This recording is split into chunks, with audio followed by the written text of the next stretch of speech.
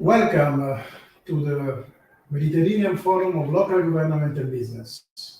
I'm very happy and proud to introduce this 5th edition of the forum. I thank you to Patricia Lissa that is come with me and in this day, and she will moderate mostly of all the panel of today. First of all, I would like to thank all our speakers and all our guests. I would like to thank our patronage and who support this edition and also all the last edition. I want to thank the Union of Mediterranean. We will be in the agenda. We are in the agenda since 5 years, so we are very proud about this for the Mediterranean Day. And I have to thank in special way the city of Campobasso with the city mayor Maria Luisa Forte, the province of Pescara, the president, Dr. Ottavio De Martinis, the city of Montesilvano, the city mayor is Ottavio De Martinis, the city of Castrolibero, the city mayor is Orlandino Greco, that give to us all his regards, and he's sorry because he had to be guest of us just today, but for other issue could not be with us. So we warmly thanks him. And let me now introduce my special cooperator and partner of the forum, the lawyer Stefano Maggiani. Welcome, Stefano.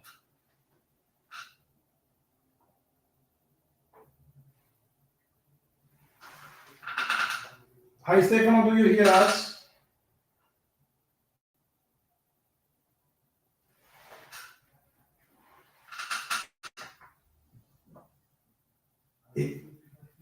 It's the technical problem of the live. It's always like that.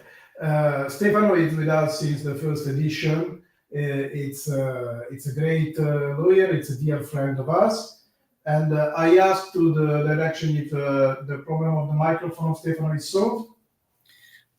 Ok, buongiorno Matteo. Perfect. Welcome Stefano. Ciao Stefano, come stai? Tutto bene? Tutto bene, buongiorno a te, buongiorno a Patricia, buongiorno a tutti i nostri amici ascoltatori e a coloro che interverranno e ai nostri partner. So, Stefano thanks everyone, thanks all our guests and all our partners and patronage. So I will introduce now for you, Stefano, and because I would like that everybody also will understand your speech.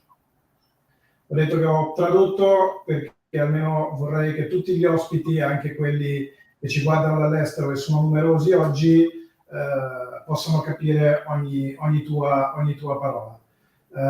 Non so se vuoi aggiungere la tua esperienza, dirci negli ultimi anni come hai vissuto la crescita di questo forum e quanto insomma hai visto crescere il parterre degli ospiti di oggi.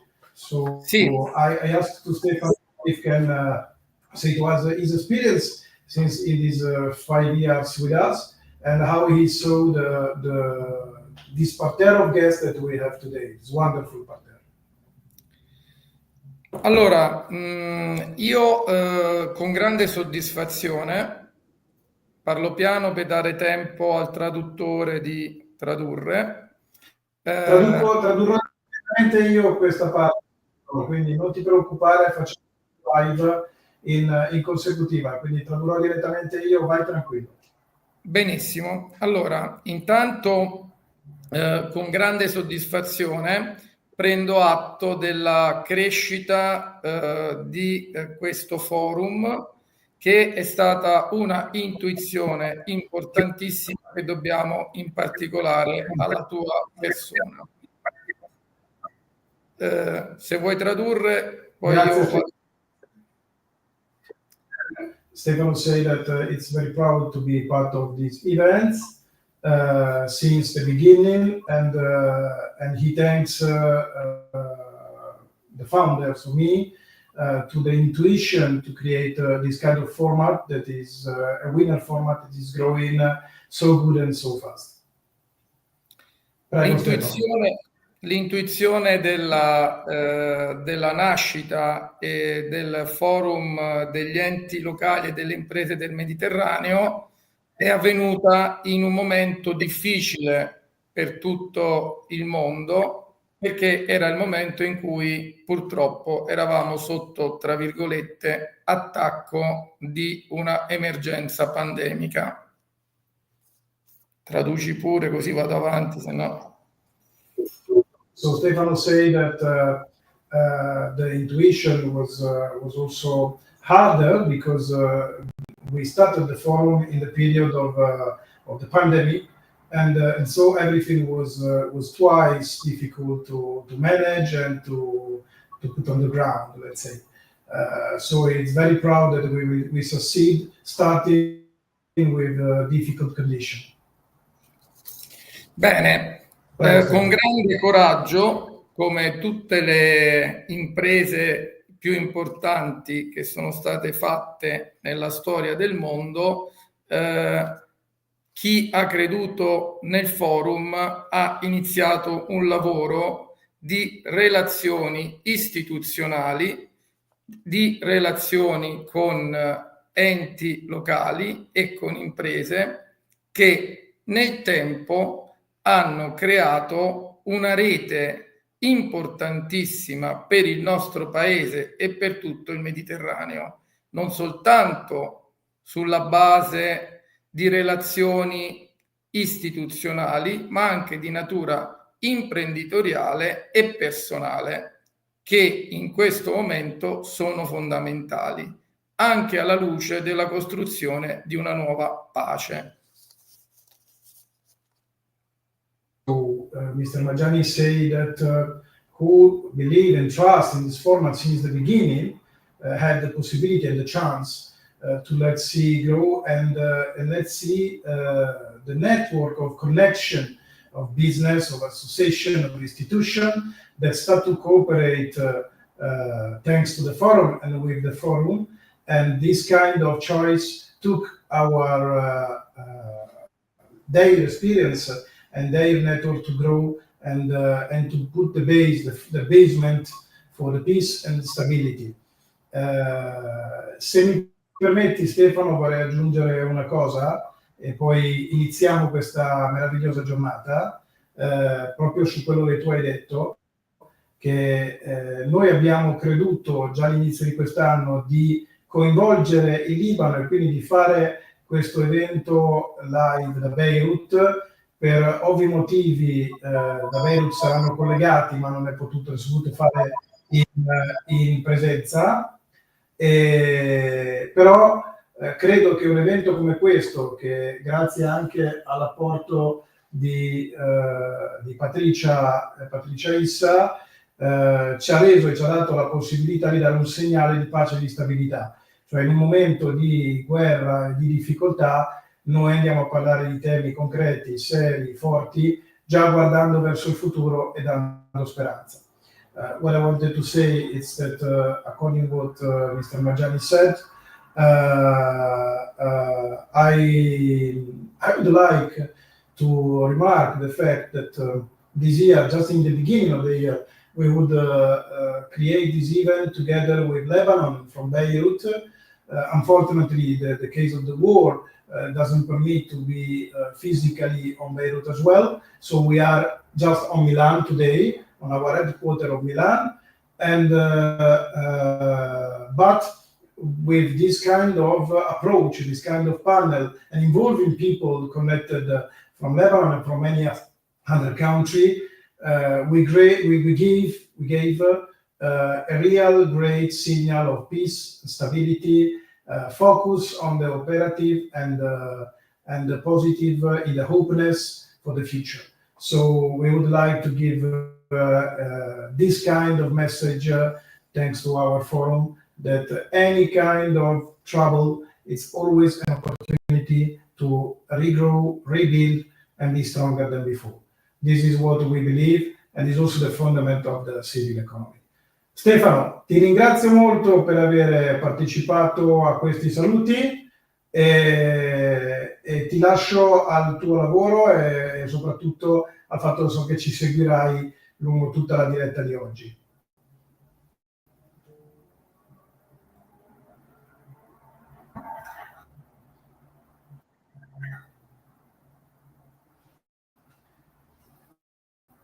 Bene, grazie Stefano. I thank Stefano to be with us, and I wish you that he will continue to follow us live. Now, I would like to start. No, what do you think, Patricia? I think it's time to start. So, the first panel of today is blue economy and climate security in the Mediterranean. I left to Patricia introduce our guest of the first panel. And really, I thank everybody. This edition, we have people from NATO, from European Parliament, from United Nations, from different governments, from Armenia, Italy, Lebanon, and so on. So thank you a lot. And please, Patricia, you can introduce the panel with me. Okay, so our first panel will be themed after water and environment, hydrostrategy, blue economy, and climate security in the Mediterranean.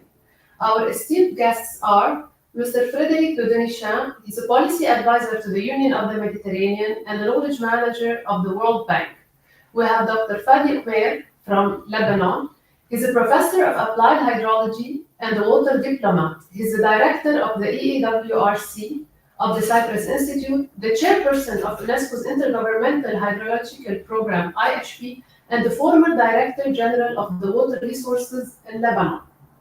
We have Dr. Filippo Verre, Professor of Geopolitics, President of Abaqua Center of Hydrostrategy Studies, and an innovator on water technology.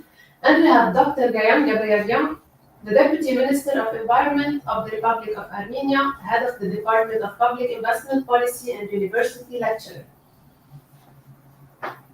And Fadi Umair? Okay. So, perfect. Welcome, sir. Welcome to the forum. Good morning. I'm really happy to be with you today. Can I start? I'm really happy. Yeah, now, Patricia, we start with the first question, please, sir. Okay, so the first question I'm going to address for this panel is on the Mediterranean Union, basically. So what is the key role of the Mediterranean Union in activating transnational collaborations between the members on environment and climate security, and which plans or programs are activated for this aim? Good morning. Can you hear me well? Yeah. Okay, so thank you, Matteo. Thank you, Patricia. I would like to thank the organizers, and I would like to congratulate the organizers because you picked the right day for this event. Today is the Mediterranean Day. Well done. Under the motto of the next wave, building a shared future. This was decided 4 years ago, and the UFM was part of this decision. So we are really glad, the UFM, the Union for the Mediterranean. And we are really glad that this forum takes place this exact same day. Look, I think this topic is extremely important, and it's because blue economy enhances climate security. And at the same time, climate security is needed for the blue economy. The blue economy, offshore wind farms, electrification of ports, and so on and so forth, will enhance the resilience of communities, will enhance the mitigation of climate change, will enhance the sustainable development. And at the same time, conversely, you need sustainable communities, you need resilient territories to promote the blue economy. So this is really, there are interlinkages between the two aspects, and I think this topic was very well chosen in that sense. The UFM is the Union for the Mediterranean. It's an intergovernmental organization with 43 member states. The secretariat was established 15 years ago, and this is a very important instrument for the regional dialogue and regional cooperation. And there are several instruments that we are using, and we have an approach which is based on the 3 Ps approach. 3 Ps meaning policy, regional platforms, and then projects. And I will immediately go to the blue economy because this is what the topic of the day. We had in 2021 a ministerial declaration on the blue economy, on sustainable blue economy, where the 43 ministers in charge of environment, blue economy, and sustainable development, they got together and they agreed on the declaration. This is the roadmap that we are following now. This is the first P, the policy dialogue level. And then we move to the second P, which is the platform, because it's fantastic. 5 years or 3 years ago, the ministers got together. But how is this implemented at the regional level? So we have the platforms. We have the Sustainable Blue Economy regional platform, where you have officials from ministries getting together on a regular basis. And these officials, they get together and they agree on a roadmap to implement the ministerial declaration. This is the second P, the second level. And then you have the third P, which is the level of the projects. And I will give you 2 concrete examples of projects. But I would like to say that this is not only an approach which is a top-down approach from the government, it's bottom-up approach. And that's what is very important. And that's why it's very important to have that discussion today at the Forum of Local Government and Business. We had, a year ago, a major conference, which is called the second UFM Stakeholder Conference on Sustainable Blue Economy in Athens. It was in February 2024, where more than 350 participants got together to discuss, to share, and to move forward and to agree on next steps regarding the blue economy in the context of the climate crisis. And this is the place where you can have a dialogue, a broad dialogue on not only decisions which could be taken by governments, but decisions which are taking into account the voices of the people who are working at the local and community level. This is extremely important. I would like to finish this first I would like to finish this. I would like to finish this first part of the answer with a very concrete example that we have recently launched. We have launched a hackathon for young professionals who are experts on blue economy, and this will be done in Fez, in Marrakesh, with the EUROMED University of Fez. And this is a concrete example on how we want to involve local businesses. This hackathon will bring together 30 youth from the region, from the Med region, and they will come with business ideas.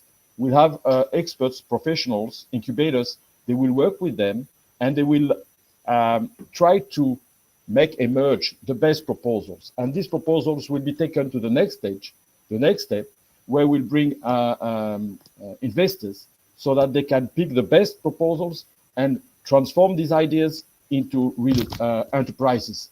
And this will create jobs, because this is, at the end of the day, the most important in the regions, where maybe in the south you'll have 100 million people coming to the market in the coming years. I stop here, Patricia, and over to you. Thank you.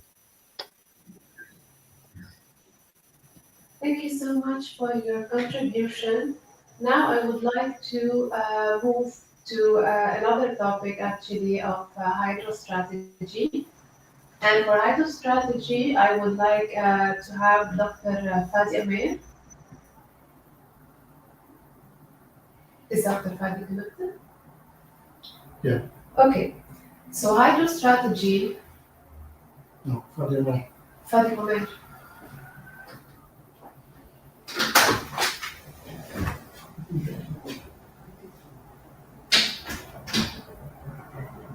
Apologies, we're switching connections of the guests.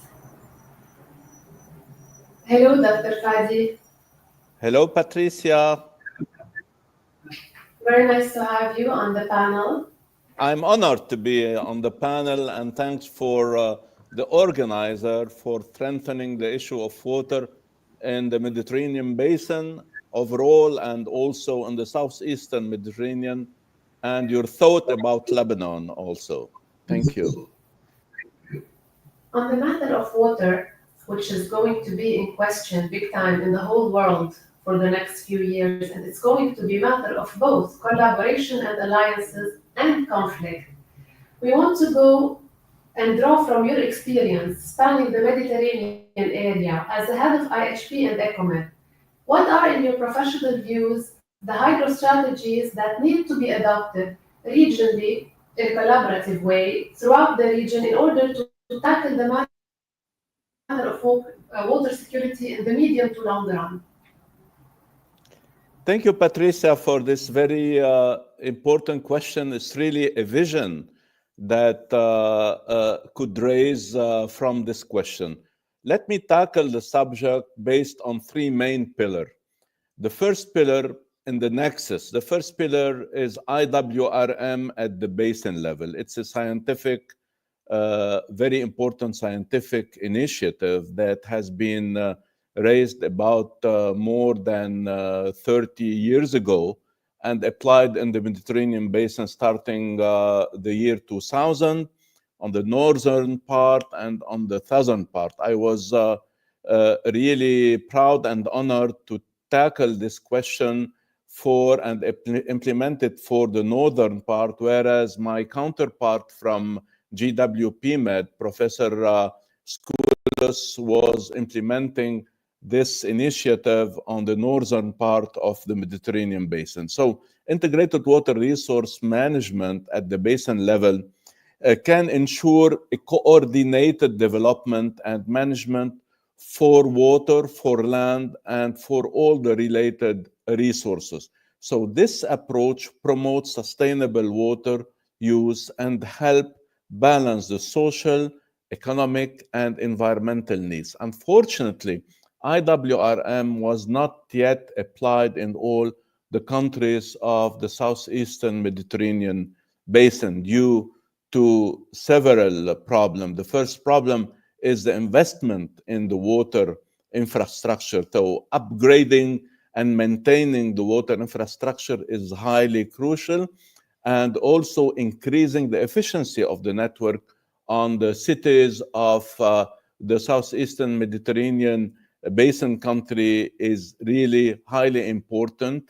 And in order to do this task, we need to invest and to focus on modernizing the smart water management of our megacities in the southeastern Mediterranean basin, and also modernizing the irrigation system. Why modernizing the irrigation system? Because on the northern part in France and Italy, drip irrigation, sprinklers are often used, and in fact, the water allocated for irrigation mainly constitute 50% to 58% of the global renewable water, whereas on the southeastern part, it's 80%. And this is why we need to invest in water infrastructure. We need to invest in improving water technology, water storage facility, and enhancing wastewater treatment and reuse capabilities. When I speak about reuse capabilities, I raise the subject of non-conventional water. It's highly important. Non-conventional water, it has a financial value, an economical value, and this should be used in irrigation, whereas some of the countries of the southeastern Mediterranean won't use this. So this is the first subject, is how to implement IWRM at the basin level. The second subject is how to increase climate resilience. Climate resilience is very important because actually all the policies that we have developed throughout the Mediterranean basin, whereas in Europe, the Water Framework Directive for the EU or the other policies does not really take into consideration the philosophy and the concept of the nexus of the water, energy, food, and ecosystem. And with the climate change, the first sector that will be collapsing mainly in the southeastern Mediterranean is agricultural sector. And mass population transfer will go from the south toward the north. So it's very important to strengthen the climate resilience and really to start managing this issue in a cooperative way. And this is why, under my mandate as chair of IHP, we have launched two major initiatives. The first one is the water strategy for the decade 2020-2030 that was implemented and adopted by the international community. The main priority of strategy number one of UNESCO is how to bridge science with policy. So without database, without science, we won't be able to apply good policy. And the second initiative is the EUROMED Academy. The EUROMED Academy was also driven in order to constitute climate resilience and take part within the extreme event. And we are actually, as we all know, encountering extreme event in the whole Mediterranean. The third point that I would like to raise in your question is the public awareness and education. It is highly important to start a momentum of public awareness, talking about the gender issues, talking about all the issues that we need to raise, and also educating the population about water conservation, educating the population about the nexus concept also within a vision of peace, so that the transboundary water will not constitute a conflictual situation in the Mediterranean. Absolutely, Dr. Komer, because we all know that water is going to be a matter of conflict in the next few years, and the more we have bridging strategies, the more we avoid this. But since we're talking about conflict, the East Mediterranean region in particular has been a conflict zone for decades now. And its geostrategic importance in terms of water has been overshadowed. So can you walk us through your experience through the potential of this particular area on water? Thank you so much, Patricia. In fact, the southeastern Mediterranean basin is really actually under water stress because, in fact, the hydrology of this basin are completely different than the hydrology that we have in the northern basin. So if we don't stock in winter and in spring season this water, or if we don't recharge this water in the aquifer through artificial or natural recharge, we won't be able to have sufficient water in order to satisfy the demand management for agriculture and for the cities of the Mediterranean, southeastern Mediterranean basin in summer. This is why a lot of conflict could emerge, whereas in the Jordan River basin, and the Tigris and Euphrates, and the Blue Nile basin, and we know that the Blue Nile basin is actually encountering a big problem concerning the Renaissance Dam that has been constructed by Ethiopia, limiting the flow of water towards Sudan and towards Egypt, and bearing in mind that 96% of the economy of Egypt rely on the Blue Nile. This is why, after negotiating and mediating on transboundary water for more than 20 years, I launched a concept which is called the hydrodiplomacy concept. By hydrodiplomacy, we need to follow three main tracks in order to arrive to a win-win situation on transboundary basin, and this could apply on the Jordan River, could apply on the Tigris and Euphrates, and on the Blue Nile. The first track is a technical track. If the engineers do not share together the database, the information, how can we design for big infrastructure on transboundary water by applying the equitable sharing and reasonable use of water among the riparian country. We will have conflict if we don't share this important database and discuss between engineers how are we going to develop and expand this transboundary basin. The second track within the hydrodiplomacy is the institutional track.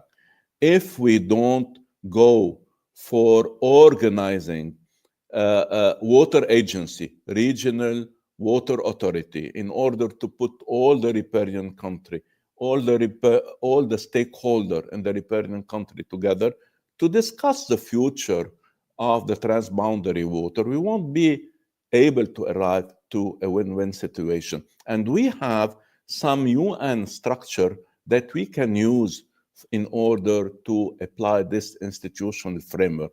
First of all, is the UN structure for Europe, the 1992 UNESC Convention that has been applied on the Danube River, on the Rhine River, on all the river of the northern part of Europe. This could apply also to the southern part. It could apply through the Secretariat, and the first Arab country that has launched this cooperative action with the UN UNESC Convention for Europe, which is based in Geneva, is Lebanon. And I have organized two major conferences at the Prime Minister office with Prime Minister Saad al-Hariri and Prime Minister Salam, so that Lebanon could enter this convention. Unfortunately, due to the political mismanagement, we were not able to implement this, and we are very happy that Iraq was the second country which has implemented this UNESC convention. The second convention is UN Convention of 1997 that has been also ratified by mainly the major countries in the world. So these are two major institutional frameworks that we can apply in order to arrive to a water peace environment. And the third option is the agreement. How are we going to consolidate the agreement between riparian countries? So, excuse me, through hydrodiplomacy and the concept of the nexus water, energy, food ecosystem, we can find solution for this conflictual situation on the Blue Nile. We can find solution for the Jordan River Basin, and we bear in mind that we are actually going through a big catastrophe in the Jordan River Basin as the complete agony of the Dead Sea. It's a major cultural and natural heritage for all the world. And we don't want to see this heritage of the Dead Sea registered as RLC in our registration book at UNESCO as a complete disappeared cultural heritage. Dr. Kamer, thank you so much. It's such an elaborate and detailed overview over the Mediterranean and the East Mediterranean. Thank you also into bringing specific matters of interest and specific programs and specific solutions. So I thank you so much for your contribution. Thank you, Patricia. We need collaborative effort all together with the Union of the Mediterranean, with the World Bank, with the Arab League, with the EU, so that we can strengthen our effort to use water as a tool for peace and not as a tool for destruction and hatred, because water is the link among human beings. When I was at UNESCO chair, my slogan was, water is the connector. So let's connect ourselves in order to save the future generation. Thank you so much, Dr. Kumair. I will go back, since we talked vertically about solutions, to Mr. Dodon from the Union of the Mediterranean, to ask him about the key success factors in implementing the blue economy agenda in the region. First, I would like to say that I listened with a lot of attention and interest the comments by Dr. Comer. And I think he insisted on the WEFE approach, which is water, energy, food ecosystem approach. And we're working at the UFM to prepare a regional strategy for the Med region with the EU, with EUROMED, with many partners, and with Professor Skoulos, whom Dr. Kommer referred to. This is extremely important, and this is part of a success factor. It is connecting the dots. Connecting the dots is extremely important and not working in isolation. So this strategy will be endorsed by our 43 member states, and then there will be an action plan, and this action plan will be implemented at the national level and at the local level as well. I would say that one of the key success factors is partnership. And I will only focus on one specific partnership that the UFM is promoting now. It's financing, partnership for financing. At COP27 in Sharm el-Sheikh, the UFM had a pavilion. Actually, it was called the Med Pavilion because we want the Med region to be recognized as a region and not as part of 3 different UN regions. As you know, you have the UN Economic Commission for Africa, for Europe, for Western Asia. No, we want the Med region to be recognized. That's why we had at Sharm el-Sheikh the Med Pavilion. And in Sharm el-Sheikh, during the COP27, we established the Blue Mediterranean Partnership. What is this? It is a partnership to leverage financing for blue economy projects. This is extremely important because the UFM is not a financial institution. It's not a multilateral development bank. It's not an international financial institution. No, but it's a catalyzer. And this partnership has several kind of participants. I will call it the BMP, the Blue Med Partnership. You have the finance people, you will have the European Investment Bank, the European Bank for Reconstruction and Development, the French Development Agency, the German Development Agency, KfW. You'll have also Cassa Prestiti Depositi in Italy. So you'll have the lenders. You'll have also donors, Spanish, Sweden, EU, German corporation. They will put money for technical assistance, grants, and then you'll have the beneficiaries. The beneficiary countries, we start with several countries, Egypt, Jordan, Morocco, and new countries, newcomers will join. This partnership is extremely important. I think this is the key success factor. And together we can definitely attract more financing and at the same time make sure that there are more bankable projects and more projects which are designed, developed and implemented by the local communities, by the local businesses, because this partnership is for private and public investments. This is extremely important. And this is something I like to insist on in the context of this forum today, because this forum is on local government and businesses. We have to match the mismatch between the money which is floating around and the needs at the local level. And this is exactly through these partnerships that we can do that. I stop here, and I'm willing to continue if you want to ask more questions. I just want to tell you that on our next panel, we will address the methods of public and private partnerships. And now I will be moving, thanking you for your collaboration first and contribution, and moving to Professor Verre. Hello. Professor Verre. Yes. First, I have 2 questions that are very different in nature. First, from a geopolitical and economic point of view, what is the impact of an overarching Mediterranean water security strategy in terms of peace and stability in the area, especially on the most vulnerable part of the region? First of all, I would like to thank you, Patricia, and I would like to thank Matteo for inviting me. This has been, I think, the fourth time I am a speaker at your event, and for me it's a pleasure, because I think the Mediterranean basin is a very important area of the world. It's the only place in the world that can connect 3 different continents, thousands and thousands of cultures, of social habits. So it's a very important part of the world that often is considered not so relevant. It's understated. I work and today as my distinguished speakers, the predecessors, recommended. Today is a special day because it's the day when we celebrate the Mediterranean Sea, so it's very important. I work as a researcher at Lund University. I'm based in Sweden, and my focus is to try to understand how water can be used as a tool to foster cooperation in the Middle East.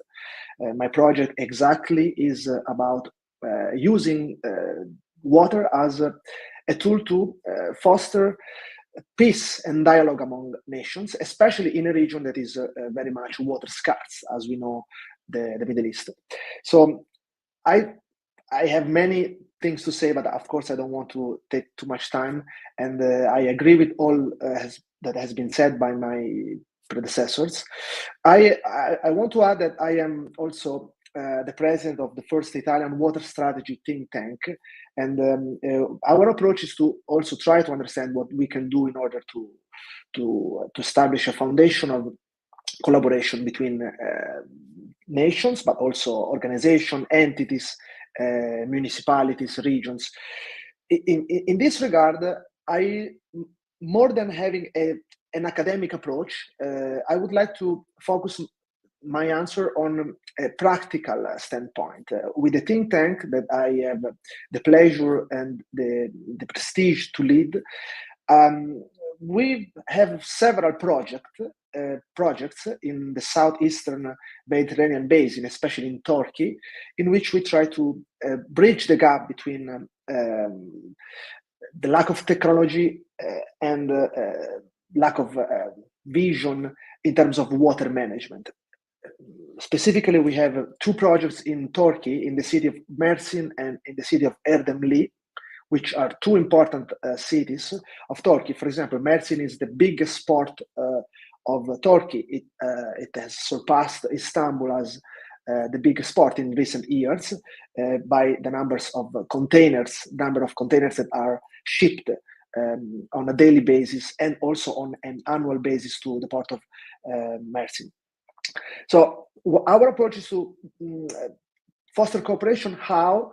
Basically providing technology. We have two projects, as I was saying, in Turkey, in which, for example, in the city of Mersin, the predecessor, the professor that spoke before me, mentioned about an important approach in terms of understanding technology for a smart water management. And I completely agree with him. We have developed a system to try to detect water leakages in public aqueducts. We are trying to implement this also because recently Turkish government passed a law according to which the water leakages within Turkish aqueducts should be under the 30% threshold.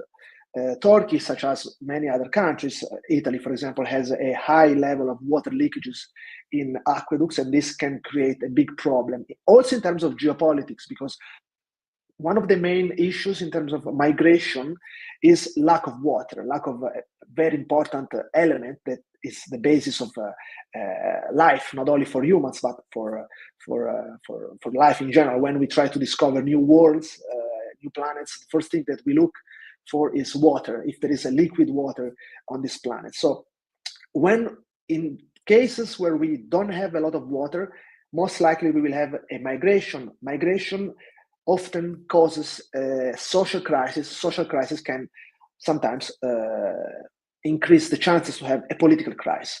So our approach is to try to solve real problems with real technological solutions. And so this is what we try to do. In terms of Mersin, we try to provide this water leakage system that can have an impact in trying to reduce water leakages. In terms of, for example, the second project, which involves the city of Erdemli, which is another important city in Turkey, we try to have to build desalination plants. Desalination is also another important aspect in terms of trying to reduce water scarcity in the region. And so our approach is to foster not only just research, but also real solutions for trying to solve real problems. Professor Mary, since we talked about the conflict and different aspects of conflicts like immigration, I will move to Deputy Minister Dr. Gabrielle Young on a question, conflict in particular, to ask her, how does conflict, specifically border conflicts that many nations are going through currently, especially landlocked nations, impact climate and water security?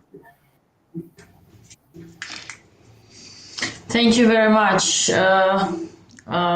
First of all, let me just tell that speakers before me inspired me to think again about the importance of blue economy. Because last 15 years I was working as an economist in public finance sector, mostly focused on green economy. But starting from 2021, when we create in Ministry of Economy the public-private partnership and public investment management structures and system, and we can't focus on the importance of environmental goods and the SDGs. So the SDG 6 became some crucial and central point of economy, and as my colleague from Lebanon told, and I really enjoy his speech about cruciality of water diplomacy. He called us hydro diplomacy, but let me just tell that we talk also about water diplomacy and transborder collaboration. Both in Armenia, we have the same situation as Lebanon. First of all, I must just tell that Armenian hearts with Lebanon, and you know that Armenia and Lebanon has very strong roots. So we really focused on the situation in Lebanon. So just know that Armenia with you, and especially me. But talking about water diplomacy and UNSC convention, Professor mentioned about 3 points that I really enjoy, and thank you for that mentioning. But let me focus, first of all, not in conflict situation, because we used to have the same situation even in Armenian-Iranian transborder cooperation between Arax River, and we have the same situation between Armenia and Georgia under the Debed River. And these processes need always to be in contact with, in negotiating fast, because we can't just leave the environmental and mostly water issues for itself. It never will solve by itself. We know the situation for Lebanon and Iraq and Iran surrounding the Turkey, because Turkey is the highest point of water resources start, and we know about that Turkey is not a part of UNEC convention, and it is very difficult when you need to collaborate and negotiate with a country that doesn't accept these protocols and the convention. Yeah. So before that, let me just stress the economic part of blue economy, as our speech is under the blue economy. So when we talk about blue economy, and when we have the biggest UN conference in 2023 in New York, General Assembly, I was very focused on fixing the economic and the political part of water, because under the political part, I mean also Armenian, Artsakh and Azerbaijani conflict, that after which we have about 20% loss of our water resources. You know that this is the biggest issue that we are talking about. And as it was mentioned that future wars and conflicts will be according and because of water. I think they are already because of water. So what we know about the economic part of water? I also agree about the investment. We have not enough investment. And when we talk about private-public partnership, according water, we need to understand that water is a long-term investment. It is a long-term investment for private sector. So mostly water investment can be done by government, by public money. This is very important to understand for any government. Because when we talk about private investment and we calculate it, for example, dam creation, we need to understand that ERR, economic internal rate of return, will be according 3 or 5%. This is not interesting for business because business can get enough money for other infrastructure, yeah? And when we talk about, for example, fisheries and other type of water resource using, so we need to understand, is it the priority for government? We have now a big issue with fisheries because they are located in our most vulnerable part of Armenia and Ararat region bordering with Turkey, under which we have underground water. And we're using underground water for fisheries. This is something unbelievable that we are now doing, and government now forcing this economic and environmental issue, like business is telling us this is our business, we make some investment, we make these loans, etc., etc., so we need to maintain our business. But what government tells is who calculate the value of the water that we are using for fisheries and not as a water as usual, like drinking water, because this is not an irrigation water. This is the very high quality water that we are using now for fisheries. The second part of the economic understanding of water that we need these strategies be crucial for us, the secondary water use and the circular water use, and this is not the same. When we talk about secondary water use, we talk about that if we have irrigation, if we have fisheries, if we have dam, if we have tourism water use, etc. So we need to create this system of secondary water use of the same water, where we are talking about the same water.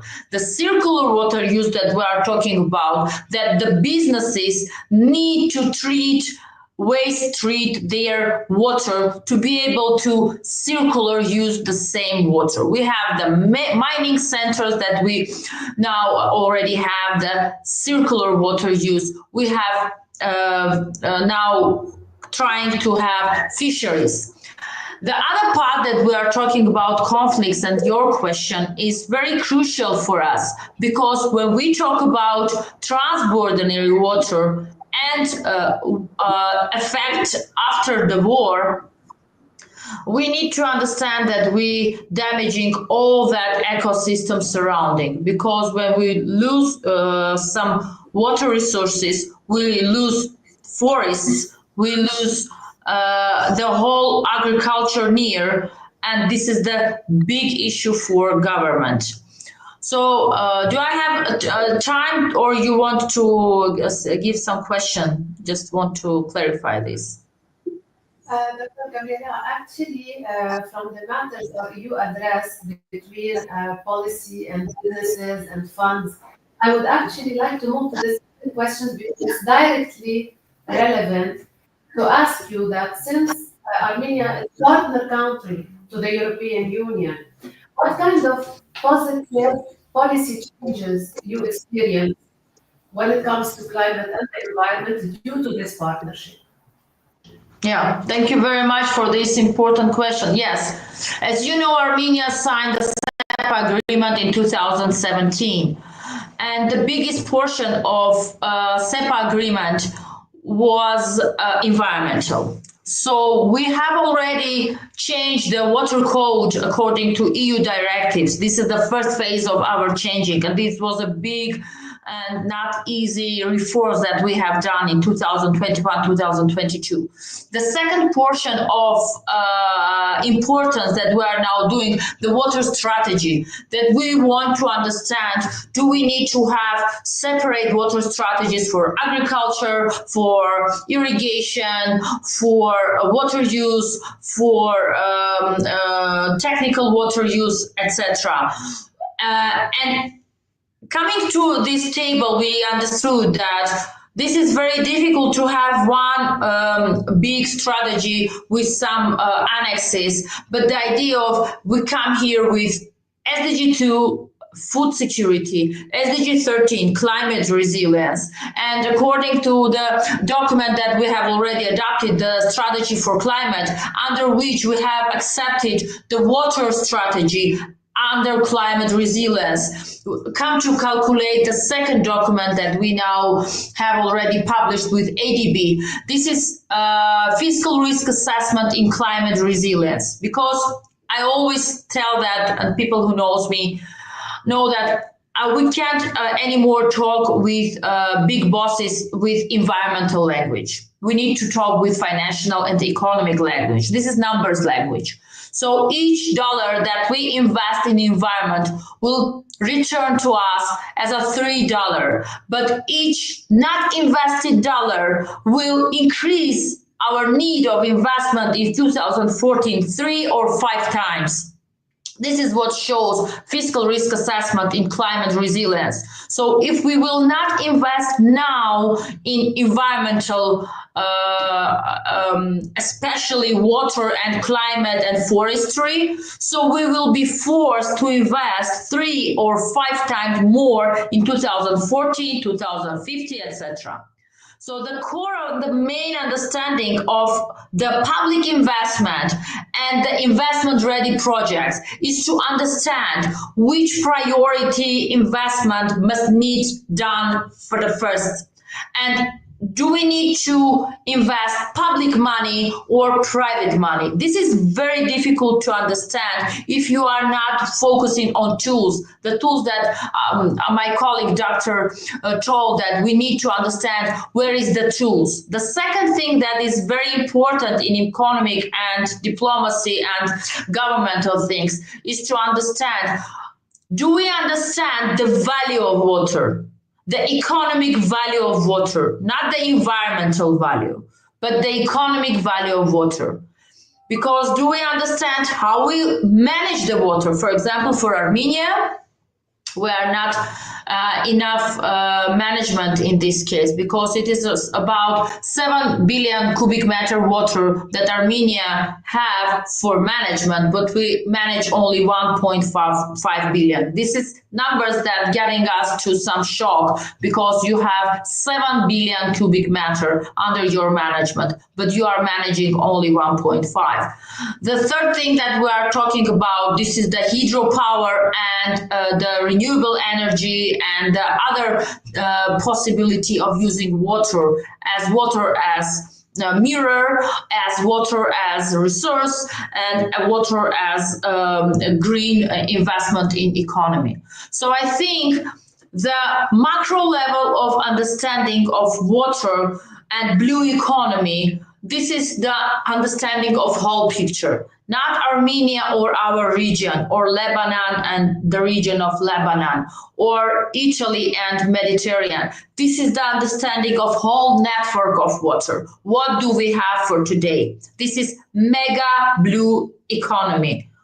So mega blue economy must give us some tools as economic internal rate of return, but green one and blue one is the financial economic rate of return, but green and blue one. This is the net present value, investment ready project, portfolio for green projects. Because when we talk about EU and Armenia collaboration, we talk about SEPA agreement, but this must be understanding of that 40% of all investment that the European Union ready to do under our region and EU for environment or EU for government, etc. This is green, but as well as we do not have any green strategy, green economy strategy and blue economy strategy.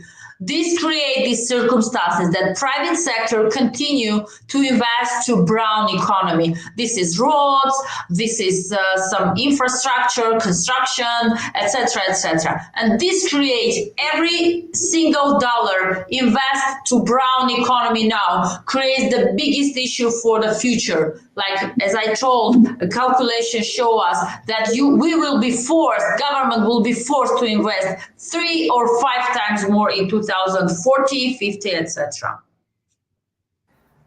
Dr. Gabriel, thank you so much. Very interesting aspects. Actually, I didn't expect this overview on investment, which I believe is very important. It should be conducted within controlled PPP.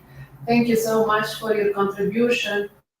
Thank you. We cannot close this panel without going back to Professor Verre. Thank you. We cannot close this panel without going back to Professor Verre to speak about water technology. So I would like to ask him, what's new?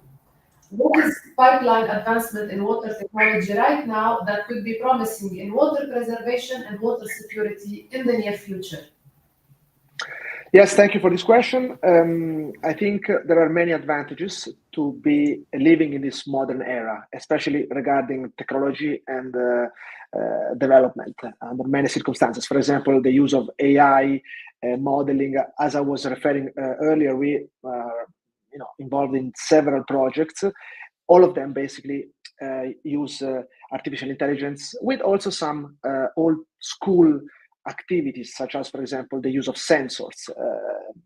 I think a good way to try to understand how we can fix water leakages in aqueducts, for example, is to try to understand how we can use artificial intelligence and sensors to work together to combine a perfect product that can have an impact in trying to reduce as much as possible leakages of water in aqueducts. And I come from Italy. Italy, at the same time, has several problems in terms of water leakages. We have one of the highest water leakages in Europe, water leakages rate in Europe.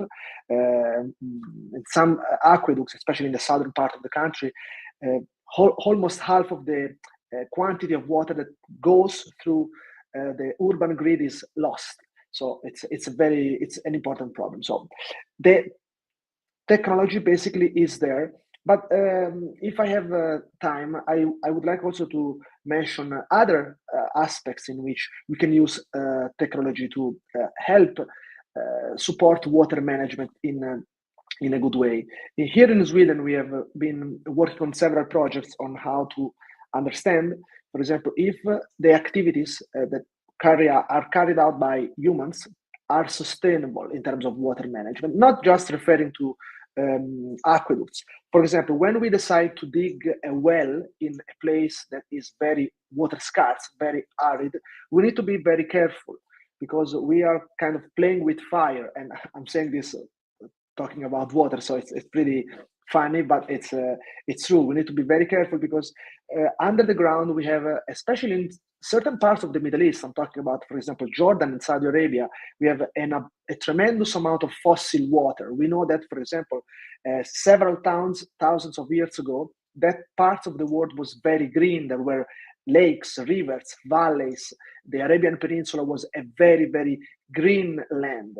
This basically laid the foundation for having nowadays billions and billions of cubic meters of water under the ground. But if we keep digging wells that extract water from under the ground, we run the risk of basically depleting all these resources. Because as we know, in that parts of the world, in Lebanon, also in Jordan, in Syria, in Saudi Arabia, there, especially due to climate change, rainfall patterns are very scarce nowadays. So rains doesn't occur that much. So what can we do in terms of fixing this problem using technology and, for example, artificial intelligence and Internet of Things? Well, we can develop models that can support planning wells in a very sustainable way. We have already the technology that can allow us to do. It's now time for the political the policy, for the politics to intervene and to adopt the right solution. And this is just an example. For example, we carried out several studies on Yemen, for example, which is a country that is unfortunately has been dealing with severe water crisis, especially following the war and climate change itself. There are many illegal wells in Yemen that are constantly depleting the resources of water under the ground, creating a lot of problems, because now the water that is being extracted is already brackish, so poor quality, not so much water anymore.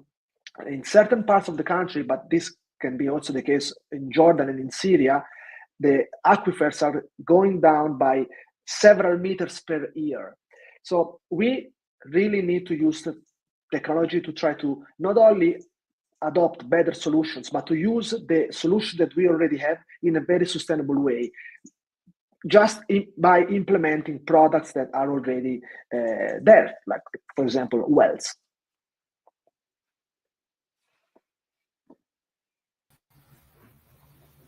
Thank you so much, Professor Berry, for walking us through the technology and the importance of implementing the technologies we already have and the tools we already have, which are definitely underused, especially in the challenged economies and in the challenged areas on water security in the world.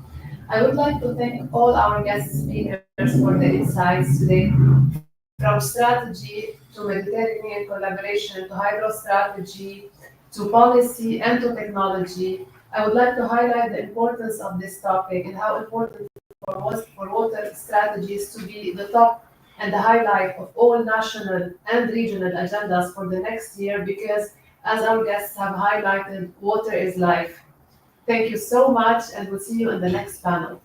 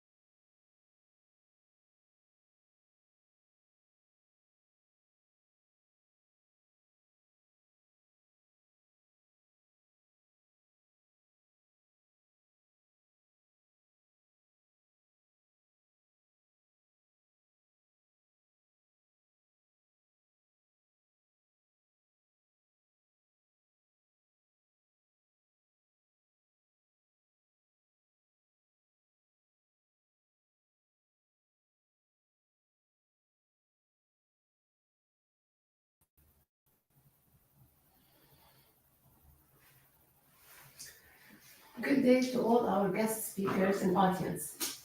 We are on the second panel of the Mediterranean Forum of Local Governments and Businesses. This panel too is about de-globalization, roots and principles of a new economic philosophy.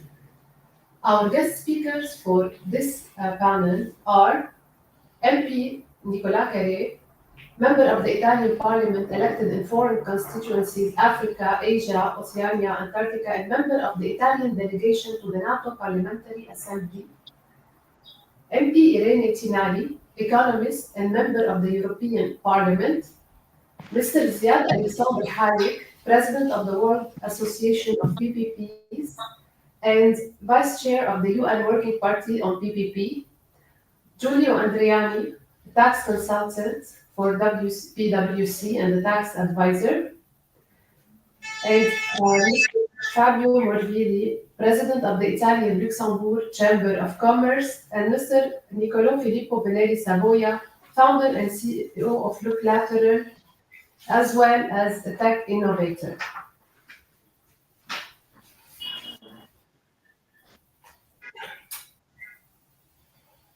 MP Mr. Carré, are you connected? Hello, I can hear. I can hear you nice and easily. All right, then. I will be starting from a geopolitical point of view in relations to economic, to ask you, what is the impact of the project to develop a European army on the economic relations with the leading economies? Oh, thank you very much for the question. I think it's a very important question in this period of time.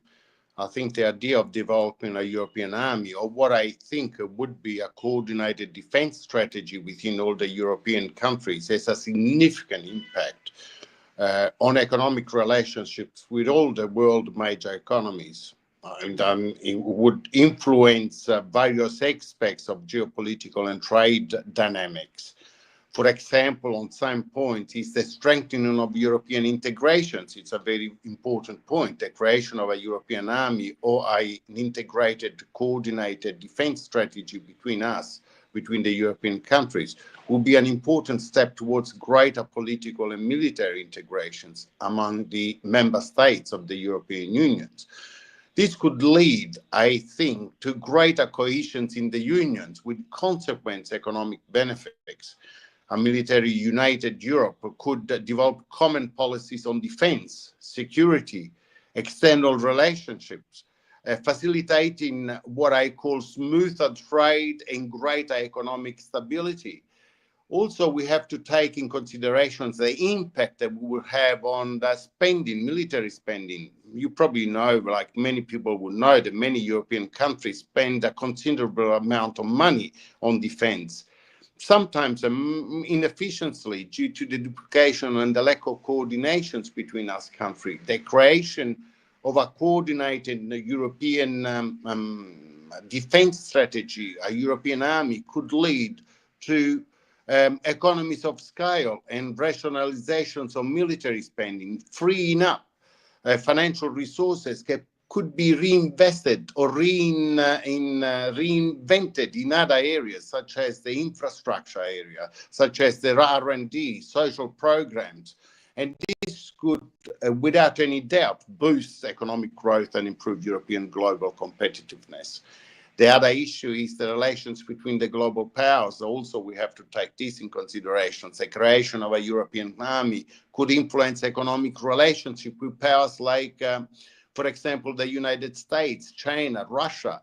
A military united Europe could strengthen its negotiation positions in trade and strategy, allowing the European Union to address global issues from a stronger position, I think. However, let's take also this.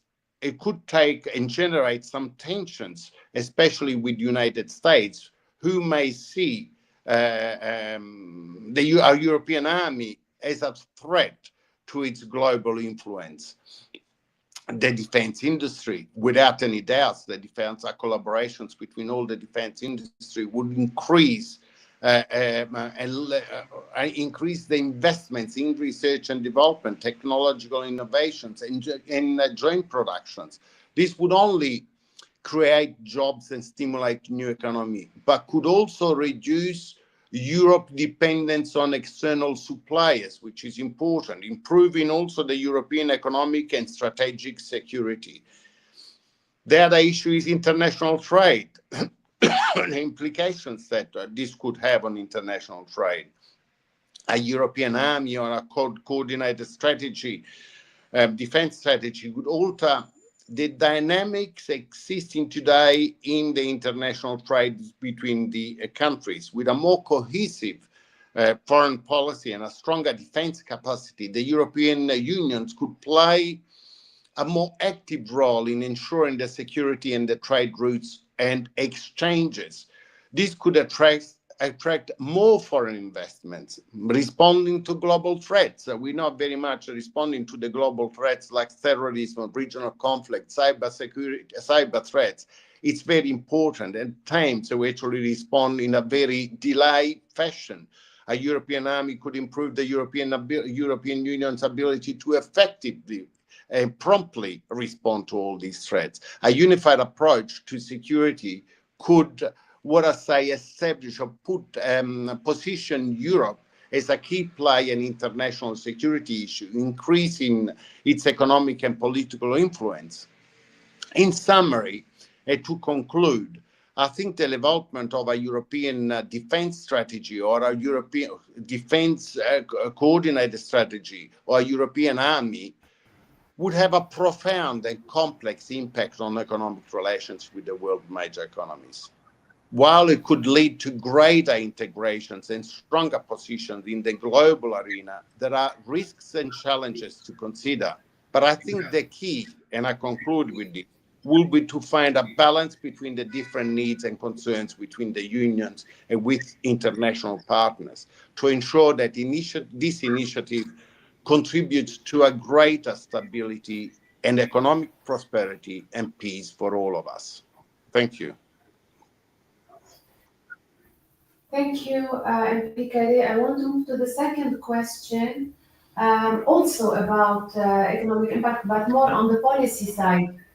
Technologies in biotech, communications, and fintech are advancing very fast. Do you think Europe is ready in terms of public policy and legislator? Another very good question. I think a rapid evolution of technologies in biotech, communications, and fintech present a significant challenge and an opportunity at the same time for Europe, both economically and politically. The question is, as you asked, is whether Europe is politically ready to address these changes in a complex, and I think we need a complex and adept analysis. For example, in the regulations and governance, a crucial aspect of Europe political readiness is the ability to develop regulations that can be paced with technological innovations. While I think Europe has often shown foresight in creating regulations, for example, the general data protections regulations, the challenge is to maintain at the same time a balance between promoting innovations and at the same time protecting the citizens' rights. Biotechnologies, for example, raise ethical and security questions that need carefully considerations and effective governance from that point of view. Investments and support for innovations is another very key issue. Europe has recognized the importance of investing in research and development to remain globally competitive. However, levels of investments, innovations, very, very significant across the member states are they're not very high. To address the challenges of emerging technologies, it is crucial that the European Unions and individual countries develop a clear and sustainable strategy to attract investment in research and innovations, and particularly in the biotech and fintech sectors. Transnational collaborations. The global nature of modern technology requires a collaborative approach. Europe has now the opportunity to foster alliances between countries, research institutions, and private sector companies. And that's very important, and we should take this advantage. Initiatives just such the Horizon Europe program aim to facilitate these collaborations, but must be accompanied by policies that incentivize cooperations between different actors, as well as between the member states, of course. Training, it's another issue, very important issue. That many times we actually live on the side. The rapid pace of technological changes also requires a highly skilled workshop. We know Europe must invest in training and education to ensure that citizens are ready to face new challenges and opportunities. This includes not only improving what I call the technical skills in biotech and fintech, but also better understanding the ethical and social implications of these innovations, which is very important. Sustainability and social responsibility. I think Europe has finally the opportunity to position itself as a leader in promoting sustainable and responsible technology. But ethical and sustainable business practice in biotech and fintech can help build trust with citizens and global markets. In conclusion, if I may say so, Europe is at a very major crossroads. While there are significant challenges to address, such as the need for an agile regulations and adequate investments, there are also opportunities to harness emerging technologies in ways that foster growth, innovations, and sustainability. Europe's political preparedness to embrace these rapid changes will depend on its ability to adapt, collaborate, and invest in skills needed to face the future. Thank you.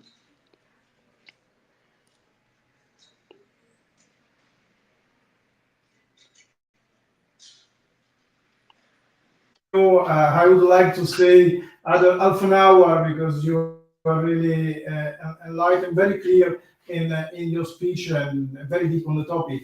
I entered just because not to let take away the stage to Ms. Patricia, but because I would like directly to gratulate with you with your election as a responsible socialist, president of socialist in the Parliamentary Assembly of NATO, the first Italian that I've been through. So I would like to make gratulations to you and thanks a lot for finding time to be with us. We know that you are very busy at the moment, and the geopolitical situation it's very heavy. So thanks a lot for the work that you are doing. Thank you.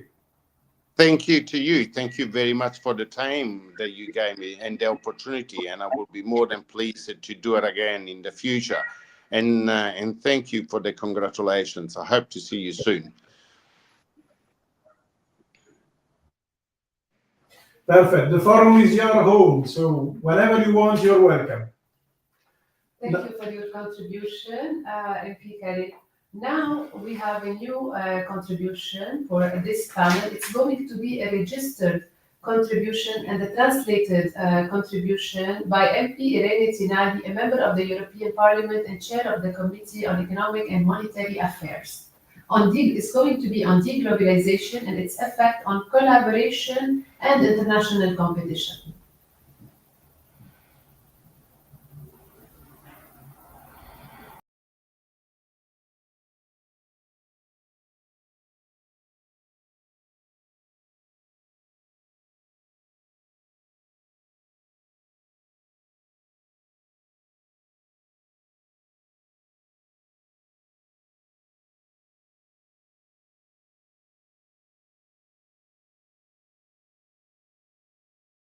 Everyone, and I would like to thank you for the opportunity of being with you today. It's been a very busy week in Strasbourg. I apologize for not being there in person.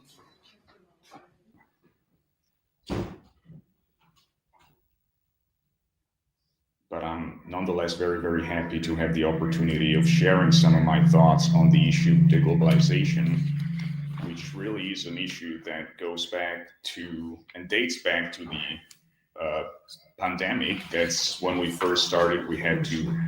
That's when we first realized we really had to deal with this topic. And it really is something that worsened seriously with the war and the geopolitical tensions that came after the pandemic, after the pandemic itself. Now, I think one of the main questions that we're supposed to address is this tendency, de-globalization, moving towards a resolution or moving towards a situation where individual states are feeding this process even more through initiatives such as duties on import, for example, and other initiatives of this kind. The key question for Europe to answer, and this really is an issue that is fundamental for Europe probably more than any other continent, because Europe has historically been probably the most open continent to international commerce. We are a great exporters, we're great importers. We export finished goods, food, we import a lot of raw materials, energy. We need to be extremely careful today more than ever at keeping track of this evolving situation regarding de-globalization. We are in a situation, a tricky situation to analyze, where our long-established geopolitical alliances might in fact conflict with our commercial alliances. For example, let's take as an example our geopolitical alliances with countries such as the United States, as opposed to our very, very important and strategic alliances, commercial alliances with countries like China. Now, of course, a great solution or step forward in this regard would be for Europe to develop a more autonomous role and stronger role in the international politics and on the global scenario more broadly, which is of course a position that we still don't have and that we need to work harder on.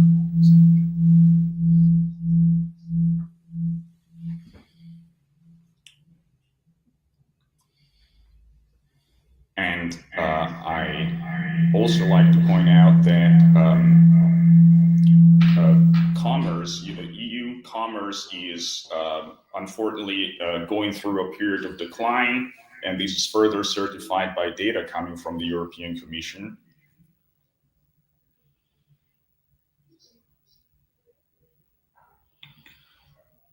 And so here I am from Strasbourg. This is what we've been working on. I have no secret recipe to share with you other than hard work and really trying to address some of the most important challenges that our international scenario is challenging us with. And that's what we have been actively trying to do here in Strasbourg.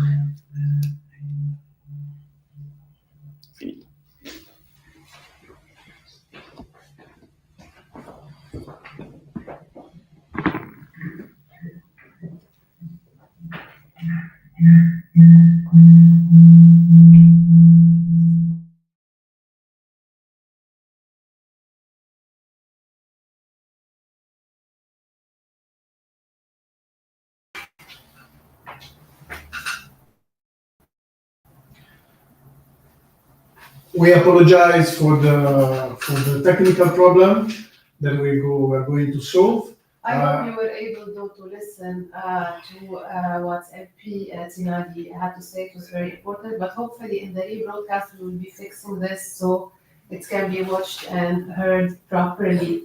Now, from this intervention, I would like to go to a very important topic on the vision of new economy, which is PPPs, the private-public partnerships, and address the questions to Mr. Ziad Alexander Hayek. He's joining us from Lebanon. So my first question to Mr. Ziad, as the president of the World Associations of PPPs and the vice chair of the UN Working Party on PPP as well, Can you explain to us how can partnership between the two sectors actively optimize the potential of economic collaboration, especially across the Mediterranean region? Thank you very much, Ms. Patricia, for inviting me to this important meeting. Look, we have a proverb in Lebanese that says, one hand cannot clap by itself. So anything that the private sector does by itself or the public sector does by itself, it leaves a lot on the table. It is the cooperation of the two together that can create emergence and can create real synergies. So PPP is a very important tool to be used when it is appropriate to do so. It is not a panacea. It cannot do everything. But I think that I was listening to Mr. Carré talking about R&D and talking about cybersecurity and even space and communication. And I think these are very important for Europe to develop, and they cannot be developed by governments. The governments will always need the private sector in these fields. And so therefore having a strategy for how to approach PPP, whether it is at the national level or at the European level, to create these projects that can allow Europe to compete with the major players around the planet today, I think are very important. But I'll get to civil economy, which I think is an important topic for this meeting. And here I can go to the local level. The local level, PPP is an instrument that has been used very effectively around the world at the municipal level or at the regional level. For example, municipal services, anything from waste management to street lighting to parking to even communication, Wi-Fi, locally, etc. All of that can be done on a PPP basis. There are many, many very successful examples around the world that can be implemented. Now, the tricky part about municipal PPPs or local PPPs tends to be the size of the projects. So normally when you do a public-private partnership project, you spend a lot of money on studying the project, on hiring consultants, financial consultants, legal consultants, technical consultants. And regulations always oblige you to have an environmental impact assessment and a social impact assessment. And by the time you pay for all of that, it becomes prohibitive to do a project on a PPP basis when it is on a small scale. That's why at the World Association of PPP Units and Professionals this year, we have dedicated the entire year to the study of small-scale PPPs, because we believe that we are not as a global community going to be able to achieve the Sustainable Development Goals unless we use private sector financing, and not as we are doing currently with 300 projects a year globally, but we need more like 10,000 projects a year. So what are the problems at the local level? They tend to be finding the financing. They tend to be the cost of preparing the project. They tend to be issues related to how does this community cooperate with other communities around it for smaller scale projects. And these are some of the problems, and then there are some of the solutions that accompany that. So when communities band together, they can do projects like on a level of region instead of municipality. Some projects, for example, you may decide not to do environmental impact assessment or social impact assessment for, because they are clearly beneficial, such as solar energy, for example. And then you have the idea of course, having standard documentation, as has been used by the World Bank, for example, for solar energy, but this can be applied to all sectors. So if you have standard documentation within a country, a nation, or even at the European level for a particular sector or particular type of service, then you don't need to go through all the costs of hiring lawyers for every project, or necessarily the banks would find it much easier to do their due diligence in order to be able to finance the companies that are going to invest in those projects.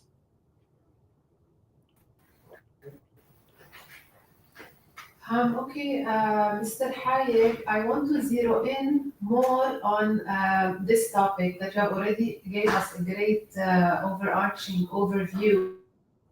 And I want to go to challenged economies. In particular, how can successful PPPs of different scales and sizes can contribute to solidifying fragile economies such as Lebanon's, for example? Well, PPP can start even at the level of what we call, the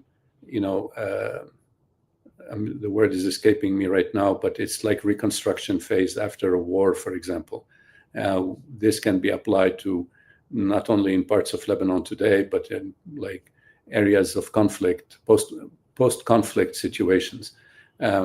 Normally, you may have an entire area that's destroyed, and the most important investment is a good hotel, because if investors don't have a good hotel, they cannot go there. And so the first PPP project typically in a post-conflict area is good hotels. But you can, of course, move beyond that so that you have urban development. In Lebanon, we have the experience of redeveloping the center of Beirut after the civil war, which was entirely destroyed.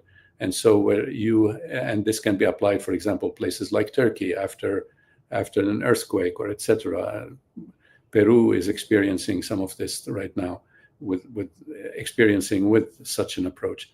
So urban development can be very important, not only for societies after conflict, but even for a normal city. A normal city may have an area within it that needs gentrification.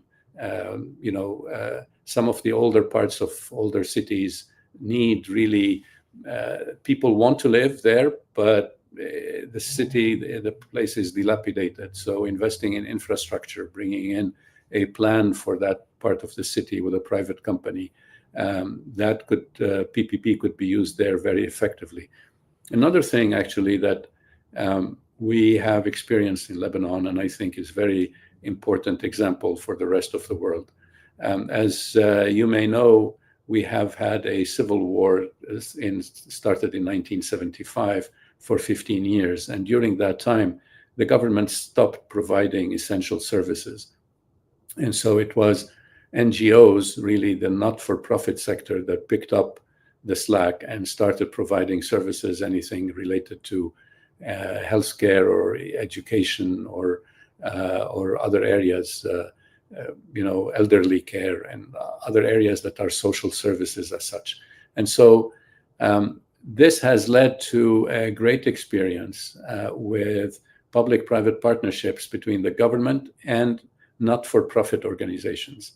And this can be applied very nicely at the local level as well, of course, where a lot of the services are delivered by NGOs. They tend to be more dedicated, they tend to be more effective, they tend to have a lot of advantages. And I think this is something that can be considered for civil economic development around the world as well. Mr. Hayek, on these insights, they're very important, especially in terms of post-conflict, as a large part of the Mediterranean is either politically challenged with conflict or economically challenged with poverty and other problems, especially in the eastern and the southern side of the sea. So thank you so much for this contribution. Now I would like to speak more about market-to-market relations with Mr. Fabio Morvilli and address the first question that is a very important question in terms of de-globalization. Can de-globalization raise barriers to entry to foreign markets, and how so? Yes, first of all, buongiorno to everybody, and I'm happy to stay again here with you because I think it's very important. And indeed, the question you asked is an important question. I have to say, sure, de-globalization will raise barriers to foreign markets, indeed. Why? Because it refers to the process of reducing economic interdependence and integration between countries. So what could happen in practical way? And we can see here from also from the central part of Europe, from Luxembourg. For example, we could have increased tariffs and trade barriers. With some mechanism, the governments could impose higher tariffs, quotas, outright bans on certain foreign goods, for example. And then, obviously, there will be a higher cost to export for these markets. Then we can have stricter regulatory requirements. Then we can have local content and production mandates. In this case, for example, some countries could require to have a certain percentage of goods or components to be produced locally in their country. And again, we will have higher costs for setting up local manufacturing. We could also have some restrictive foreign investment policies. And this, again, will have a higher price, so the market will be somehow different to what we could know today. Then we have, and that's the case, unfortunately, also we can see today, and somebody that was before me spoke about it, economic nationalism and favoritism.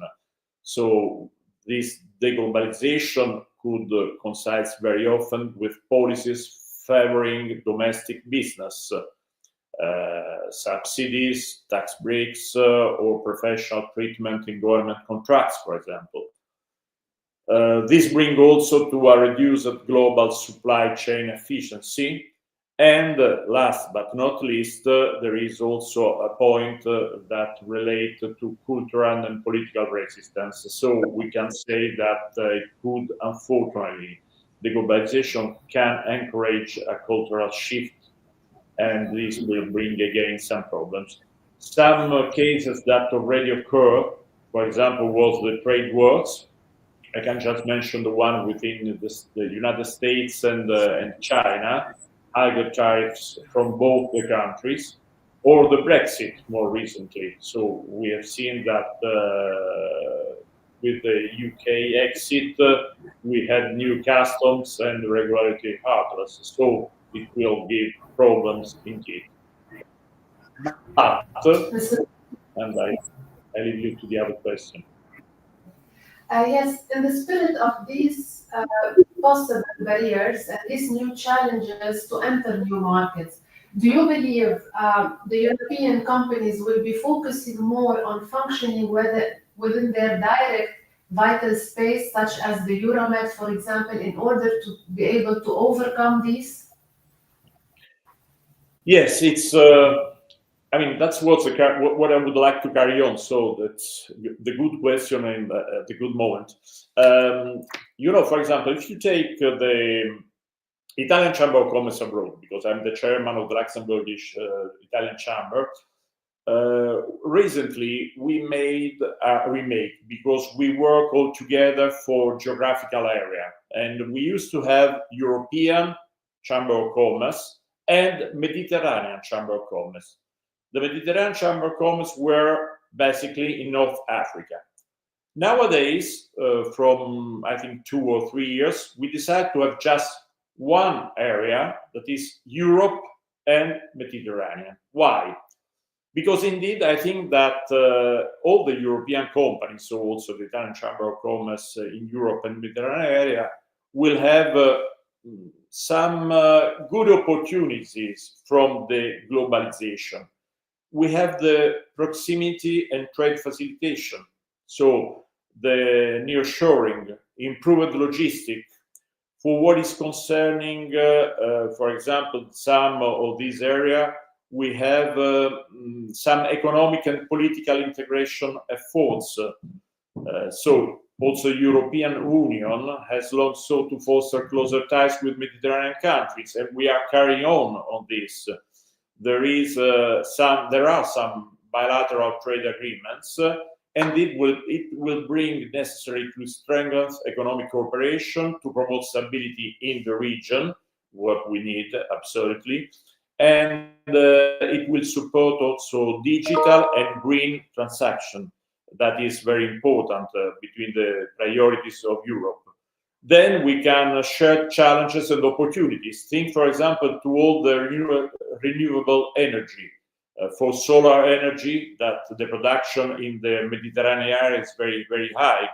And for what is concerning also agriculture and food security. So, and I think it will be really, we can take from de-globalization that at the end we have seen before, it's not really a good things worldwide, but we can take it for Europe and for Mediterranean countries. There will be some challenges, but it will be very, very good for us. Especially, for example, because we are centered now in Italy, we can imagine Italy like an aircraft carrier just in the Mediterranean, and Italy will have this role to support a passage between Europe, northern part of Europe, and the Mediterranean countries. And I think it will be important, and we will see some good opportunities for all Europe.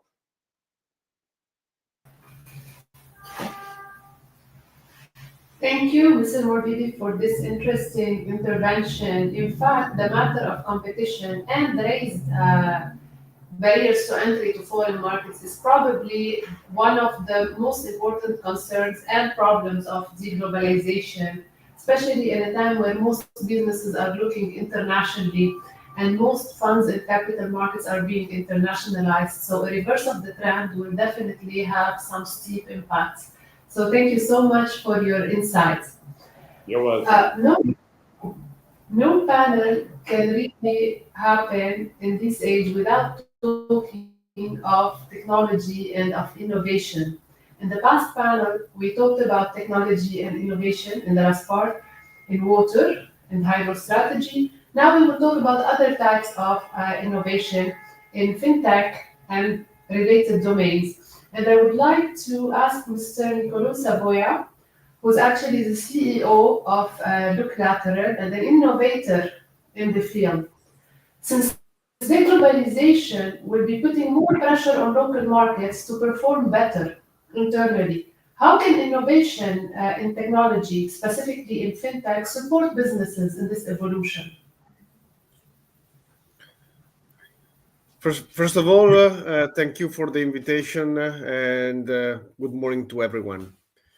Regarding your important question, yes, technologies are always a great tool in order to reach different goals. De-globalization presents both challenges and opportunities for businesses, especially as they are now compared to focus more on local markets.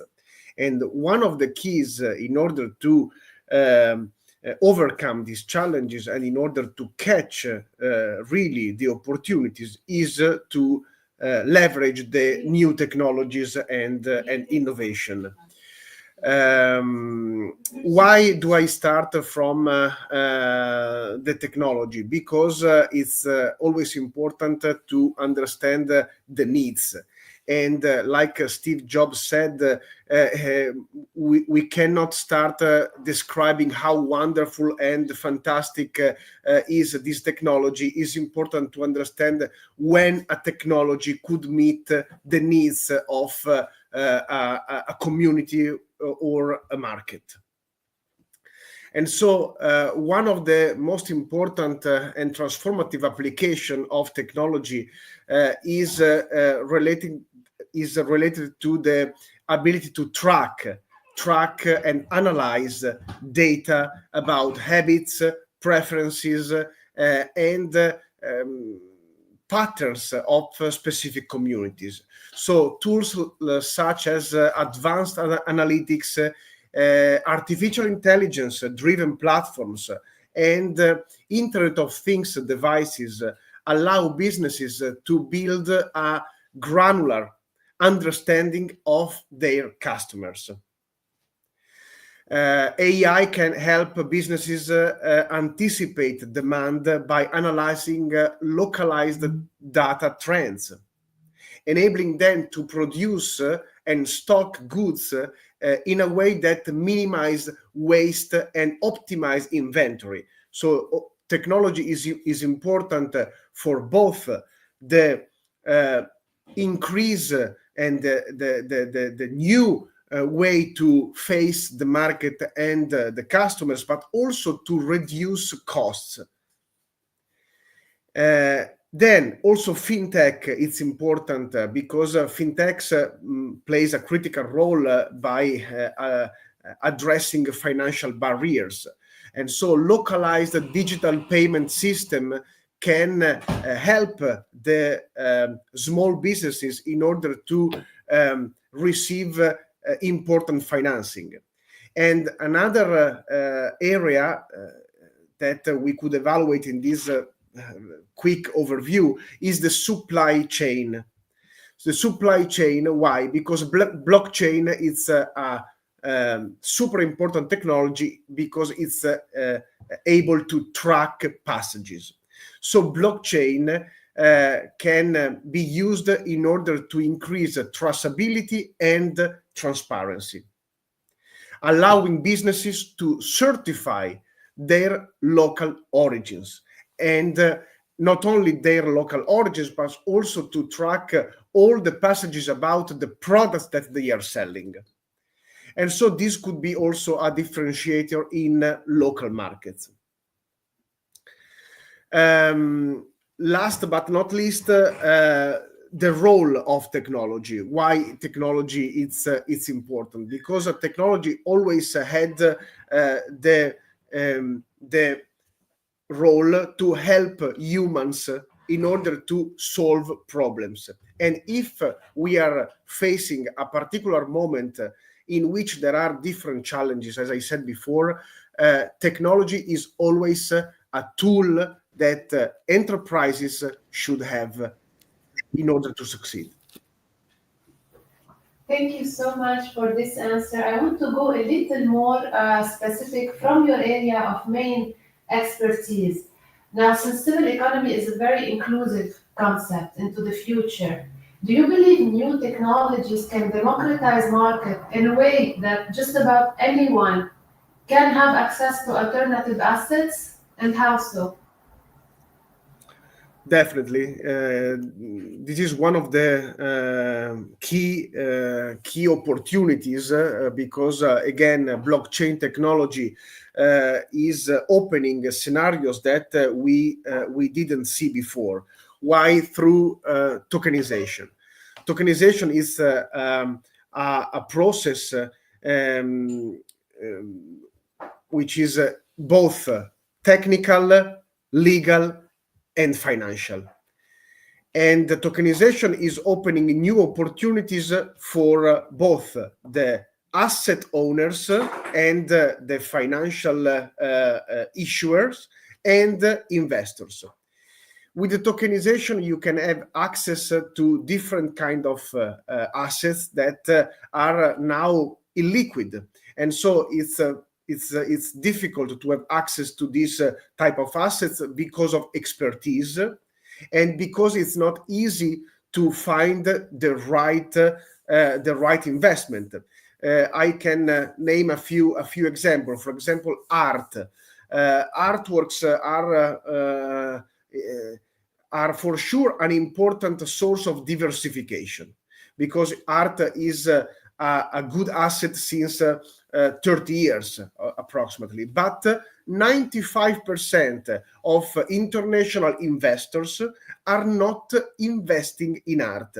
Why? Because it's difficult to find the right artist, to find the right artwork, where to buy, how and where to store the artwork, when to sell, how to sell. So it's a complex process reserved for experts.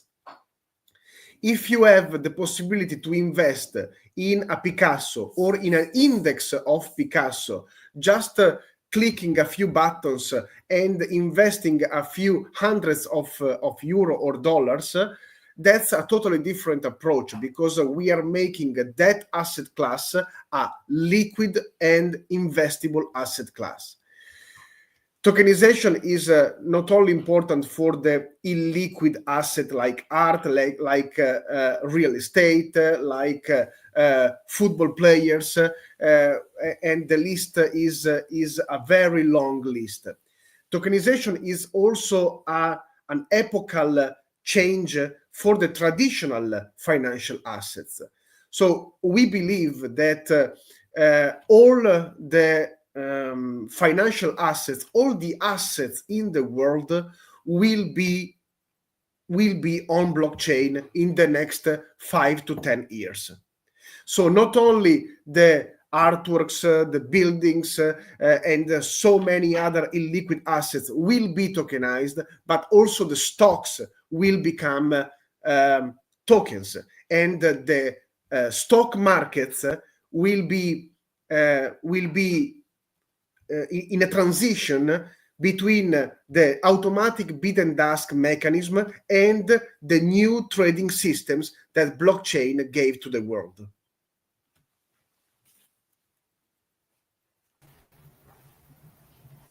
Thank you, Mr.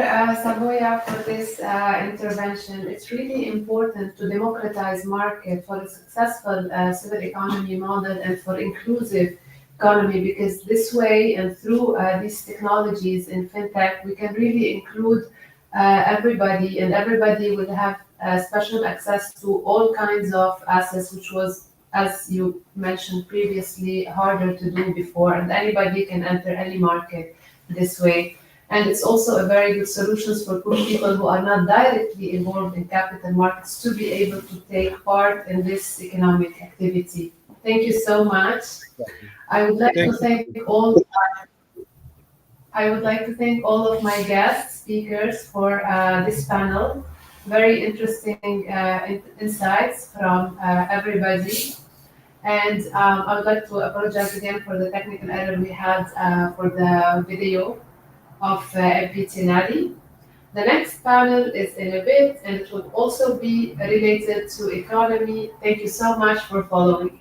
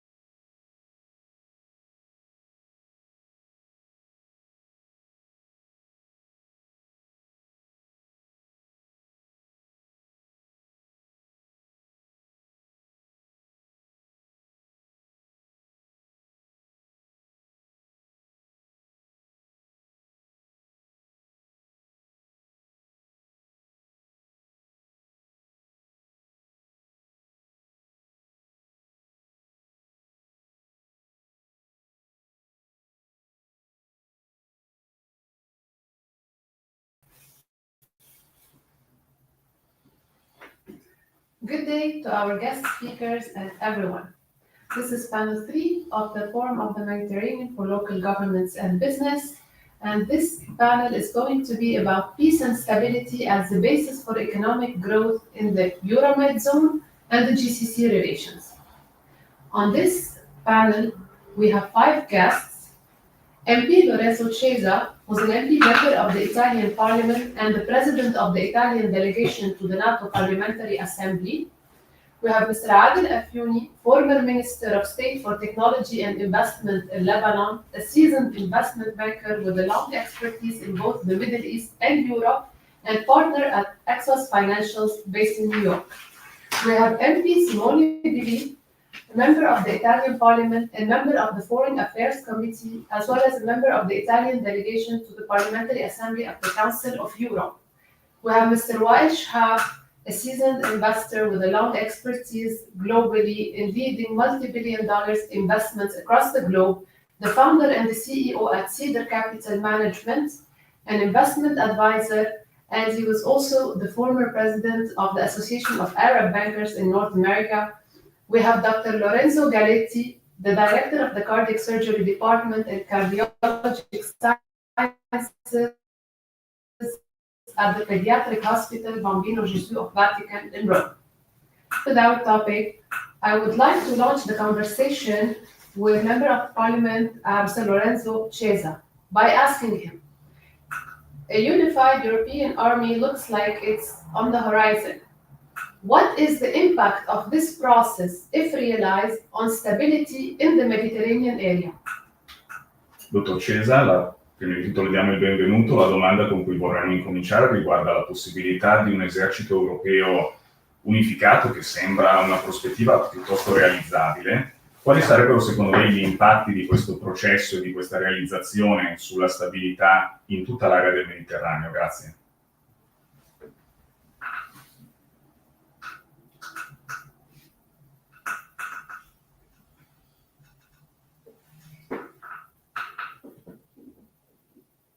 Are we having a technical error? Connection. Should we wait? Connection, go to the next guest. Okay, so apparently we're having a connection problem with MP Cesa.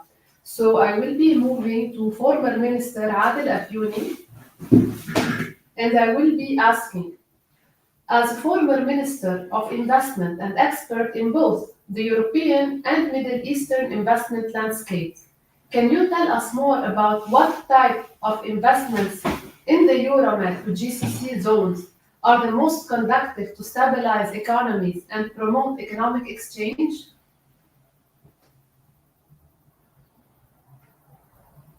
Yes.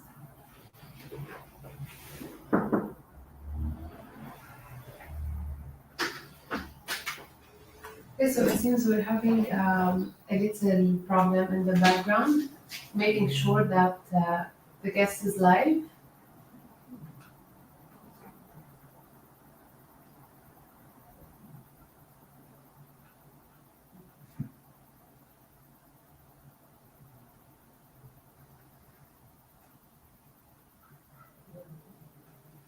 Mr. Afyouni, can you hear me?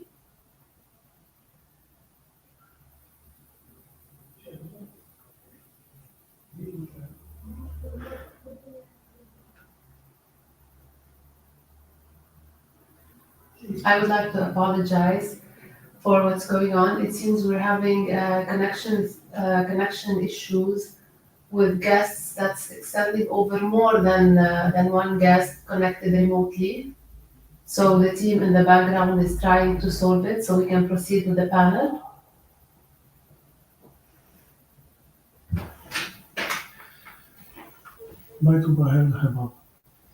Okay, so I'm going to move on again while the technical issue is being solved. Then in this case, I'm going to still be addressing the investment issues and the investment landscape with Mr. Wael Shahab to ask him what is the role of investment funds and capital management or capital asset management firms in promoting political stability and economic growth in conflict-prone areas spanning the geography between Europe, the GCC, and the Middle East, such as Lebanon or Ukraine, through their investment choices? Thank you, Patricia, for the kind introduction, and thank you for inviting me to participate on this panel organized by the Mediterranean Forum of Local Governments and Business. It comes at a very opportune time, as you can imagine, given the developments we are witnessing unfold in front of our eyes. To answer your question, let me start with the obvious. Asset management firms can, of course, provide much needed capital for investment to such areas suffering from the impact of various conflicts that have resulted in significant damage to their economies, destruction of their infrastructure, human dislocation, healthcare crises, and so on. Such countries are in dire need of reconstruction and economic rehabilitation on many fronts, and Lebanon is obviously one such example.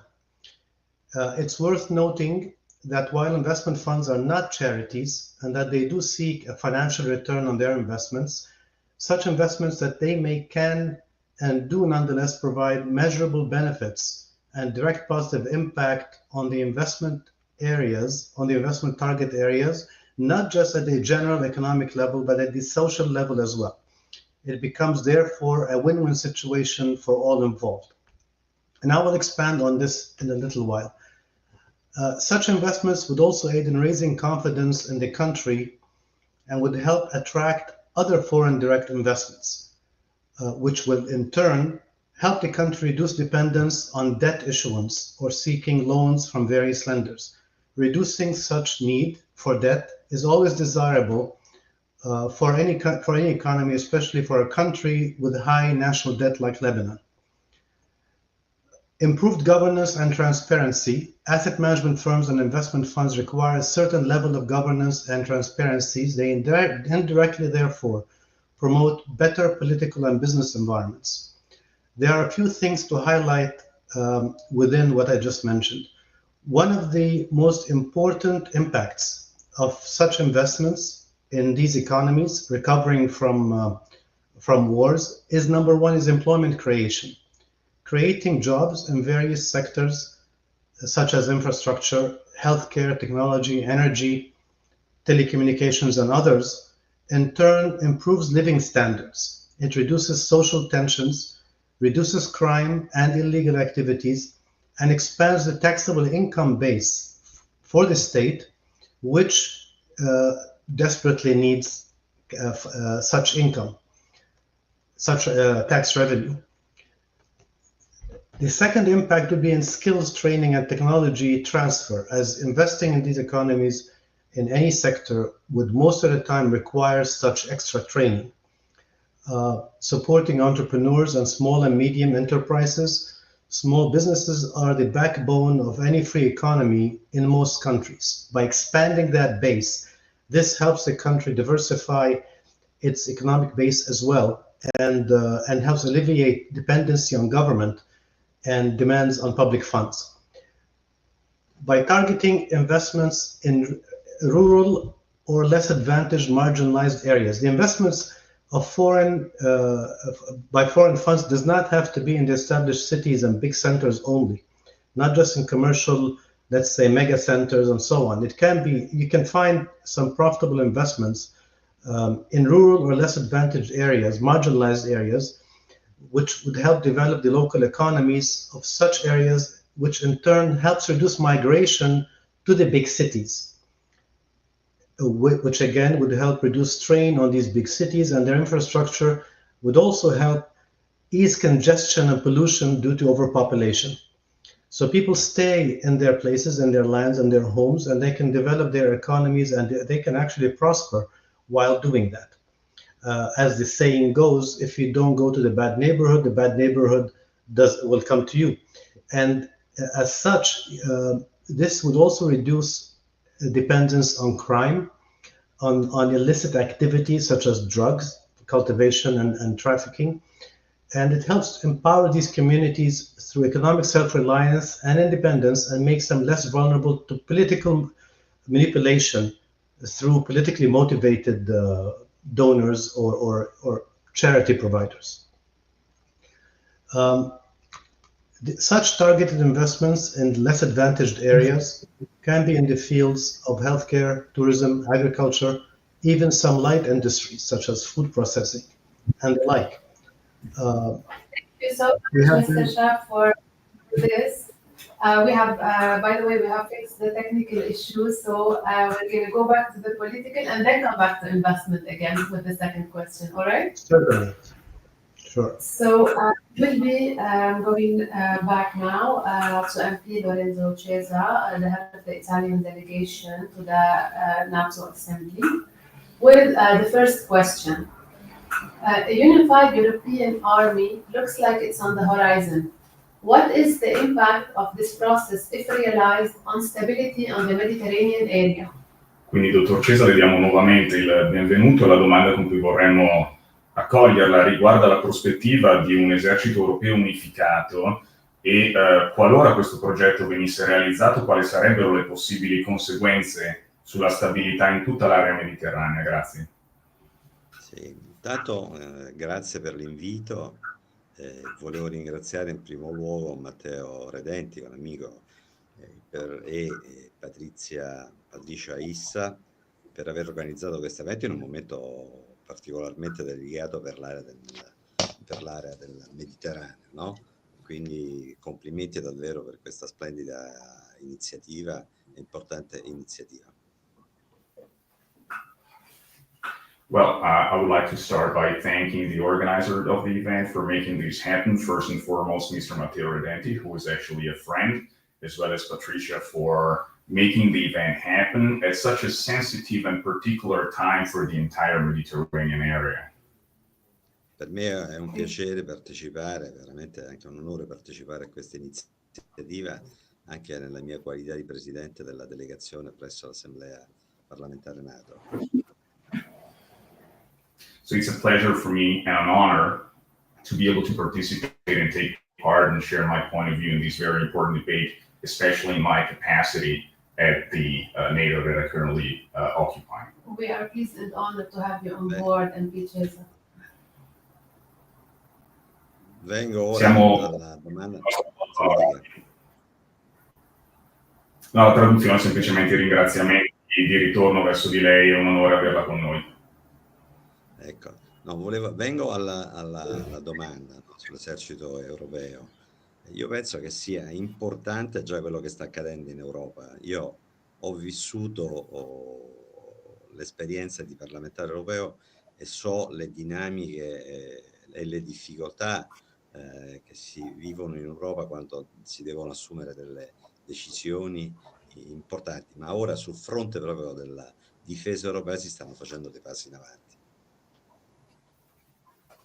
So I think what's already been going on in Europe as we speak is very, very important and deserves some attention on our part. As an MEP myself, I do have some experience and background, and I know the dynamics of what happens in the European Union when some important decisions have to be made. And I think it should be beneficial to begin by focusing on what's currently going on in the continent as we speak, which deserves some attention.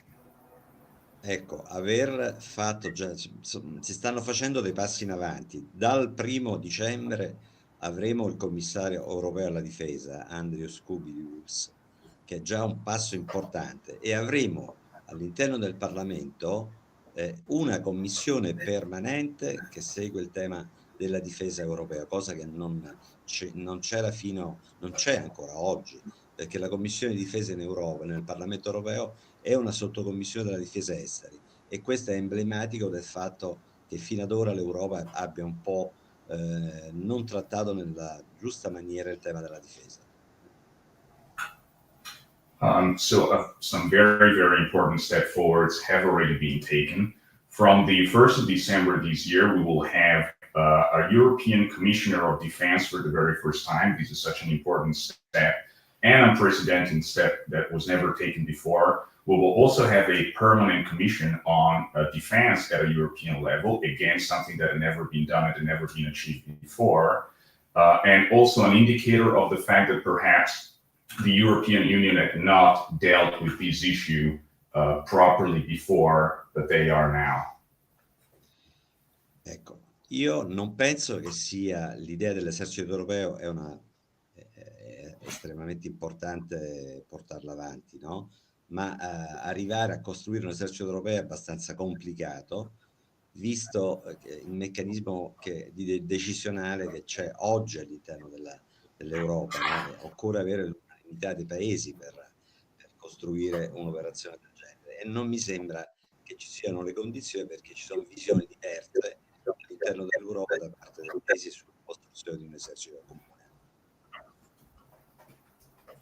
I think it's important to highlight that I personally believe it to be a good idea to structure a unified European army for our continent, but I must also point out that this is an extremely complicated process because of the decision-making mechanism within the EU that we have today. It would require a variety of different countries to agree on a number of very, very delicate issues before we can reach that conclusion and we can make that project happen. And I don't really see it being that close. I don't think we're very close to that being the case right now. There's a lot of different issues still see some disagreements on among the different states.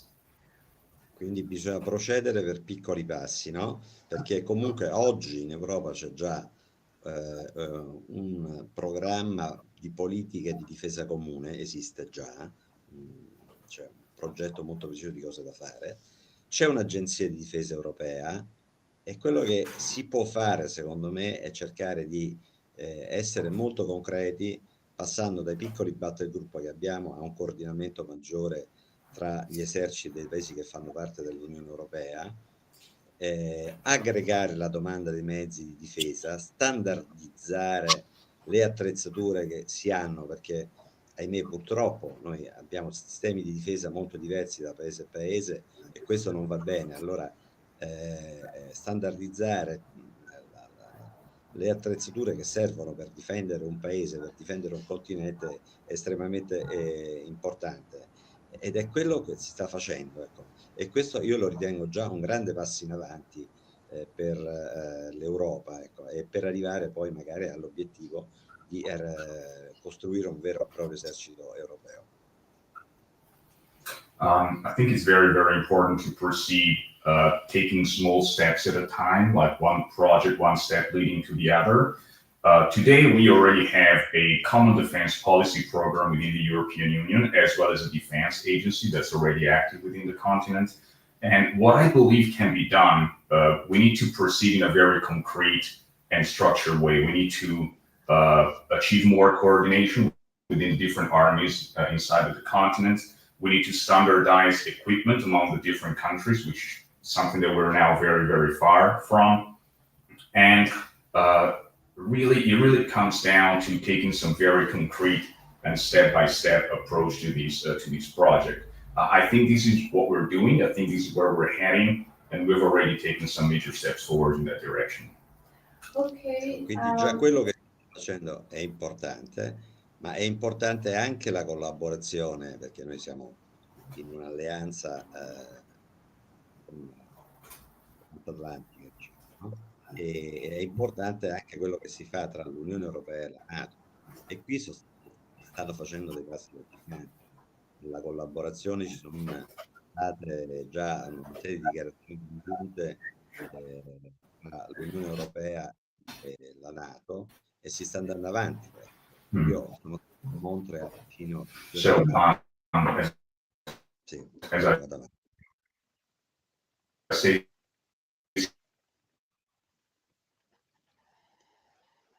No, dicevo per chiudere il mio intervento, no, sull'aspetto importante è continuare a collaborare, a portare avanti la collaborazione con la NATO, perché ci sono già state 3 dichiarazioni congiunte tra l'UE e la NATO negli anni passati, si sta intensificando il rapporto tra l'Europa e la NATO proprio per le sfide a cui siamo stati costretti ad affrontare. It seems we're another problem. Che sta andando avanti anche su questo fronte, ecco, perché l'UE e gli altri paesi che non sono nell'UE, che appartengono alla NATO, devono difendere non solo l'Europa, ma l'intero Occidente.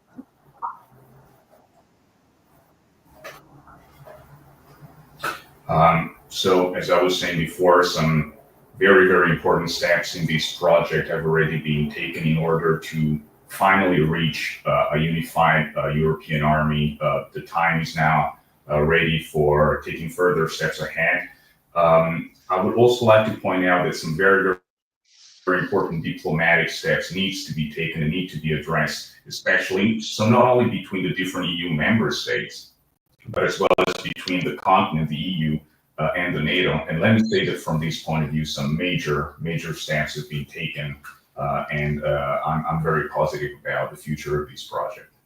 Okay, since we're looking into a long-term or a medium-term project, I would like to ask a question about the more pressing issue. In the light of the current conflict in the East Mediterranean between Israel, Hezbollah, and Hamas, as well as the general instability of Syria, what are Italy's and the EU's views on securing their key trade routes between Europe and the Arabian Peninsula? Quindi venendo alla seconda domanda da un punto di vista un po' più, diciamo così, concreto, viste le recenti situazioni geopolitiche, la tensione, la guerra fra Israele, Hezbollah e Hamas, l'instabilità generale in Siria, quali sono secondo lei i passi, i progetti che sia l'Italia che l'Unione Europea dovrebbero adottare per assicurare la salvaguardia delle rotte commerciali fra l'Europa, la penisola araba, arrivando fino poi all'estremo oriente? Beh, già sono in corso già una serie di operazioni promosse dall'Unione Europea tra gli eserciti dell'Unione Europea, no? Voglio ricordare EUNAV for Aspines, EUNAV for Med, che sono in corso, poi Aspides nel Mar Rosso, che è coordinata, questa non tanto dall'Europa ma quanto dall'ONU, no? Ma è comandata da un ammiraglio italiano. Già sono in corso una serie di operazioni per contrastare alcune situazioni che stanno compromettendo anche il commercio internazionale, quindi già in corso. L'altra operazione che abbiamo è l'operazione Levante. Abbiamo molti militari. Ecco, voglio dire una cosa, noi come Italia dobbiamo essere orgogliosi di essere i primi contributori in termini di risorse umane sia nelle missioni europee, sia nelle missioni NATO, sia nelle missioni ONU. Siamo il primo paese in termini di missioni militari nelle missioni. Ci vengono richiesti, siamo presenti in questo momento in Libano, non solo nella missione ONU, ma siamo presenti anche per accordi con l'esercito libanese, dei militari italiani che stanno contribuendo alla formazione dell'esercito libanese, che in questo momento svolgerà da ora in poi un ruolo essenziale per tornare alla pace in quell'area. Gli italiani e gli europei sono molto presenti già in quell'area, bisogna rafforzare queste missioni e, se serve, potenziarle per arrivare veramente lì nell'area medio orientale, nell'area israeliana libanese, a tornare a una situazione di pace. Ma lo si sta già facendo, si tratta solo di rafforzare questa nostra presenza, che è già abbastanza importante. All right, so a series of EU operations are already underway in areas such as the Red Sea, also coordinated by the UN, coordinated by the United Nations, and one is actually commanded by an Italian admiral who is in charge of the operations there, in order to counter some situations that have been taking place in that area that are seriously threatening not only the stability of the area, but also the European and the Italian's commerce and trade in that part of the world. I would like to point out that we as a country, we as Italy, should be extremely proud to be the leading contributor in terms of human resources to both NATO and UN missions in that area. Our military, our workforce is extremely required in that part of the world. For example, right now we've been carrying out some training projects for the Lebanese army, whose role is extremely important, vital, I would say, for the peace process in that part of the world. And let me just say that we definitely need to enhance these kind of activities in order to try and stabilize that part of the world.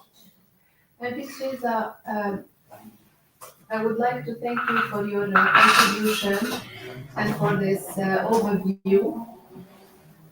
Sorry if I enter like that, scusatemi se entro così, ma mi sembrava doveroso ringraziare il Presidente Cesa, anche perché l'edizione di questo forum ha avuto la sua pazienza, il suo supporto ed è stato un contributo fondamentale e prezioso.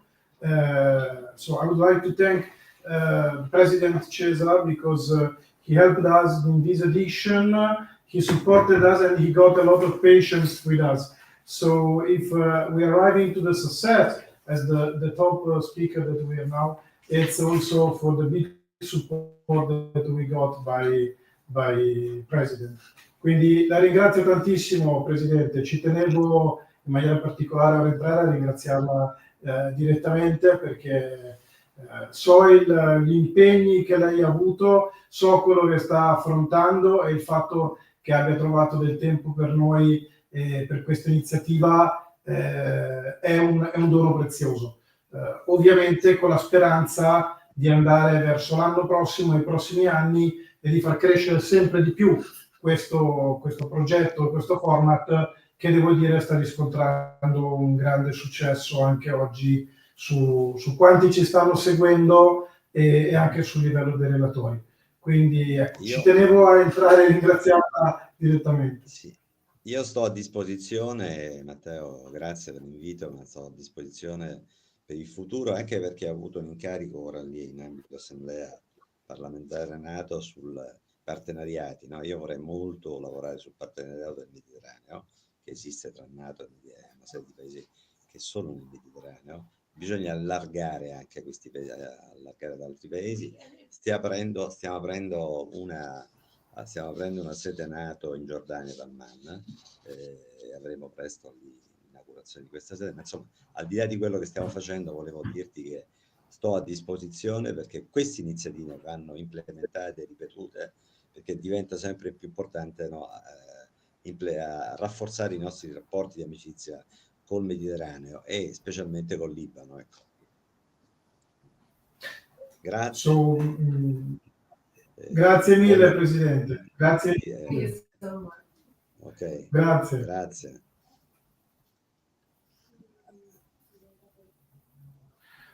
So we can go ahead with our speech. I want just to translate first what the President Cesa said, that he got an important rules now also in the Commission, in the Assembly of NATO for the partnership, and the branch of partnership is something that has to be developed, and he believed a lot on this road. And for example, they are working for a cooperation in Jordan, and also will be developed for Lebanon and so on. So we thank us a lot, but we have to be thankful to him because his support, it was really a key support for this edition. I would also like to particularly thank him for keeping Lebanon on his agenda always as a priority. So thank you so much for that. I would like to go back to my guest, Mr. Shahab. Apologies for the change in the schedule and the change in the order. I would like to also thank you for your patience and for having woken up really early for this panel. Mr. Shahab is 7 hours behind us. So I really appreciate this and would like to extend my thanks on the panel. If I can, I thanks me too, and really I hope to meet you soon also in Italy, and also to have the occasion to develop the cooperation with the forum also for the future. We are at your disposal. So now, since we talked first about investment funds and management firms, their responsibility in the stability, in peace and promotion of more stability, especially in challenged regions, then we move to talk a little about the East Mediterranean with MP Cesa. The second question, actually, I would like to ask my guest is, how can investment in the reconstruction economy in the East Mediterranean, specifically in Lebanon, serve the expansion of the shared landscape of business exchange between the EUROMED zone on one hand and the GCC on the other hand, and how so?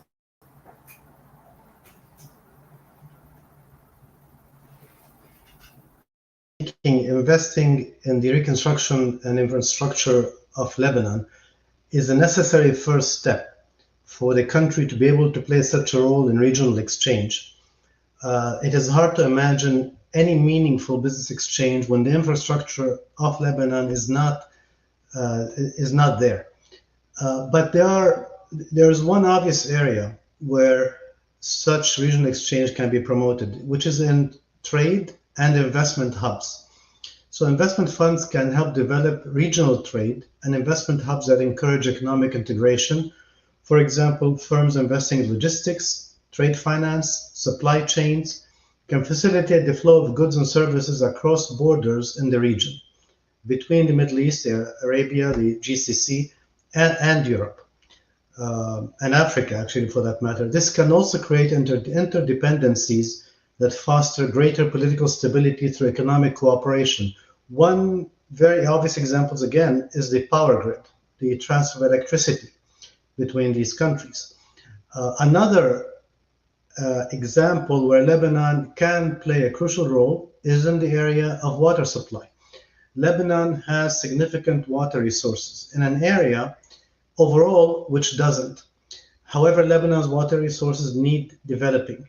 And this, once developed, can help in providing water not just to Lebanon, but also to other areas in the region in the Middle East.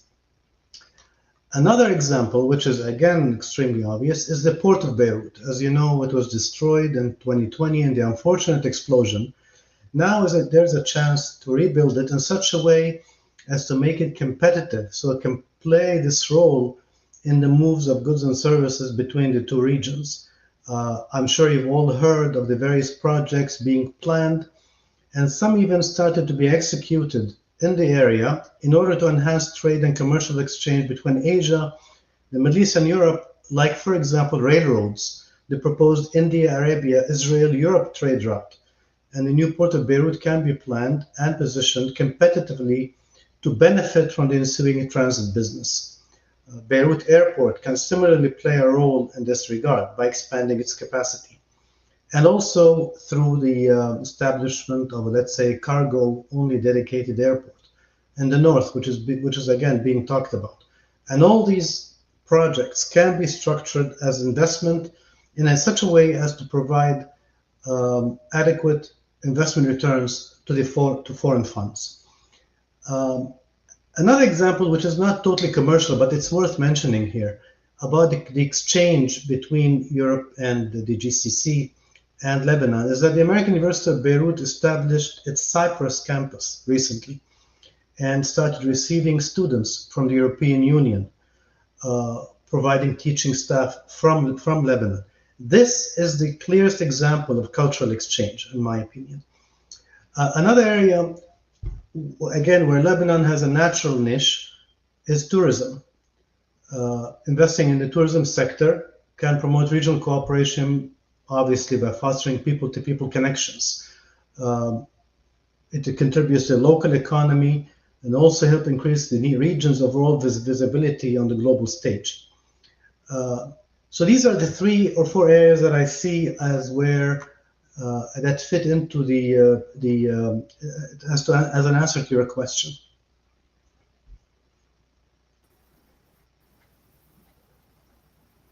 Thank you so much for this overview of the important investments in the reconstruction and of the shared business landscape.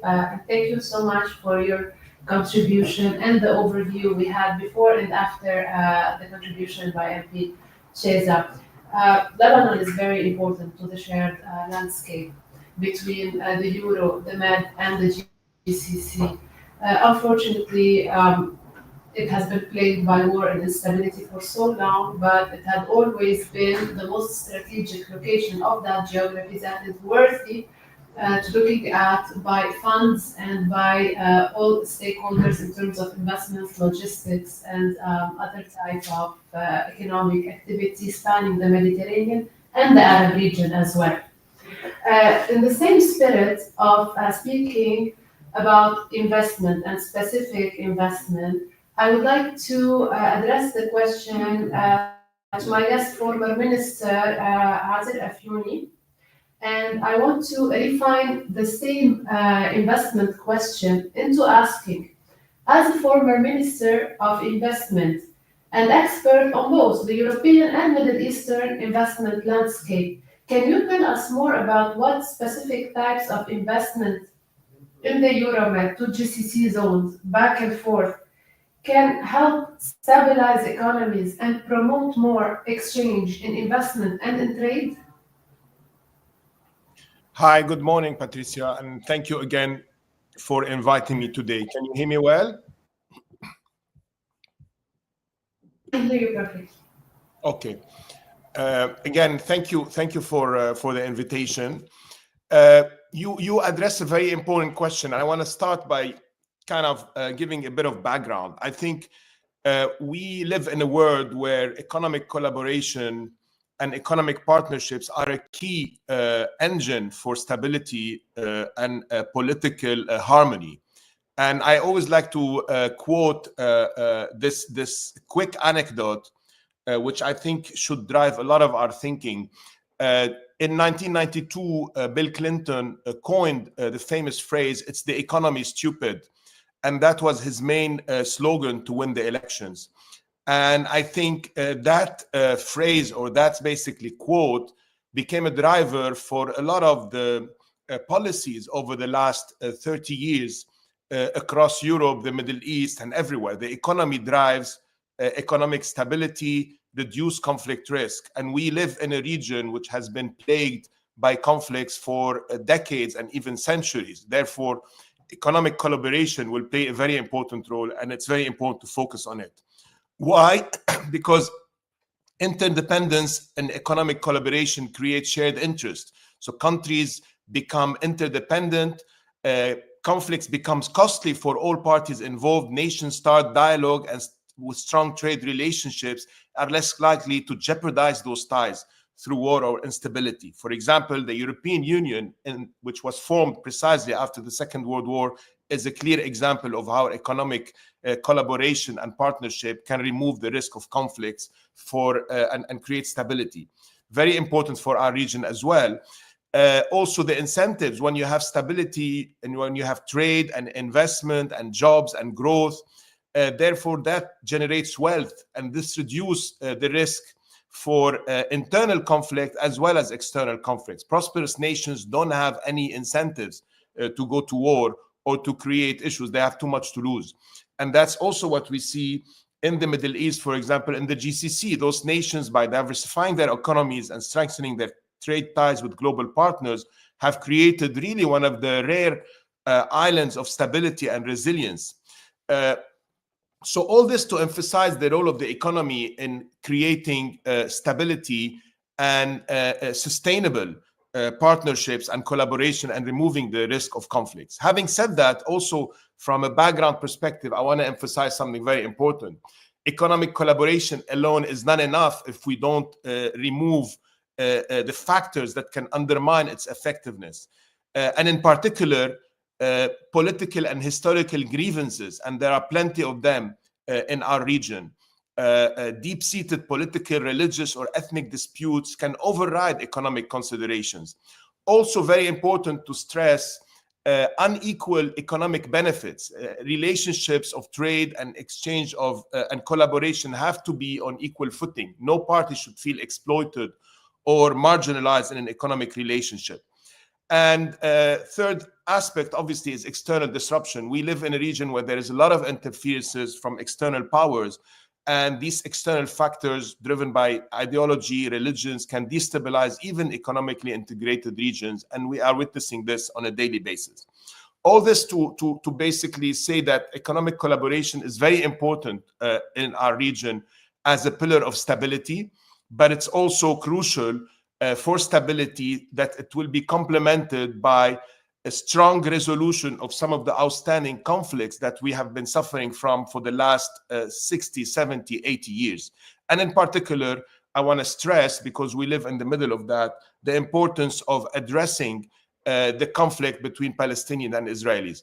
We cannot talk about economic collaboration and partnership in the East Mediterranean and between Europe and the GCC or the Middle East without stressing the importance that the elephant in the room, or the most important factor that can disrupt that and has been disrupted that for stability for decades now, is that we have a conflict that is still unresolved, and we have basically a situation that is unsustainable, and we need to flag that. Otherwise, we're just talking theory, and there will always be risk.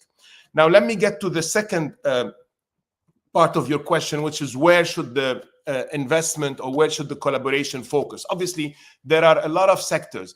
The macroeconomic context today, which makes it very important, is that Europe is facing significant economic challenges. There are the effects of the pandemic, the war in Ukraine, inflationary pressures. All this have disrupted supply chains and increased energy costs over the last few years and slowed economic growth. As Europe navigates those challenges, there is a growing emphasis on the need to diversify trade partnerships and fostering collaboration, in particular with regions that offer complementary resources and demand. And precisely that's what the GCC can offer. The GCC has witnessed over the last decades very robust economic growth, obviously driven by high energy prices in recent years. However, these economies have changed dramatically. They're acutely aware of the need to transition from oil dependence to more diversified and sustainable and technology-driven growth models. And the ongoing plans, whether it's in almost in every single country in the GCC, reflects a commitment to investing in sectors like technology, infrastructure, renewable, which align perfectly with Europe's strength in innovation and industrial expertise. They're both next door, so it's a no-brainer for Europe and the GCC to become natural partners. And Europe can bring technological leadership, advanced manufacturing, agricultural abundance, while the GCC obviously offers capital and energy resources, but also growing consumer markets that are very important for Europe. So the synergies are there. If I want to stress few sectors that I think are, I would pick myself for trade and business flows, for me, it's driven by the need for Europe to access energy resources and investment capital and fast-growing markets in the GCC, consumer and industrial. And for the GCC, the needs to access cutting-edge technology and expertise across the board that Europe can provide. Therefore, what we need to focus on is high growth potential sectors, sectors that are have complementary strength between Europe and the GCC, and sectors that obviously have stabilizing effects, where the investment will lead to quick wins in terms of job creation, more food and energy security, and resilience across economic shocks. Examples of those sectors, without going into too many details, infrastructure development, I think is very important, creates connectivity. It cannot be overstated how important this is for Europe and the GCC to integrate economically through cross-border transport, energy corridors, trade logistics, as mentioned earlier. Not only they can create jobs, those projects, but also foster a very valuable interdependence. Second, a digital transformation and technology. Again, this is extremely important. We live in a digital age. Transformation is reshaping economy globally, and that's a big focus in the GCC, where Europe has a powerful and meaningful edge. Third is agriculture and agri-tech. This is where I think also the GCC has a lot of needs, and Europe has a lot of resources, so there can be complementarity to provide food security and resource management. Fourth, in my opinion, is everything related to sustainable development, because Europe is a leader in that field, and the GCC, given the history in terms of fossil fuels, is also extremely focused to lead the way in renewable, especially solar, wind, where they have plenty of resources. So these are examples, in my opinion, which in conclusion, I would say, given the macroeconomic challenges and opportunity that we're facing in Europe, and the GCC making enhancing trade and investment flows a necessity, I think we should focus on those key sectors and unlock the shared prosperity that also will promote stability and resilience. But again, I think I want to emphasize what I started in the introduction. All this talk cannot be achieved without political stability, which is sustainable. Just like Europe managed to create stability through economic partnerships and through resolving the political issues, the Middle East is suffering from the long-standing conflict and injustice created by the Israeli-Palestinian issue. It's not sustainable. There's no justification for those injustices to remain there. And I think unless there is a big effort from the European in particular, because they're closer to the situation, to address this conflict and the injustice, we will remain in an unstable environment. I totally agree with you. You touched on two areas that I believe are very important for the next question, logistics and technology. And the question is, what kind of potential can Lebanon, as a country that is located strategically and has so much potential in terms of its human capital, offer this collaboration between Europe and the GCC? Absolutely. So as we know, again, Lebanon historically played a key role of a platform for investment and collaboration between Europe and the GCC. Lebanon, up to the 70s, was the major, effectively, hub for business being done between Europe and the GCC across a large number of sectors. Unfortunately, Lebanon obviously was hit by crisis after crisis, starting with the civil war between 75 and 1990, and lost a large part of that role. And today, the business and the collaboration between the GCC and Europe is now done directly in many instances. Having said that, that does not mean that Lebanon cannot regain part of its role and reshape it to the new world effectively and adapt it to the new situation and take advantage of its main attributes. So despite these challenges that Lebanon is going through, we are always hopeful that Lebanon remains a land of extraordinary opportunities and is very well strategically positioned to serve as this bridge between those two dynamic regions, which are Europe and the GCC. But having said that, Lebanon, and obviously, you know, we all are acknowledge the fact that not only our geographical position is extremely strategic, but we also in Lebanon have a pool of human capital that is invaluable and that has proved always extremely dynamic and able to adapt, and therefore valuable for such a collaboration and for bringing Lebanon back to a role of bridge between Europe and the GCC, again, in specific sectors. I don't think Lebanon can be a bridge across all sectors. It's not necessarily needed. And that's why I think our role needs to be driven by an economic vision. Like, what is the economic vision for Lebanon? What's its role in the 21st century and in the era of the fourth industrial revolution? How can we basically regain our role but also adapt to this new macroeconomic environment and to the evolution in the GCC and in Europe? If Lebanon is to rebound and fully leverage its strategic potential, it requires a clear and actionable economic vision. Unfortunately, today, such comprehensive vision and a roadmap with recovery is still absent from the thinking, the collective thinking of the political ruling class in Lebanon, for reasons I will not get into. But I think they lack the vision to not only implement small measures of reform, but also to think long-term about how to empower Lebanon and the Lebanese population in order to play their role and thrive again.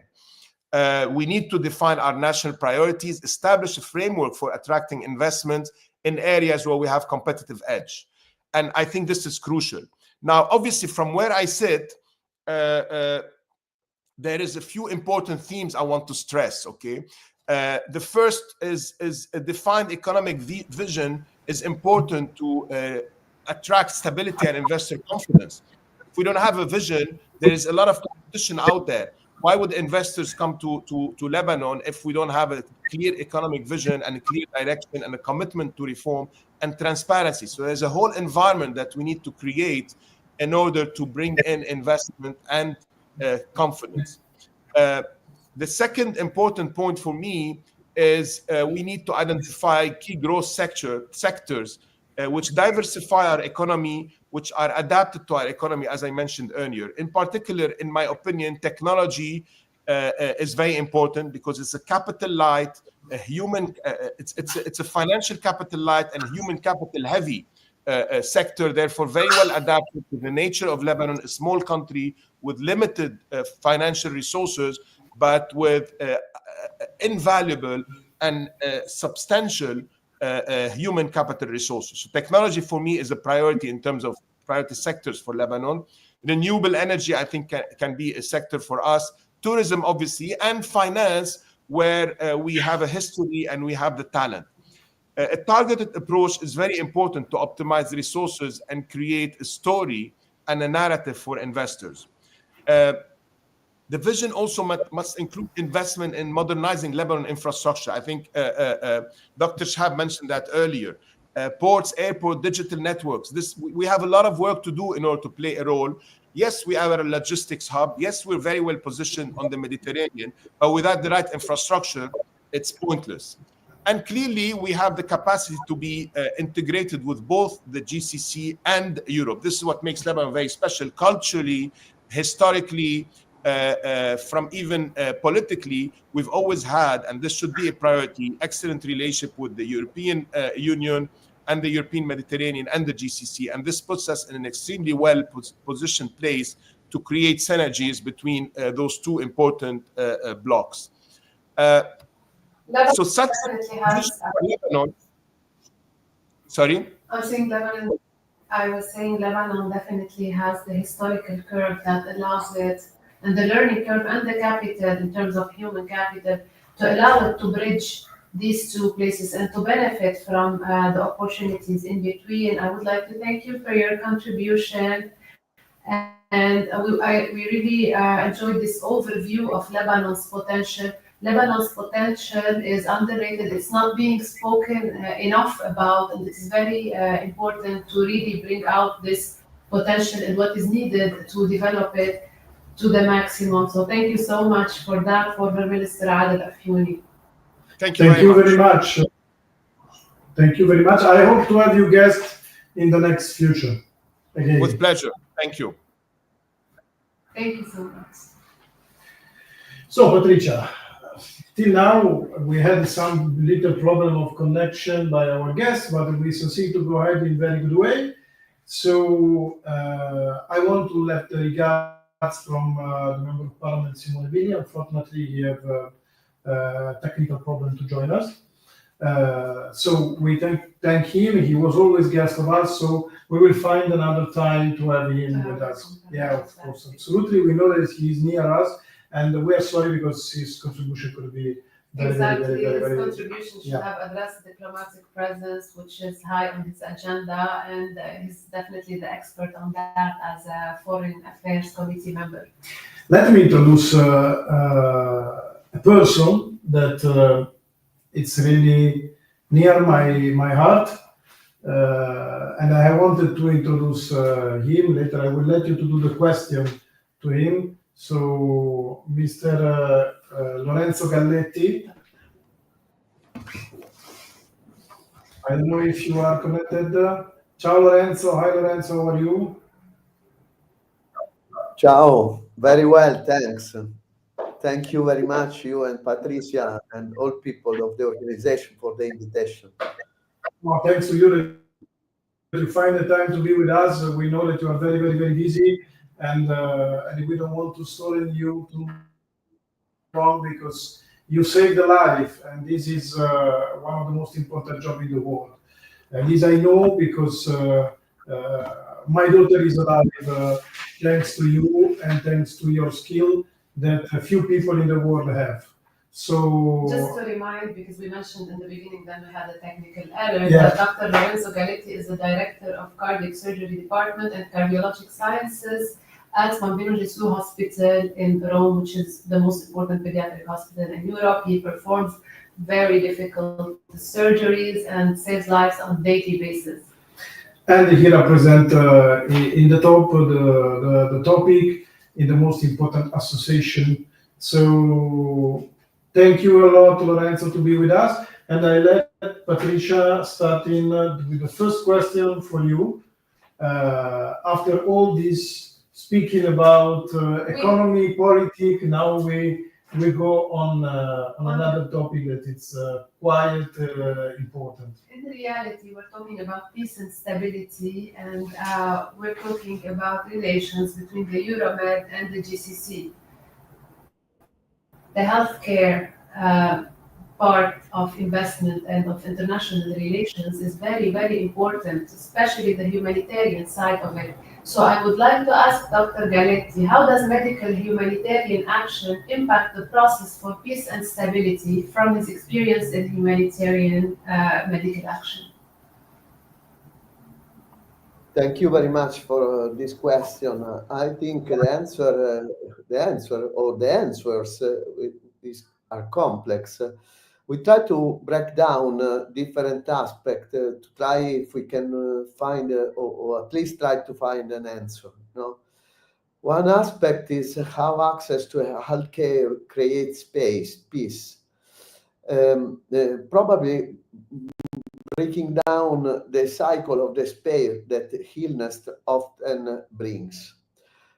When or if nations invest in health systems, they build a bridge of trust between governments and citizens. One example has been in the past how a global initiative like eradicating polio unites people across different nation borders and fostering collaboration and shared purpose. The stability, too, is rooted in healthcare. No? If you have a robust healthcare system, this acts as a safety net during crisis. And just with our mind, go to 3 years ago with the pandemic, the COVID-19 pandemic. And when people trust that their health is protected, society as a whole becomes more stable. This is at least my opinion. There is another consideration about economic growth that is evident, like healthy people are productive people. And workforce free from preventable illness drives innovation, strengthens industries, and basically boosts economy. In short, in my opinion, healthcare is more than a service, it's a strategy for peace, stability, and growth. By prioritizing health, we enhance the potential of individuals, strengthen communities, and create a future of shared growth and well-being. I don't know if this could be an answer, but really there is many aspects that could help to answer to your question and trying to find a solution.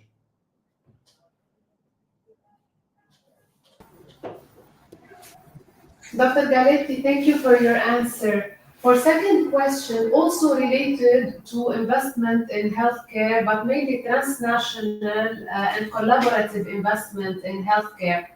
Do you believe that or can creation of networks of hospitals can be a key for long-term process of collaborations between Europe, the Mediterranean, and the GCC, specifically addressing the matter of networks of hospitals and shared expertise? Absolutely. I think that is a paramount importance point. Let's start. I had in my past with the institution where I worked, first in Bergamo and now here in Bambino Gesù in Rome, many experience in collaborating in so-called humanitarian program, obviously for cardiovascular science. In Bergamo, we had a program of collaboration with Moldova, Palestine, Kenya, Uzbekistan, Kazakhstan, and China. I personally went several times in China and Kazakhstan. In Bambino Gesù also we had program of that with worked with Syria,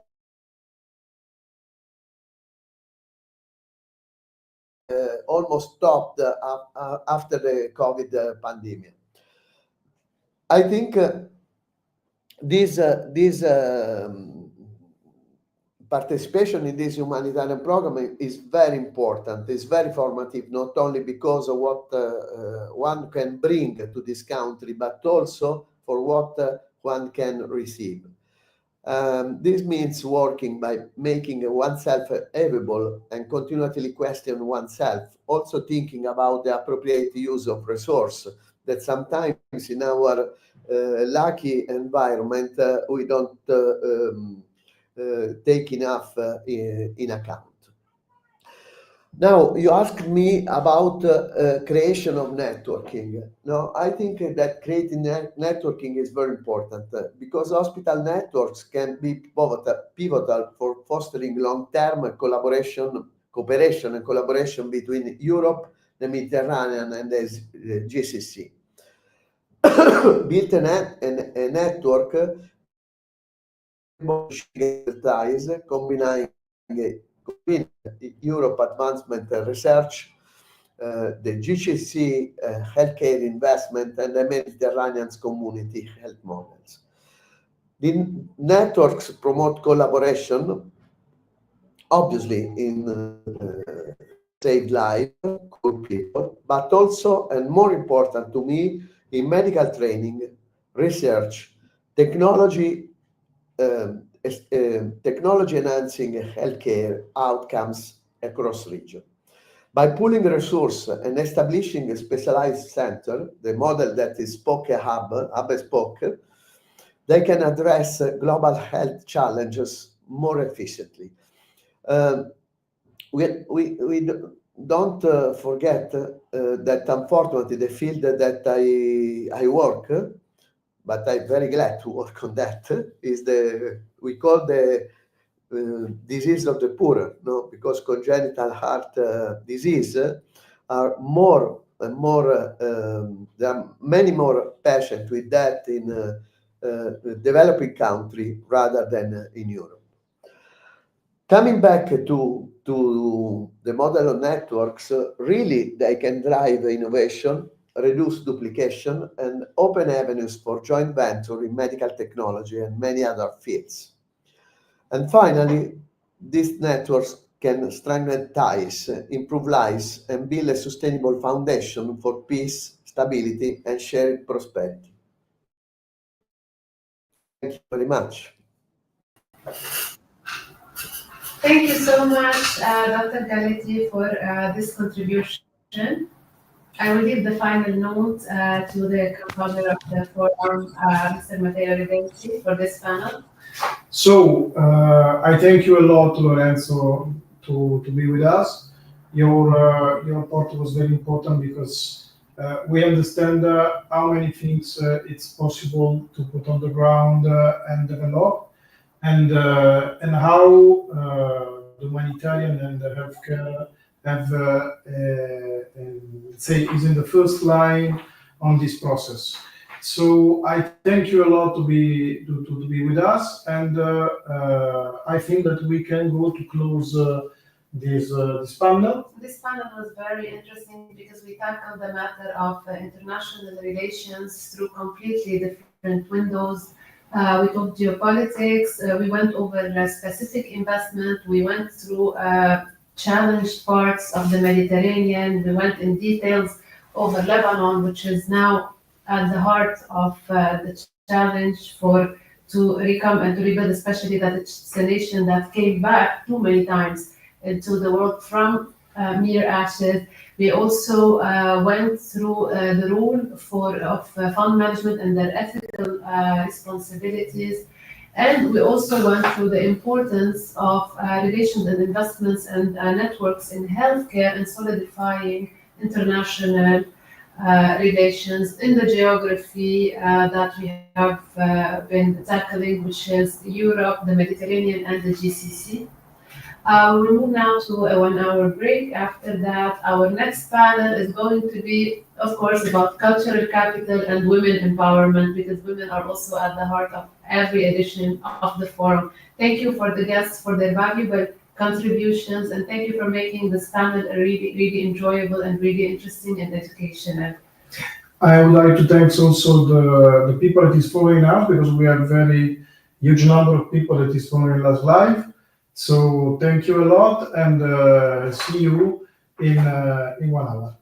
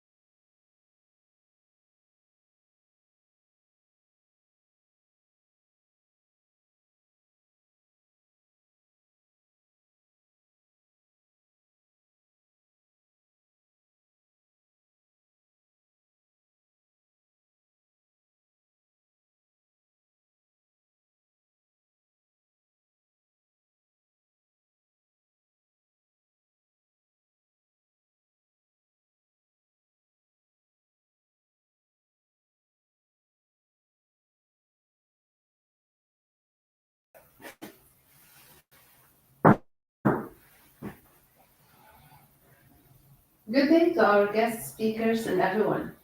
We are already on panel 4 of the Mediterranean Forum for Local Governments and Business for the series of panels led for the Day of the Mediterranean. There is no event without having women at the core of the event, so this panel is of cultural capital as a pillar of the new Mediterranean cohesion process and women empowerment. Our guests for this panel are Ms. Natalia Bayona, the Executive Director of the World Tourism Organization, UNWTO, Dr. Azzurra Rinaldi, Professor of Economics, Head of the School of Gender Economics at Untitled Chapter, University of Rome, co-founder of Economics with the mission to reinforce gender equity in organizations.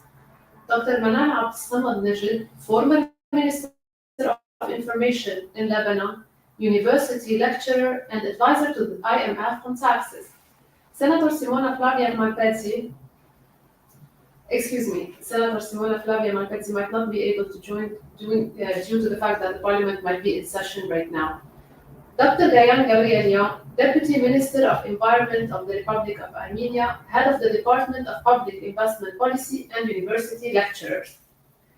For starters, Ms. Natalia Bayona has addressed a speech to this panel and to the ladies and the public in general because she was unable to attend live because she's attending the sports conference in Madrid. So I will be reading it on her behalf. Empowering women and promoting equality in tourism. Good morning, everyone. It's a true pleasure to send this message to you today at the Mediterranean Forum of Local Governments and Business before a very special panel, Cultural Capital and Women Empowerment, from the perspective of the most human-centered sectors of all, tourism. Women's impact resonates across every industry, but it is especially evident in ours. Tourism stands out as a sector with significant female representation. According to recent studies, women comprise 45% of the total workforce in tourism, compared to 41% in all other industries. My position as Executive Director of UN Tourism is a statement to the strides we are making in breaking barriers and reshaping institutions. Tourism contributes 3% of global GDP, UN Tourism. And within this framework, women's entrepreneurship and leadership make a direct and profound economic impact. Notably, the percentage of women in leadership roles in tourism is higher than in many other sectors. However, challenges do remain. Gender equality and reducing inequalities are ongoing battles. Economic growth and combating informality in the workforce are essential. Quality education is an unparalleled tool for transformation. Globally, a significant skills gap exists, even in mature tourism markets like Europe, where 25% of sector workers remain underqualified. It is urgent to address this disparity as 882,000 jobs in the tourism sector will require vocational training by 2030. To address these needs, UN Tourism Framework prioritizes people, planet, and prosperity, focusing on education and innovation to shape the future.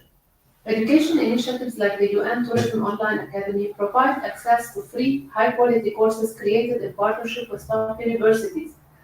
Our new Bachelor in International Sustainable Tourism program welcomed its first cohort in Madrid just weeks ago, further highlighting our commitment to higher education. In parallel, innovation plays a critical role. While women entrepreneurs receive only 2.2% of global venture capital funding, initiatives like the UN Tourism Women in Tech Startup competitions are actively fostering opportunities. Our growing innovation network is driving sectoral changes and empowering female entrepreneurs worldwide. These efforts reflect meaningful progress, but much remains to be done. We must continue to promote policies that prioritize investment, education, and support to create a more equitable sector where women can thrive.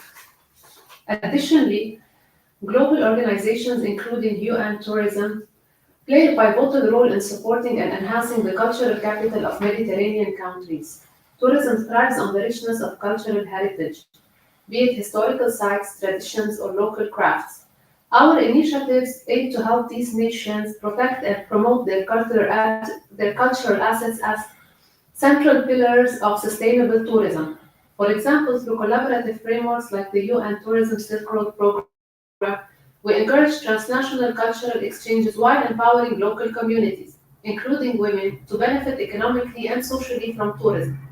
International collaboration is key to dismantling barriers that limit women access to decision-making roles.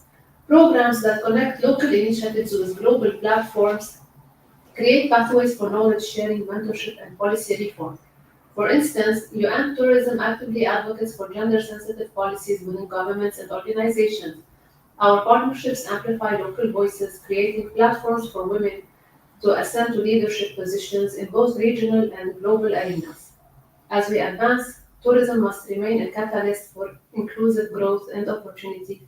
By investing in education, promoting innovation, and fostering cultural exchange, we empower women to unlock their full potential, not just in tourism, but across all sectors of life. Together, we are building a future where every individual's contribution shapes a better, brighter, more equitable world. Thank you, Natalia Bayona. Thank you so much for this great speech, really. The topic that I wanted to address with Ms. Bayona, the Executive Director of the WTO, basically, was about how global organization can help lift barriers, local barriers for women to be able to thrive and to be able to be more part of domains and the business world. I will move from that to a more specific topic with Dr. Azzurra Rinaldi. Since Dr. Azzurra Rinaldi is both an expert on gender and on economics, I would like to address questions that have to do with the relations between women empowerment and economic development, as well as between women empowerment and policy making role. My first question is to Dr. Rinaldi. How does investing in economic development in emerging or developing economies of the Mediterranean region can affect women participation in building cultural capital and collaboration across the Mediterranean region?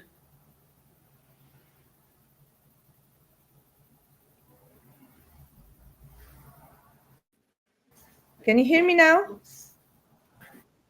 Can you hear me? Yes, now I can hear you. Yeah, also, thank you. Thank you again for having me here. So yeah, sure. Actually, investing in economic development in the emerging economies of all the Mediterranean region can increase women's participation in building cultural capital and foster collaboration also across the region. We know that Mediterranean has long been a crossroad of diverse cultures, and in recent decades, the region has been experiencing rapid economic growth, particularly in countries such as Morocco, Tunisia, Egypt, Lebanon, until the recent events, and Turkey, among others. And women's involvement in these processes can really be transformative, not just in terms of economic empowerment, but also in the creation of a more inclusive and collaborative cultural and economic landscape.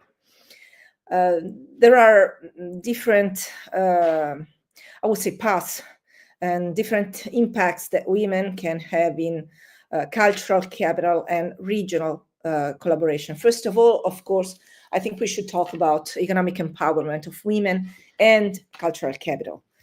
We know that economic development initiatives such as entrepreneurship programs, education, skills training, and also access to finance can directly impact on women's ability to participate in economic and cultural activities. And particularly in emerging economies, women often face barriers in accessing education, credit, and formal employment. But as these barriers reduce, women gain greater opportunities to contribute to the creation of cultural capital in the region. And particularly in the Mediterranean's emerging economies, economic development can act as a catalyst for improving gender equality and also for promoting women's participation in both the economy and cultural life.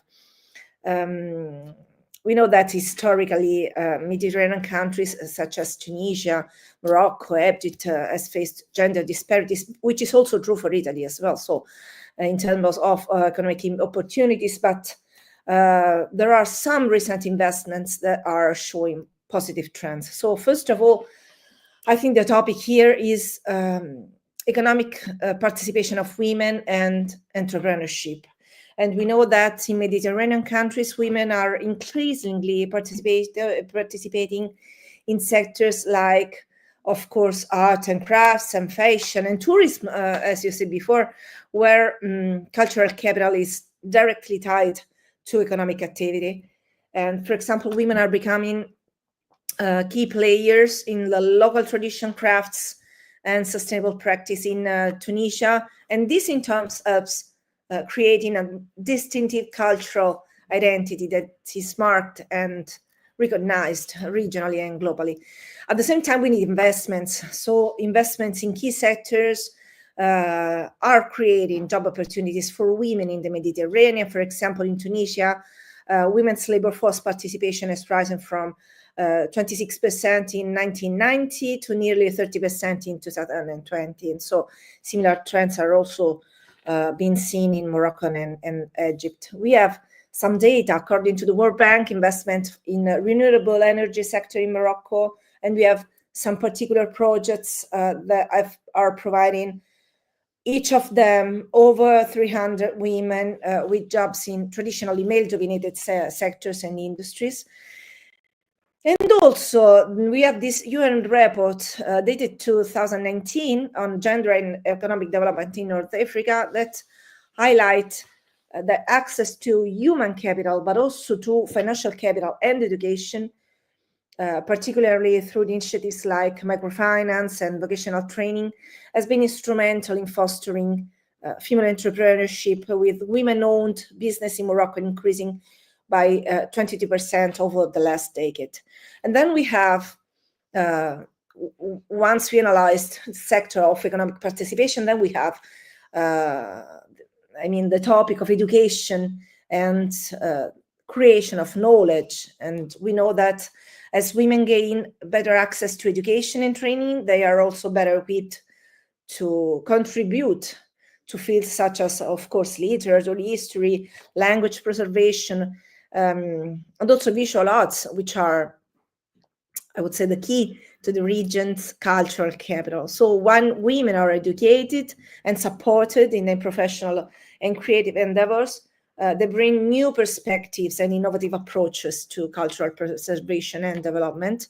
Data, again, I'm an economist, so I use data a lot, and UNESCO in 2020 it reported that female enrollment in tertiary education in the Mediterranean has grown from 38% in 2000 to 47% in 2020, with significant growth in fields such as engineering, architecture, and business administration. Sorry, and also according to the European Union, and these are data, these are 2021 data, over 30% of cultural enterprises in the Mediterranean countries are now led by women, particularly in the sectors of visual arts, designs, and traditional crafts. And also this figure is rising as women benefit from increased funding for cultural initiatives, also through the EU programs such the Union for Mediterranean, which promotes regional cooperation.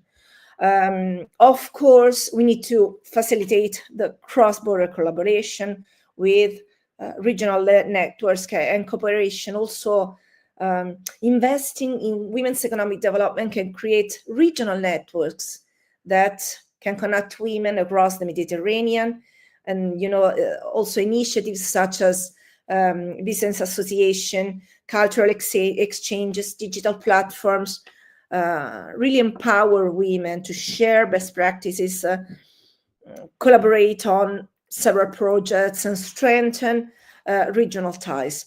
This is, I think,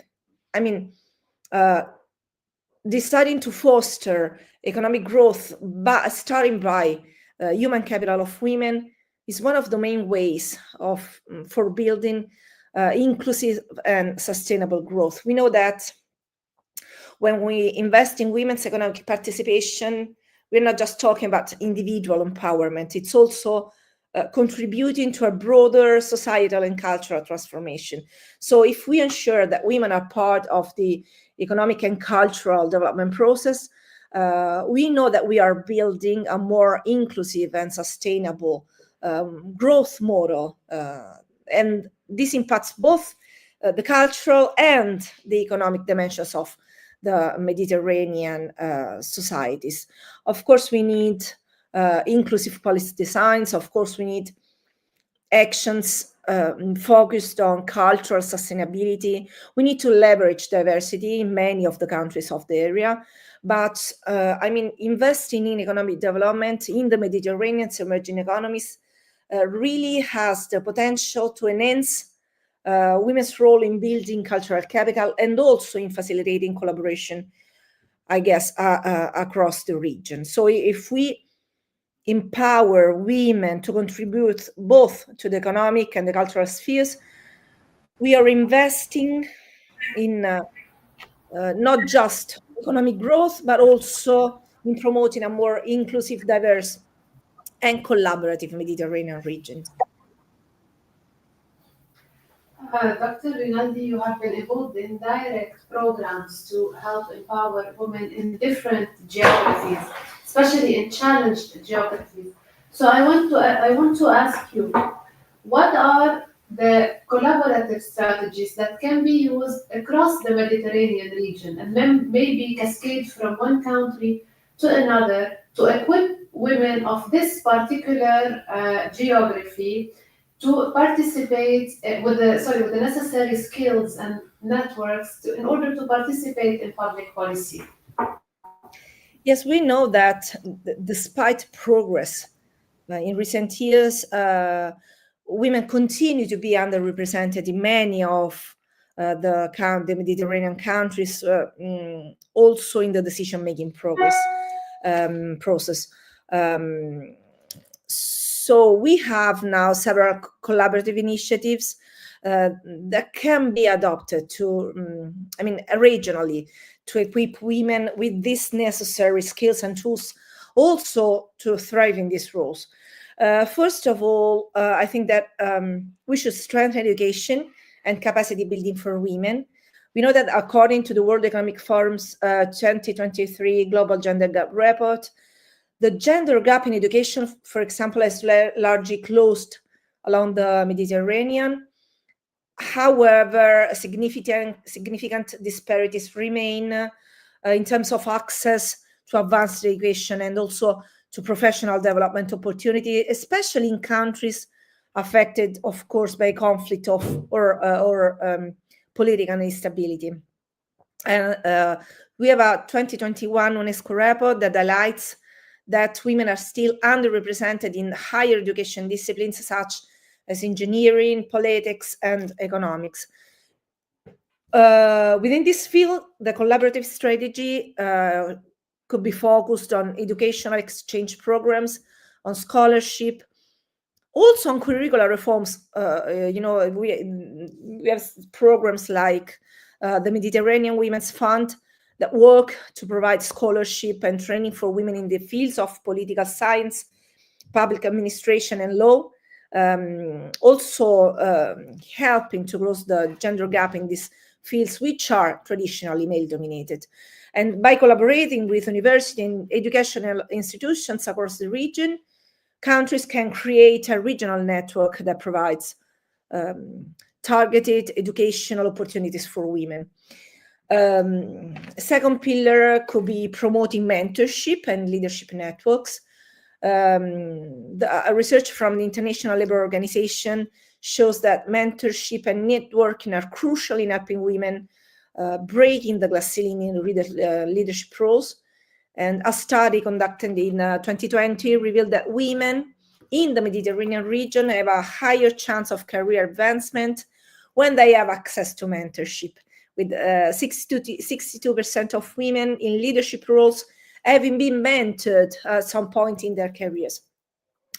In this field, the collaborative strategy could be creating regional mentorship programs where experienced women leaders mentor can really help emerging the new talents. And platforms like the Mediterranean Women Leaders Network can serve a model for building collaborative mentorship initiative. And also, I think this initiative could include cross-border collaborations between NGOs, governmental agencies, international organizations, providing both formal and informal avenues for women to learn from one another and gain confidence to step into policymaking roles. Third pillar could be supporting legal and policy reforms for gender equality. The OECD gender policy report in 2022 shows that Mediterranean countries, including those in Southern Europe and North Africa, have made strides in improving gender equality in the workplace and political representation. And however, despite these improvements, women are still vastly underrepresented in political leadership. For instance, the Inter-Parliamentarian Union reported that as of 2022, women hold only 19% of parliamentary seats in North Africa and 30% in Southern Europe, far below the global average of 26%. The collaborative strategy could be regional collaboration on policy advocacy and legal reforms. For example, the Union for Mediterranean and the Euro-Mediterranean Partnership can play a central role, I think, in pushing for gender quotas and policies that promote women's political participation. And initiatives such as the Gender Equality in Public Administration project has shown that when governments commit to gender-responsive policy reforms, women's participation in public life increases. Just a couple of more suggestions. First one is strengthening the women's economic empowerment and financial inclusion, which is crucial. The World Bank's 2022 Gender Equality Report highlights that women in the Mediterranean region face higher barrier to credit access and also to economic participation. So female labor force participation remains lower than that of men, especially in countries like Egypt, Morocco, and where the rate for women is under 25%, also in Italy is under 17%. And financial independence is a key driver for women's political empowerment, economic empowerment, as women with greater economic power and economic resources are also more likely to be involved in political making process. The collaborative strategy could be building economic empowerment programs for women across the Mediterranean. Initiatives like the MEDUP program in Tunisia, which provides financial literacy and business development trainings to women entrepreneurs, can be scaled also regionally. And the last one is enhancing digital skills and technology access. 2023 UN report, the UN Women report, shows that women in the Mediterranean region are significantly underrepresented in the digital economy. Women are less likely to have access to digital skills training, which limits their opportunity for leadership roles in the technology and policy sector. So, for instance, in southern Mediterranean countries, women make up only 22% of the tech force, with a significant gap in digital literacy rates between urban and rural women. So, in this case, the collaborative strategy, probably one of the most transformative regional strategies, could be focused on digital literacy and tech-focused leadership programs. For example, the Mediterranean Digital Skills Network that can partner with global tech companies, or also programs such as Girls in the ICT Day, or the programs by the International Telecommunication Union. They can help ensuring that women are equipped to take leadership roles in the digital transformation also of governance. Working nationally and regionally is very important, and working synergically between international organizations and local authorities is also very important in order to promote and empower women to participate more, whether it's in the public sphere or in the cultural capital. I want to thank you for your contribution to the panel. We will be taking the same topics to Dr. Manal Abdsamad Najat to get actually the same experience and views, but from the other side of the Mediterranean. Thank you so much, Dr. Azura. So, thank you. Okay. Thank you for your contribution. So now I will go to Dr. Manal Abdsamad, which is former minister in Lebanon. I've already introduced to get the other perspective from the East Mediterranean and the Middle East on the matter of culture and empowerment. My first question to you, Dr. Manal, is what do you believe are the key areas or disciplines of collaboration between Mediterranean countries that can contribute to higher levels of cultural capital sharing while maintaining our separate and different entity in that part of the world? Thank you, Patricia, for the kind invitation to this interesting panel, and definitely it's very insightful question. I try to stay within the 5-minute time frame allocated for this question. As you know, it's widely acknowledged by that the Mediterranean is more than just a geographical region. It's a living mosaic of history, culture, and innovation. Italy, in particular, where the forum is hosted now, has always been a beacon of cultural preservation and innovation.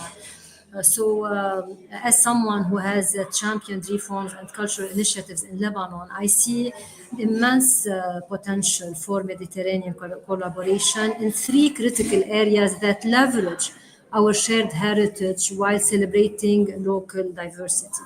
So first, I can say media and digital platforms. During my time as Minister of Information in Lebanon, I spearheaded the digitization of our national audiovisual archives, preserving cultural treasures for future generations. So this project underscores how technology can bridge cultural divides. I had the privilege here of collaborating with the Institut National de l'Audiovisuel, INA, in France, to digitize Lebanon's national audiovisual archives. And really, this project, it wasn't about preserving the past only, it was about creating an accessible bridge between Lebanon's cultural memory and the future generations. I think a similar model could be expanded across the Mediterranean with countries sharing expertise and resources. Let's take the example of France. France's advanced techniques in archival preservations, Italy's leadership in heritage restoration, and Lebanon, even with our rich storytelling traditions, could come together to create a regional digital platform. So I think supported by international organizations like UNESCO, like the UAE, this platform could showcase Mediterranean music, films, and oral histories by highlighting our shared narratives while celebrating local diversity. So this is the first area. If you go to the second area or the key area of collaboration, I can say the sustainable tourism as a cultural bridge. Tourism, in the Mediterranean is more also than just an industry. It is a way of experiencing and celebrating cultures. So when I promote Lebanon's historical sites, I saw how they could drive economic growth while fostering pride in local heritage. Let's, for example, imagine a Mediterranean cultural route that connects the Phoenician ports of Lebanon, such as Byblos or Sidon, with the Roman ruins of Italy and the medieval architecture of southern France. This, I think, could, such kind of initiative supported by the World Bank, by the Union for the Mediterranean, could create a sustainable tourism model that benefits local communities while preserving their cultural identity. We can, for example, have a, oh, excuse me, I think here we had, we can, for example, I think, can you put on, oh, excuse me. I'm not at home. This is why I didn't control the electricity. So I was saying, giving an example about joint marketing campaigns by Mediterranean countries. This could attract, for example, global tourists, positioning the region as a unified. I believe it is in education and cross-cultural knowledge exchange. We know very well that education is a cornerstone of collaboration. And also as during my tenure as minister and through my work with the UNDP on capacity building programs in Lebanon, I've seen how empowering individuals can lead to systemic change. Mediterranean countries can partner to create this cross-border educational programs focused on governance, innovation, and cultural preservation. Also, I can here give the example of France. France has a history of supporting educational exchanges in Lebanon and expanding programs like Erasmus Plus to focus specifically on Mediterranean countries could allow students and professionals to exchange knowledge on topics like climate adaptation, in heritage, or in how to preserve this heritage that we have, or the use, for example, of AI, the hot topic that we have. We can use it also in cultural digitization. Such initiatives would build a network of cultural ambassadors who definitely understand and respect both local and regional entities. So finally, to look ahead, I can say that collaboration in these areas, media, sustainability, tourism, and education, supported by international organizations like UNESCO, the UAE, and the World Bank, will strengthen cultural capacity and will definitely build a resilient Mediterranean community. Thank you. Thank you so much for this insight into sharing and preservation. There's a lot of projects that you did address that I didn't know happened in Lebanon, like the attempt to preserve our archives, which is something that I would love to see later on. Now I want to move to a part of your personal experience as a former minister. Sorry if I enter, but our guest from Armenia have a problem and ask if can enter in the topic because have to leave us. So if the minister can wait us, we jump 1 second to our guest, the Vice Minister of Environment of Armenia, and we come back to her. Is it fine? Okay, I have no problem. It's not a problem, madam. Yes, no worries. Thank you. Thank you. So in this case, still within the spirit of the same topic, I will go to Dr. Gayam Gabrielian, the Deputy Minister of Environment of the Republic of Armenia, who has already been present with us in panel 1. And now, coming in. I appreciate for having me, and I appreciate for giving me the floor. I'm so sorry, just because it is the time and we have too many meetings, and I just go out to join this very important discussion, empowering women and culture. And you know what? I just want to say to my previous speaker, thank you very much for mentioning these crucial insights about cultural and educational efforts that you are doing and supporting under UNESCO and UNICEF. I just want to mention several projects that we have done and we want to have in the future. Under the UNICEF, we have a large project under the schools for education and climate resilience that we provide for 463 schools. And we create formal and informal education topics and books and guides for teachers, both for students, to give them some opportunity to represent environmental issues for teenagers, and not only, also for middle school. But also it was very important and impactful, the training and books and guidance for teachers that we create, and training projects for teachers who then continue to give this education for their students. Yeah. The second thing that I want to mention that we are now trying to organize, this is under UNESCO, the cultural event, which will erase the crucial importance of environment and climate change. This will be under the Symphonic Orchestrum of Paris, mixed with Armenian Symphonic Orchestrum, that will bring also the women leaders from all over the world, who will be able to raise their voices to give one more time the attention of people to environmental issues that we face now. Because, as I used to say in my previous speak about investment finance and environment, water and diplomacy, the idea that we need to understand that environmental voices is not so visible and listen, like it's not so high for big bosses, and women environmental voices is much more worse, because women voices usually listen and heard like emotional. I am sure that women faces this sentence quite often, that you are talking very emotional, your speech is very emotional, and this has such a little sense of offend women, like you are not institutional, or your speech is not structured.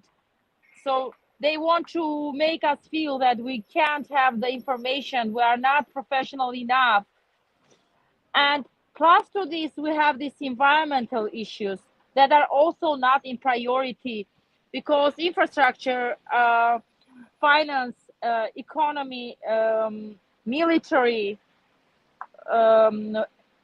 okay, then maybe social things like healthcare and education is the priority, but the environment always in the last place. And if you have leader environmental women, so you can imagine how far you are from priority. For me, this is very important to mention. That's why I think this is very topic thing, that leader women like World Bank and IMF that lead by women now will make attention more about culture, environmental things. This is what I want to say from my side. I really appreciate to raise this topic and to come together all these people who have speeches and very interesting introductions today. I hope to see you face to face very soon, maybe in Italy or in Armenia or in Lebanon. But I hope to see you all and to be welcome to your country too. Thank you very much for this opportunity. Thank you so much, Dr. Zahir. Effectively, through your contribution, even before I asked the question, you answered both of my questions on why women are contributing the most, and women leaders in male-dominated industries, in male-dominated international organizations, where previously you would see more male leaders, but today women are rising to the challenge and actually occupying very high posts and places in the public space, like the women of this panel that I'm really proud to host and talk to. Thank you so much for your contribution. Thank you. I will let you go. I know you're Thank you going for back invitation. to, Thank you for having me. Thank you, Doctor. So I will, may I go back to my guest, Dr. Manal from Lebanon, please? Thank you so much for your patience, because we had to accommodate this time. No, it's fine. So now I want to go to your specific experience. Dr. Manal, you're one of the women leaders in Lebanon, and we do not have many. And you're a woman in a male-dominated space, whether in finance, in taxes, in the IMF, in the public policy in Lebanon, where we are really underrepresented. And we're proud of you. By the way, you were such a good example about women for Lebanon. So from this experience that you have gone through, whether in public policy or in male-dominated international organizations or male-dominated industries like finance, can you tell us about the potential of women of Lebanon and the challenges they are facing when they are in your shoes in this kind of positions? Yes, thank you for raising such an important topic. Definitely in our patriarchal society, women in the Mediterranean are not only participants in history. I believe they are change makers. They are trailblazers of it.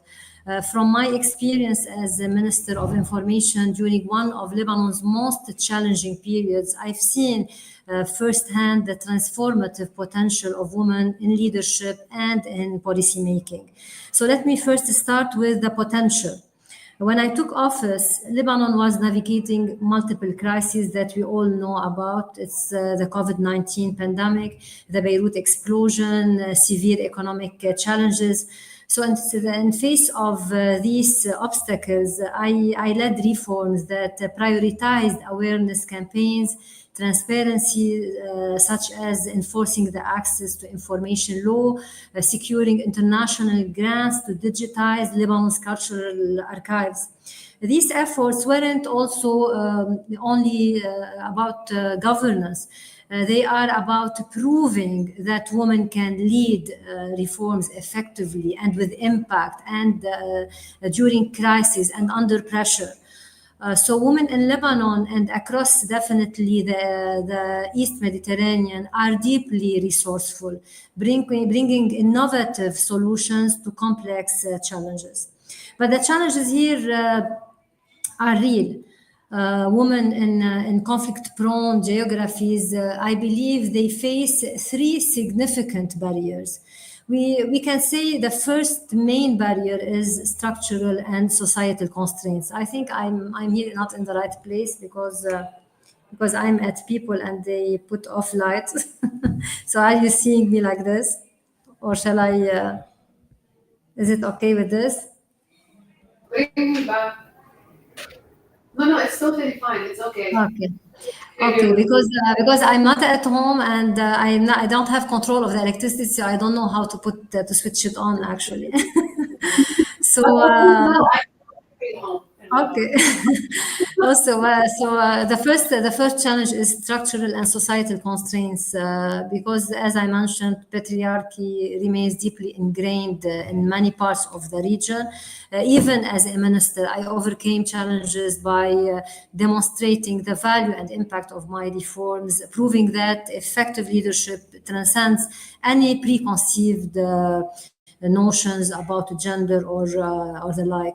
So these societal norms limit women's access to decision-making roles and definitely create unnecessary hurdles. The second constraint, in my belief, is a conflict and instability, because in regions like Lebanon, political and economic crises, like we already witnessed, often divert resources away from gender equality initiatives. We have more priorities, or let's say other first level agendas or priorities. So here, women are disproportionately affected by these challenges, which definitely hinder their ability to rise to leadership positions. And the third constraint or challenge, I believe, is the lack of opportunities for capacity building and mentorship. Women often lack access to the networks and skills needed to navigate leadership roles. And this is not due to a lack of capacity, definitely, but rather it's a systemic barrier that prevent their advancement. So the question is, how do we overcome these challenges? Definitely, we can overcome these challenges by international collaboration, the main topic of this forum. International collaboration has already proven its value, and let's take the example of UN Women Initiatives, or the EU support for gender quotas, or World Bank funding for women-focused groups or programs. This have created a pathways for women to contribute meaningfully, and definitely we need to go further with such initiatives. First, the mentorship and leadership programs. We need a Mediterranean Women's Leadership Academy, for example, supported by organizations like the Bretton Woods organizations or the Union for the Mediterranean. These platforms could provide women with skills, with knowledge, with networks that they all need to thrive in public policy making and governance.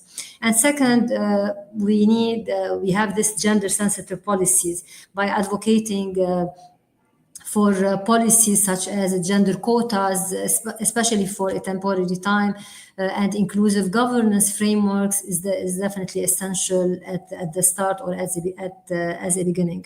And these policies definitely can ensure that women have a seat at the table, especially in conflict-prone geographies where their voices are often excluded. And third, and finally, we need this economic empowerment, as my colleague mentioned.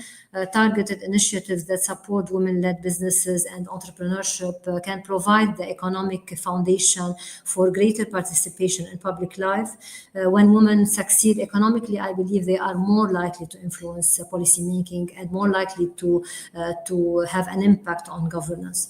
So I can say in a word that women in the Mediterranean region are a force of resilience and transformation. My own journey as a minister proves that with determination and the right support, women can overcome even the most entrenched barriers. And it's time for us to invest in their potential, not for the benefit only, but for the prosperity and for the stability of the entire Mediterranean region. Thank you. Honestly, I could have ended this panel on a better note than you have just did. So I will leave it at that. I will take your conclusion as mine because I completely second you and agree to every word you just said. I want to thank you, and I want to thank the rest of my guests, and also Sprayuna for this speech she sent us. And I really hope in the future to see more leaders like you ladies on board everywhere until we reach true equity and until the world reckon with us as a force to drive the world forward. Thank you so much, and we move to panel 5. Thank you so much. Thank you, Patricia.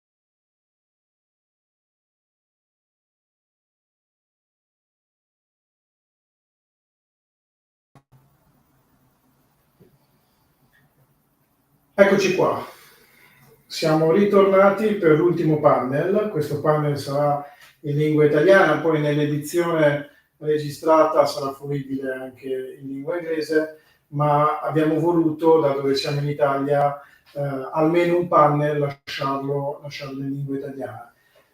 Io sono onorato di avere questi ospiti, che sono degli ospiti veramente importanti, come tutti quelli che hanno fatto parte di questa kermesse di questo Mediterranean Day, quindi ringrazio comunque tutti. Il panel di adesso è un panel a cui io tengo particolarmente perché nasce da una chiacchierata fatta con il premio Nobel per la pace Lech Wałęsa nel 2021, nella quale si discuteva non tanto l'Europa in quanto problematiche europee, ma quanto fosse importante ragionare su un allargamento dell'Europa verso il Mediterraneo. Quindi il titolo di questo panel è Enlargement of Europe to the Mediterranean, a Possible Choice. Quindi l'allargamento dell'Europa al Mediterraneo è una possibile scelta.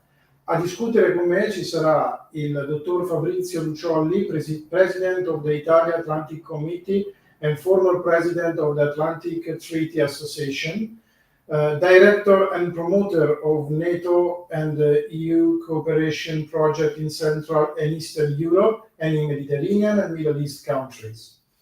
Paolo Borchia, membro del Parlamento Europeo, on Industry, Research and Energy, Delegation for Relation with Mercosur, Member Substitute Delegation to the Parliamentary Assembly of the Union for the Mediterranean.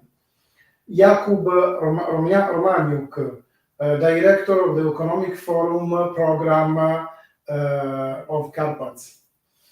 Eugenio Ferrari, President Assoletti PMI. So, bene. Diciamo, parliamo in italiano, come abbiamo detto. Per primo mi preme introdurre il dottor Fabrizio Luciolli. Buongiorno dottore.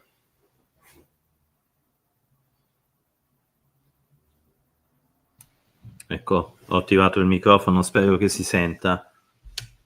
Perfettamente. Intanto grazie di aver trovato tempo per noi. So che ha una tempistica abbastanza stretta, quindi cercherò di essere veloce e insomma, la ringrazio ancora per aver trovato tempo per noi. Il tema è abbastanza chiaro. La prima domanda che mi viene da porle è se è possibile pensare a un allargamento dell'Europa al Mediterraneo, quindi a un'area più allargata. Allora, innanzitutto veramente vi ringrazio di cuore, innanzitutto per questa eccellente iniziativa in cui siete riusciti a mettere, ho visto il programma che avete coordinato, gli argomenti più concreti, diciamo, al di là di quelli che sono politici strategici, e va appunto sul business, sul commercio, eccetera, che poi è uno degli elementi fondamentali di quella triade: sicurezza, economia, sviluppo economico e sociale e rispetto delle regole del diritto, che tutte e tre insieme sono quelle che poi ci danno la stabilità, e soprattutto in una regione come nel Mediterraneo oggi vediamo che sono appunto degli aspetti cruciali sui quali si combatte. E quando parliamo di Mediterraneo e di Europa, in effetti siamo già integrati, e io vorrei anche dire che nella situazione attuale il futuro dell'Europa si gioca nel Mediterraneo, e col futuro dell'Europa si gioca anche quello delle organizzazioni multilaterali come l'Unione Europea, come la NATO, come il ruolo delle Nazioni Unite, ma anche della Unione Africana piuttosto che della Lega Araba, nel senso che vi è una complessità di temi e di problemi, voi appunto ne toccate quelli fra i più rilevanti, che nessuna organizzazione, paese, Stato o la stessa Unione Europea da sola può essere in grado di affrontare. Uno per tutti, quello dei fenomeni migratori, del cambiamento climatico e così via. Sono temi che richiedono per esempio un intervento molto più importante di quanto non avvenga fino al giorno d'oggi delle Nazioni Unite o di altri organismi internazionali, organizzazioni internazionali. Ma per non sfuggire alla sua domanda, io direi che guardavo per esempio ai dati di quello che è gli scambi commerciali fra le due sponde del Mediterraneo, e parliamo nel 2023 di 250 miliardi, sono equamente anche ripartiti, diciamo, tra import-export fra le due fasi, e già questo fa capire quanto sia importante l'integrazione e lo sviluppo insieme di questo, appunto, dello sviluppo economico e sociale. È il futuro delle nostre aziende, ma anche lo sviluppo economico e sociale di quella sponda del Mediterraneo.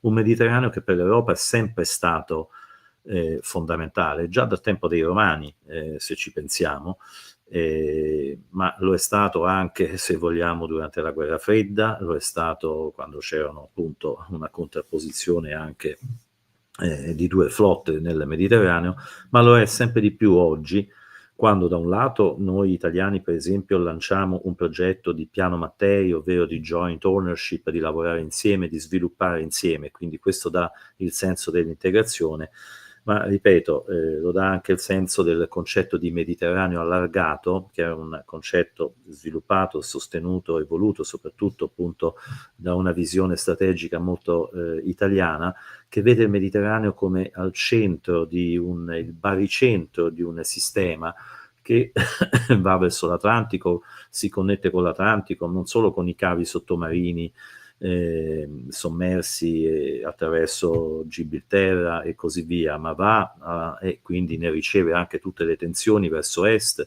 attraverso Dardanelli e Mar Nero, e si proietta fino all'Indo-Pacifico, quando pensiamo che cosa transita attraverso il canale di Suez, dove abbiamo interessi cinesi, dove si scontrano appunto tensioni di vario tipo. E quindi, come vedete, tornando dove dicevo, a quello che accennavo prima, i problemi della sicurezza, i problemi economici, sociali e quelli del rispetto del diritto sono sostanzialmente una triade fondamentale per dare stabilità a questa regione. È una regione che, chiudo, è integrata già con l'Europa, ma in maniera forse richiede che questa integrazione avvenga in maniera più coerente, più strutturata. Non si tratta tanto di un allargamento, ma quanto di un rafforzamento di questa partnership strategica, economica, che c'è fra le due sponde, che deve essere molto più efficace di quanto non sia stata fino ad oggi. Non voglio adesso citare i temi del MEDA 1, del MEDA 2, ma certo è che questa struttura di partenariato ha cominciato a delinearsi già col cosiddetto processo di Barcellona nel 1995, ma io ricordo, nel senso che sono giovane da un po' più di tempo di voi, che 10 anni dopo, nel 2005, quando si doveva celebrare il decennale di questo processo di Barcellona, gli unici due capi di Stato che andarono a Barcellona erano, se non sbaglio, il presidente turco e Gheddafi. Questo dava il senso di quanto non fosse effettivamente efficace. Da lì nacque poi, qualche anno dopo, nel 2008, l'Unione per il Mediterraneo, e c'è una policy di vicinato dell'Unione Europea su molti temi. Ecco, io credo che occorra avvicinare ancora di più questi programmi insieme a quelli che in altri ambiti vengono svolti dai programmi di sviluppo, United Nations Development Program, per esempio, piuttosto che quelli dell'OSCE, che ha anche lei una dimensione mediterranea, e piuttosto che alcuni programmi di training, di sviluppo di sicurezza, che possono essere portati alle forze locali anche dalla NATO.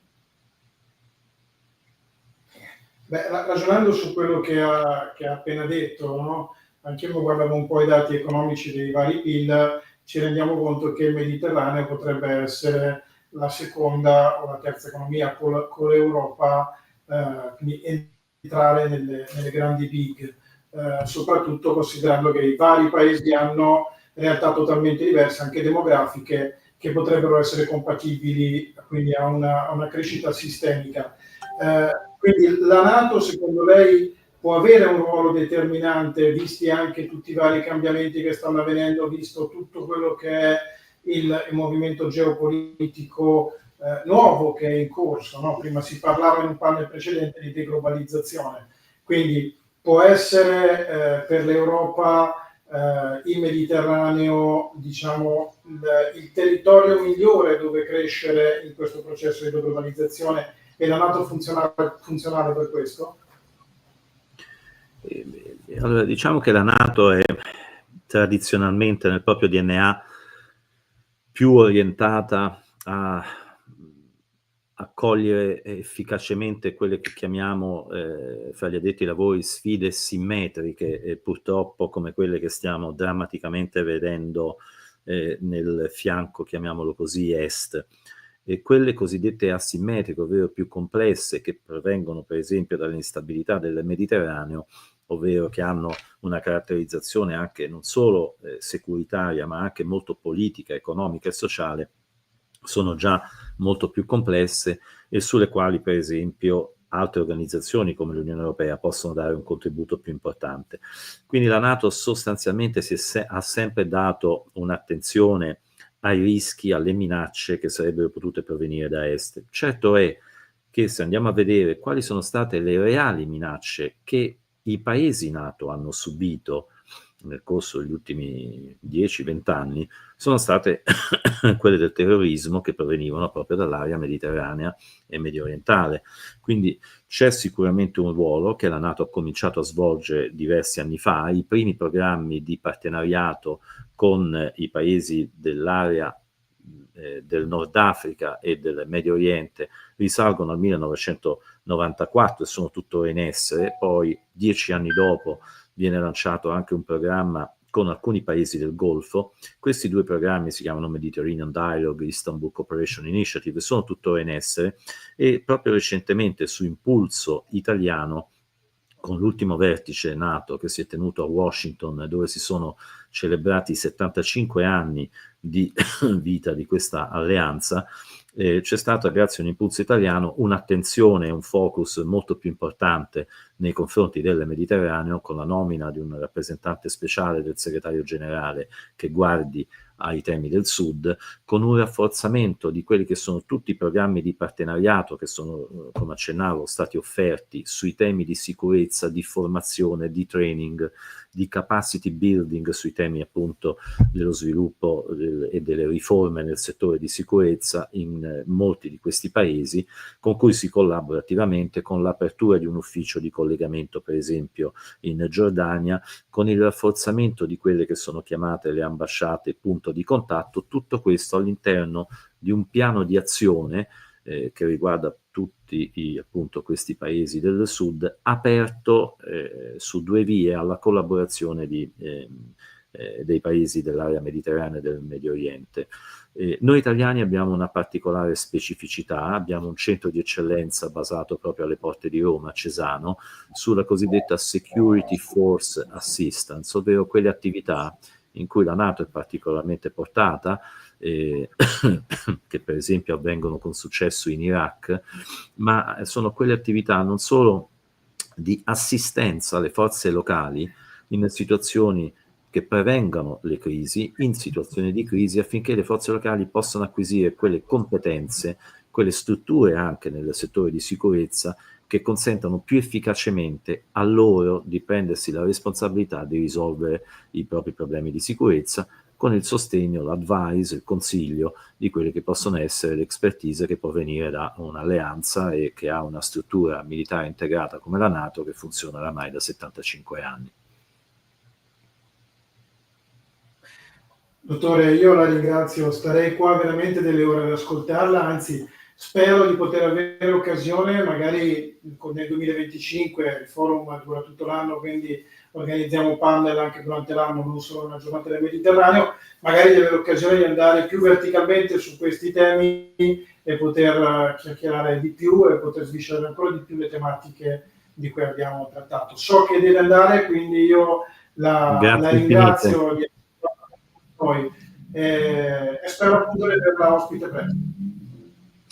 Grazie infinite ancora, è stata un'ottima occasione, bellissima, eccezionale programma, e ancora grazie, sempre a disposizione.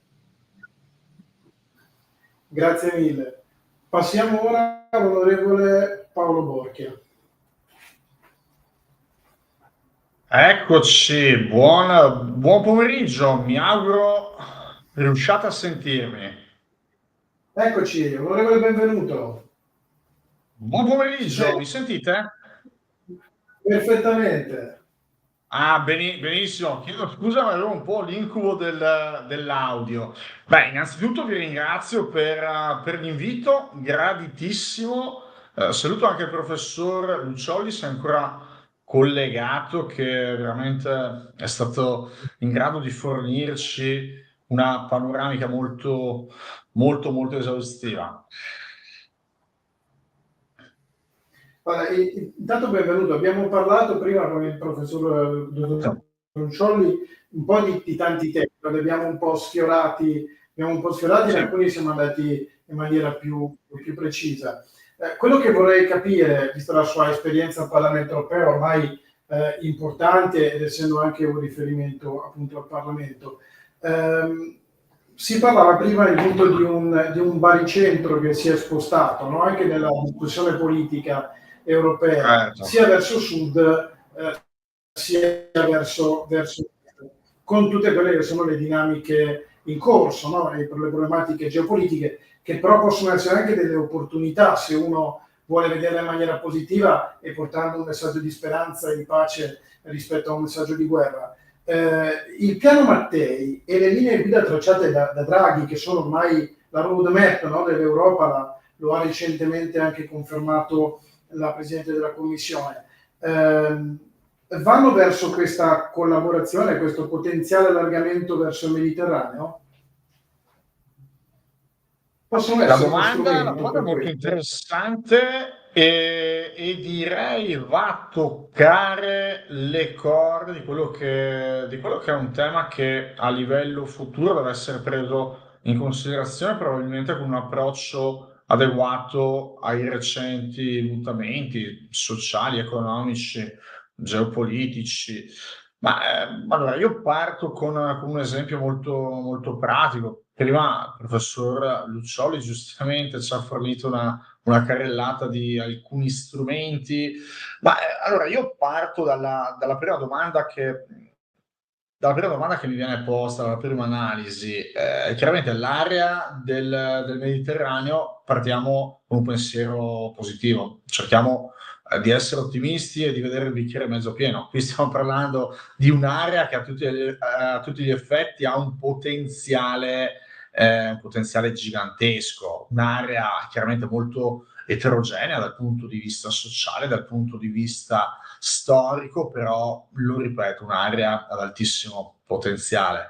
Piano Mattei chiaramente parte da un presupposto che appunto, lo ripeto, è di potenziale per quanto riguarda ad esempio la generazione di energia da rinnovabili. Con il Power EU l'Unione Europea si pone degli obiettivi ambiziosi, qualcuno dice eccessivamente ambiziosi, qualcuno dice ambiziosi in termini realistici per quanto riguarda l'affrancamento dalle fonti fossili. Chiaramente se noi iniziamo a fare una valutazione, ad esempio, sul fotovoltaico, sulla capacità di generazione di idrogeno verde, quindi idrogeno prodotto da fonti rinnovabili, probabilmente l'area del Mediterraneo sponda sud rappresenta una delle aree migliori dal punto di vista globale per la generazione di questo tipo di energie che danno la possibilità da un lato in prospettiva futura all'Europa di soddisfare parte del suo fabbisogno, quindi andare in direzione di fornire un aiuto concreto alla manifattura europea, dall'altro lato ragionando invece in chiave prospettica verso sud, danno la possibilità ai paesi che si affacciano sul Mediterraneo di di sfruttare appieno il potenziale legato all'irradiazione solare per quanto riguarda la generazione da rinnovabili. Quindi da questo punto di vista è anche abbastanza particolare e singolare vedere in questi paesi che a tutti gli effetti sono caratterizzati da un consumo di energia fortemente legato alle fonti fossili, idrocarburi, quindi gas e petrolio, e chiaramente fa da un lato fa specie, ma fa specie in termini molto positivi dal mio punto di vista, che ci sia la possibilità per questi paesi di contribuire invece al contrario in chiave di decarbonizzazione. Ecco, io io prima citavo questa carrellata di programmi che il professor Luccioli ci ha messo a disposizione. Io mi permetto anche di citare un esempio pratico, un esempio concreto che è rappresentato da prima acronimo the Program for Research and Innovation in the Mediterranean Area.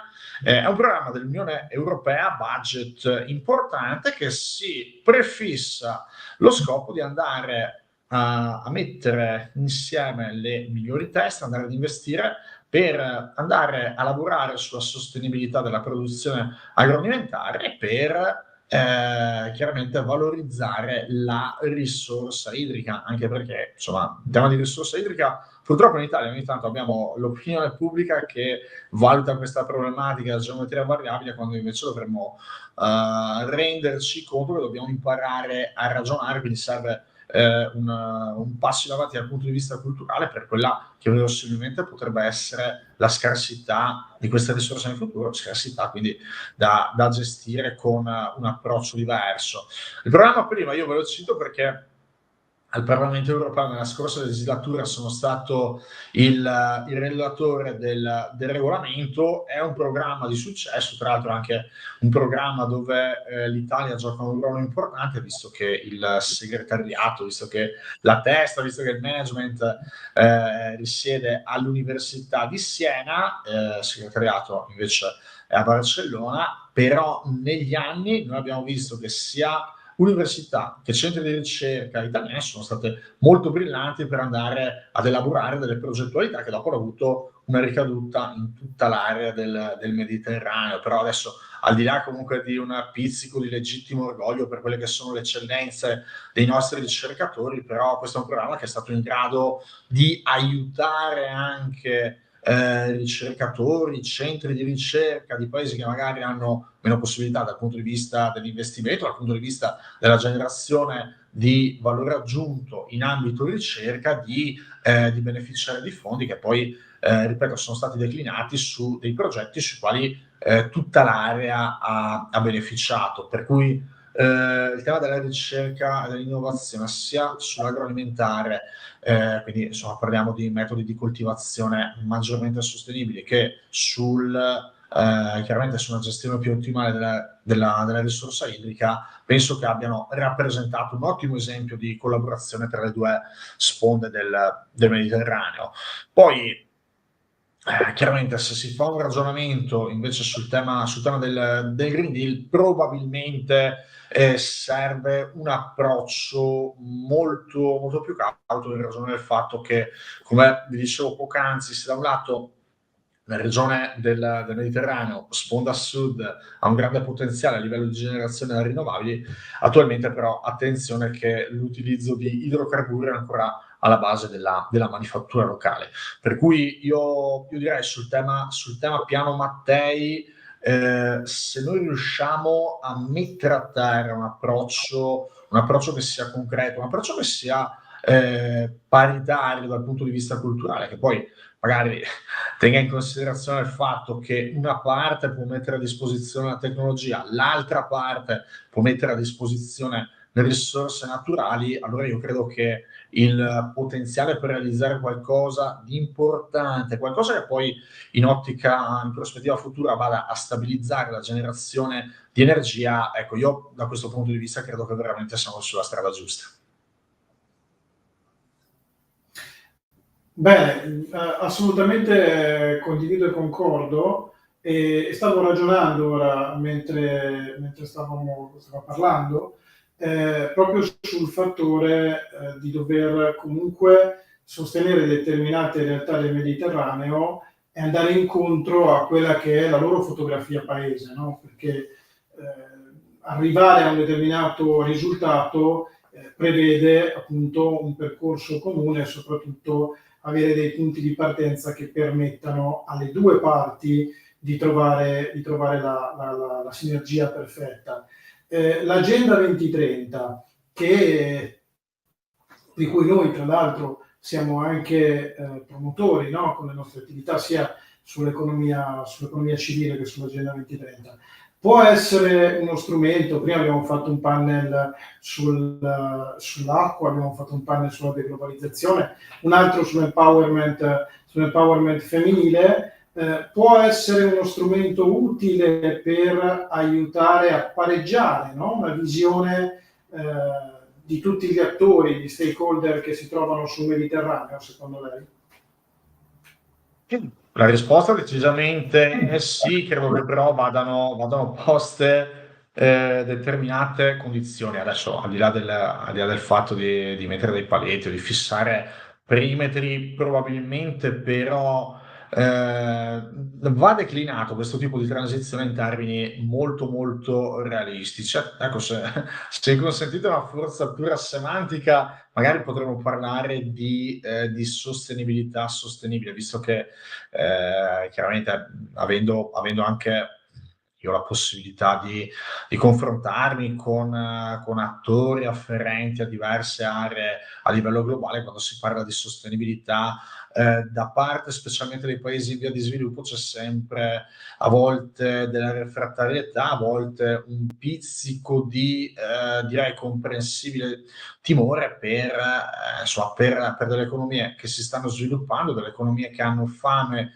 di energia, delle economie per le quali a volte magari la fonte energetica maggiormente disponibile, maggiormente economica, non è quella a più basso tenore di emissioni. Per cui da questo punto di vista è giusto che l'Agenda 2030 rappresenti un faro, però contestualmente attenzione, perché io so che va molto di moda la frase non lasciare indietro nessuno, concetto ovviamente più che condivisibile, è un concetto che deve essere un faro se veramente abbiamo lo sviluppo, però contestualmente attenzione a non essere troppo zelanti e comunque a consentire che queste politiche abbiano una propria gradualità, abbiano la possibilità comunque di essere veramente alla portata di tutti. Poi chiaramente se facciamo un ragionamento a livello di governance dei paesi della sponda sud del Mediterraneo, sempre io cerco sempre di fare esempi legati all'energia, perché chiaramente energia significa quotidianità e poi rappresenta anche l'ambito sul quale sono maggiormente attivo a livello legislativo. Però, come vi stavo anticipando, i paesi della sponda sud del Mediterraneo non possiedono ad oggi un mercato integrato dell'energia, per cui bisogna anche fare i conti con una pluralità di contesti differenti, bisogna anche fare i conti magari con delle esigenze diverse che poi non necessariamente vanno a collimare. Chiaramente per quanto riguarda... Se posso, un'ultima domanda, perché proprio sulla questione dell'energia, no, il piano Mattei, scusi se l'ho interrotta, ma secondo me è un punto importante. Vista la sua esperienza, visto tutto quello che ha fatto in questi anni e anche quello che lei tocca con mano ogni giorno, il piano Mattei è sufficientemente recepito secondo lei dalle imprese italiane come opportunità? C'è un movimento proattivo per mettere a terra progetti appunto verso l'Africa, o comunque sia, si parla anche di allargamento verso il Medio Oriente del piano Mattei. Per esperienza personale, perché è un approccio un po' diverso rispetto alle altre misure che sono state fatte fino ad oggi, no? E quindi proprio nell'ambito dell'energia, volevo capire se il termometro dava un indice positivo da parte delle imprese, insomma. Ma rispetto alla domanda precedente, per la quale avevo dato una risposta netta, qui a mio modo di vedere la risposta va smussata, nel senso che io credo che specialmente dopo l'aggressione della Russia all'Ucraina ci sia stato, dal punto di vista non soltanto degli addetti ai lavori, non soltanto dal punto di vista degli imprenditori o dei consumatori, ma proprio a livello di opinione pubblica generale, sia nel nostro paese che in Europa, ma soprattutto nel nostro paese, perché purtroppo, piaccia o non piaccia, qui ci sono tra le bollette più alte d'Europa, però io credo che ci sia stata una presa di coscienza che abbiamo un grosso problema legato all'energia. Chiaramente tutti i pacchetti sanzionatori combinati dal Consiglio europeo alla Federazione Russa hanno posto nuove sfide, nuovi obiettivi da conseguire che non prevedono i fornitori tradizionali, i fornitori che negli anni si sono dimostrati affidabili e a buon mercato. Poi chiaramente quando scoppia un conflitto un organismo multilaterale ha alcuni strumenti a disposizione. Se si va ad escludere lo strumento bellico, poi resta lo strumento, ad esempio, delle sanzioni. Poi chiaramente il contenitore, lo spazio di discussione di oggi credo che esuli da quello che può essere un dibattito sull'efficacia o meno delle sanzioni, però da questo punto di vista, e qui arrivo a rispondere alla domanda, io credo che ci sia a livello di opinione pubblica una consapevolezza che però in questa fase debba ancora maturare, nel senso che c'è l'idea di un obiettivo, c'è l'idea di un potenziale, però come sempre tutti i potenziali vanno declinati in termini molto molto pratici, per cui io veramente credo che non parlo di praterie, però per il futuro ci sono degli spazi molto importanti e personalmente io credo che nell'ambito delle relazioni euro-mediterranee il tema della cooperazione sulle politiche energetiche possa veramente rappresentare uno dei primi campi sui quali puoi andare ad ottenere dei risultati tangibili, risultati concreti, ma soprattutto dei risultati che poi vadano comunque a creare delle condizioni di reciproca soddisfazione per ambo le sponde, anche perché chiaramente noi abbiamo visto come negli ultimi anni il tema dei fenomeni migratori sia strettamente legato a una pluralità di ragioni, però chiaramente se noi pensiamo di governare un fenomeno di questo tipo senza prima cercare di creare delle condizioni di un certo livello per quanto riguarda i paesi della sponda sud del Mediterraneo, penso che veramente siamo fuori strada e soprattutto perdiamo una grossa opportunità. Poi su questo tema dei flussi migratori avrei anche piacere di poter magari andare in un altro panel più avanti in maniera verticale, ma anche sul tema dell'energia, perché ecco, ne avrei veramente piacere e anzi ringrazio per il tempo che ci sta dedicando e ci ha dato e anche per tutto il supporto che ci ha dato nell'organizzazione. Quindi io la ringrazio veramente, la lascio tornare all'attività perché so che siete in movimento continuo e passerei al dottor Jacopo Romiano. Grazie onorevole.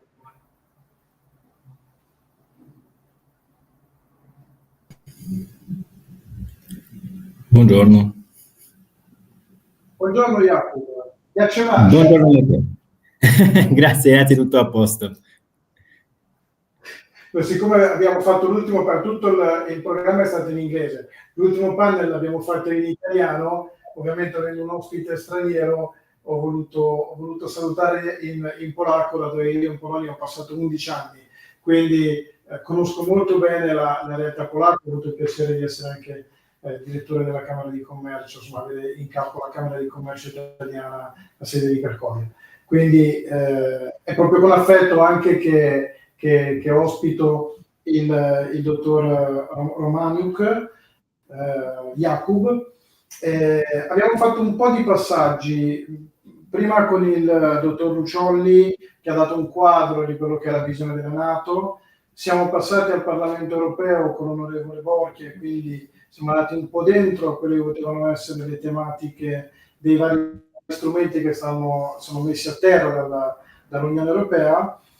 La mia domanda è: la Polonia e l'Est Europa è cresciuto moltissimo nell'ambito manifatturiero, nell'ambito industriale, è una realtà molto forte e molto importante, determinante su tutte quelle che sono anche le dinamiche economiche, di logistica e di economia. Quindi mi chiedevo dalla prospettiva del forum economico, quindi voi avete un po' il termometro di tutto quello che sono gli andamenti dell'economia. Un allargamento dell'Europa al Mediterraneo, quindi un'area EUROMED molto più forte, no? Come può impattare sull'economia dell'Est Europa? Sì, grazie mille per questa domanda, soprattutto grazie per l'invito, è un grande piacere poter essere qui oggi con voi. Vado subito a rispondere alla domanda. Noi siamo ovviamente, come polacchi, siamo già 20 anni nell'Unione Europea, quindi siamo orgogliosi di essere dell'Unione Europea, di fare parte di un progetto vincente, secondo noi, perché come hai detto tu, Matteo, l'industria polacca è cresciuta veramente moltissimo grazie all'Unione Europea, grazie all'apertura degli altri nuovi mercati, anche le possibilità per i nostri lavoratori polacchi negli altri paesi europei. E secondo me l'allargamento dell'Unione Europea ai paesi del Mediterraneo deve essere sempre vista come un effetto positivo anche per l'Est Europa. Noi come Polonia siamo sempre in crescita, in una crescita economica, quindi speriamo anche di poter avere la possibilità di aprire i nuovi mercati stranieri, anche grazie alla regione del Mediterraneo, di avere più possibilità di esportare i nostri prodotti. Ovviamente adesso noi esportiamo soprattutto ai paesi, quelli più vicini nell'Unione Europea, anche agli Stati Uniti, però siamo sempre aperti per i nuovi mercati. Noi siamo anche adesso presenti nel Medio Oriente, ad esempio con i prodotti tipo grano, altri prodotti alimentari, prodotti dell'industria automobilistica, carri ferroviari oppure anche yacht. Noi siamo, nessuno probabilmente lo sa, però Polonia è il secondo produttore al mondo del yacht, quindi anche questa possibilità di poter esportare qualche prodotto di yacht alla regione del Mediterraneo potrà aiutare tanto la nostra industria. Questo è il primo punto, direi. Il secondo è quello che anche l'allargamento ai paesi del Mediterraneo potrebbe essere anche un influsso, anche qualcosa che può dare a noi qui in Polonia, anche dell'Est Europa. Quindi questo potrebbe significare anche un influsso del manodopera da altri paesi, dai nuovi paesi che potranno essere interessati anche ad andare in Polonia. Ovviamente, prima di tutto, ognuno vuole andare nei paesi con una grande economia come Italia, Francia e Germania, però anche in Polonia abbiamo tantissimi lavoratori stranieri negli ultimi anni, quindi stiamo diventando una forza economica che potrà essere un punto di riferimento anche in questa parte del continente. Poi anche secondo me il flusso di questi lavoratori nei mercati europei da altri extra europei potrà significare magari una soluzione per il problema demografico che abbiamo qui in Europa, soprattutto anche nei nostri paesi dell'Est Europa, ma lo vediamo dappertutto. Poi quando apriamo anche il nostro mercato europeo per i nuovi mercati fuori europei, possiamo anche alzare la competitività interna, però anche esterna dell'Unione Europea, grazie alla quale possiamo magari diventare una forza che sarà alla quale sarà più facile, diciamo, essere su questo livello che Cina, che adesso vuole, diciamo, prendere tutto il mercato sul mondo.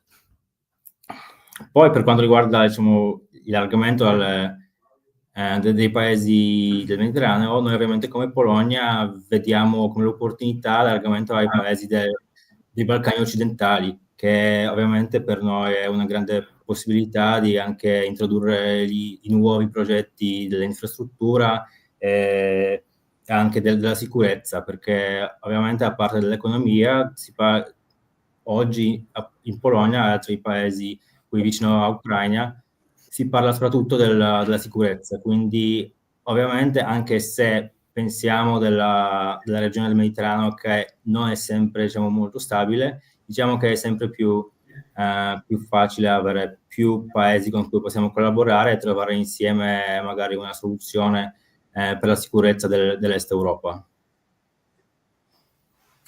Su questo tema mi veniva la seconda domanda: qual è la visione proprio del forum economico rispetto ai cambiamenti geopolitici in corso, no? Quindi noi abbiamo ovviamente un focolaio di guerra ai confini dell'Europa, quindi ai confini della Polonia, e abbiamo un focolaio di guerra ovviamente in Medio Oriente. Però in questa ottica, andando verso speriamo un processo di pace, insomma, è un'opportunità, il forum lo vede come un'opportunità, lo vede come una sfida, lo vede come una capacità di crescita. Ecco, questa è un po' la mia domanda, insomma. Visto che speriamo andiamo verso un processo, si possa andare verso un processo di pace. Sì, certo, diciamo che quest'anno durante il forum che abbiamo organizzato 2 mesi fa abbiamo parlato soprattutto della sicurezza, quindi anche se parliamo dell'economia, delle questioni sociali, di tutto questo, anche di politica, prima di tutto viene adesso la sicurezza. Quindi la minaccia russa è sempre, diciamo, reale, quindi noi in Polonia siamo sempre, diciamo, in stato di sicurezza di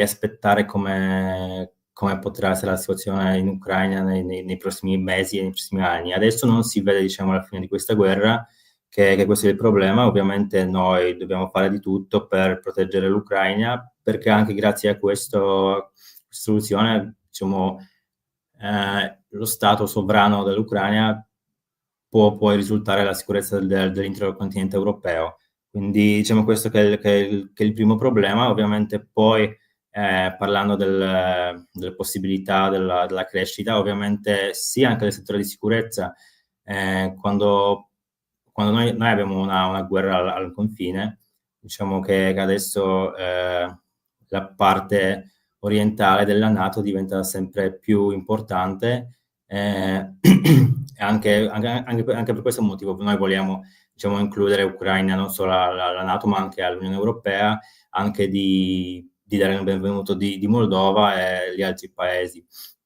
dell'Europa, diciamo, dell'est e dell'Europa settentrionale. Quindi diciamo che quella è la prima minaccia la minaccia russa è una prima, diciamo, il primo punto quando si parla anche nei giornali, nei telegiornali, quasi ogni giorno una relazione della guerra. Quindi diciamo che guerra negli ultimi 2 anni ha avuto un grande influsso su tutti i settori della nostra vita, anche sull'economia, ovviamente anche del settore energetico.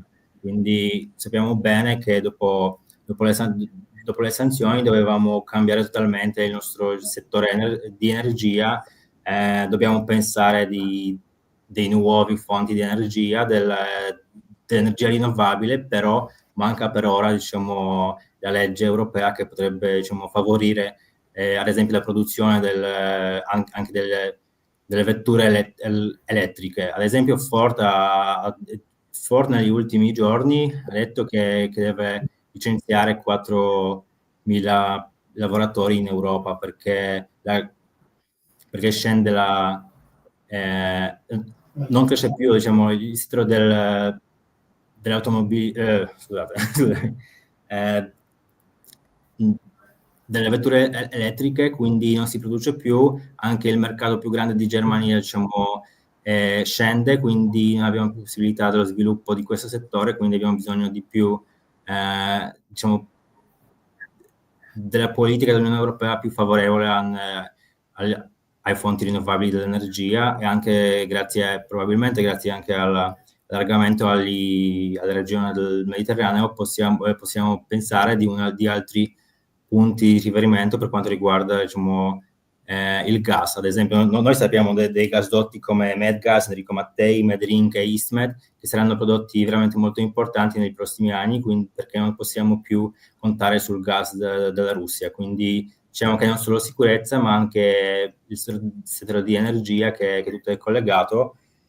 E poi anche abbiamo la questione delle elezioni presidenziali degli Stati Uniti, quindi non sappiamo più come farà la sua politica straniera Donald Trump, quindi ha già detto che tutti i paesi della NATO devono avere, diciamo, quello budget di difesa almeno al 4% della PIL, quindi Polonia adesso ha 4,12%, prossimo anno speriamo di avere 4,7% della PIL, quindi ci sono più domande, diciamo, da porre dopo le elezioni negli Stati Uniti, che per noi prima tutto, diciamo, la politica precedente significava, diciamo, il supporto continuo per l'Ucraina, quindi, diciamo, noi eravamo più sicuri qui in Polonia. Adesso vedremo come andrà tutto nell'anno prossimo.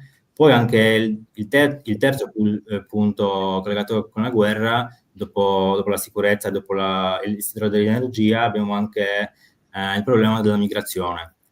Dopo la guerra abbiamo circa 6 milioni di rifugiati da Ucraina qui in Europa, da cui 1 milione è sempre qui in Polonia. Quindi anche per noi è stato un grande problema di poter proteggere queste persone, di poter, non so, dare la possibilità di lavoro, di casa, anche dell'aiuto sociale, anche integrazione con i polacchi, anche se siamo, diciamo, molto simili come polacchi in Ucraina, è anche un'altra, diciamo, un'altra sfida da affrontare qui, di poter anche convivere nello stesso paese di due nazioni, che anche nella precedenza, nei anni, diciamo, durante la storia, avevamo qualche conflitto anche fra noi, quindi, diciamo, tutto cambia, la situazione è molto dinamica, speriamo che la guerra finisca presto, però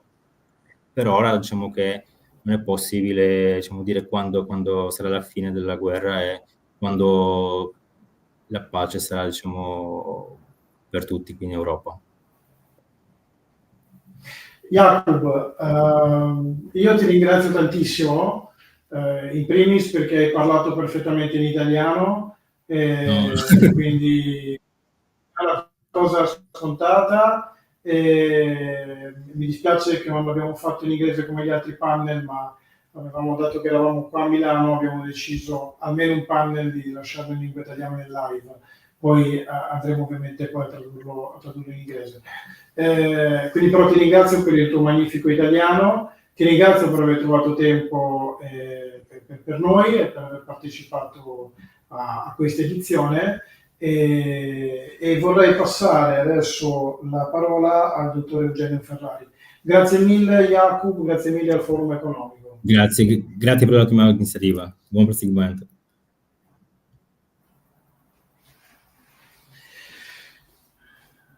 Allora, abbiamo parlato di tanti temi, siamo veramente mossi in questo panel, devo dire, tra geopolitica, economia, strategia, visione delle varie normative.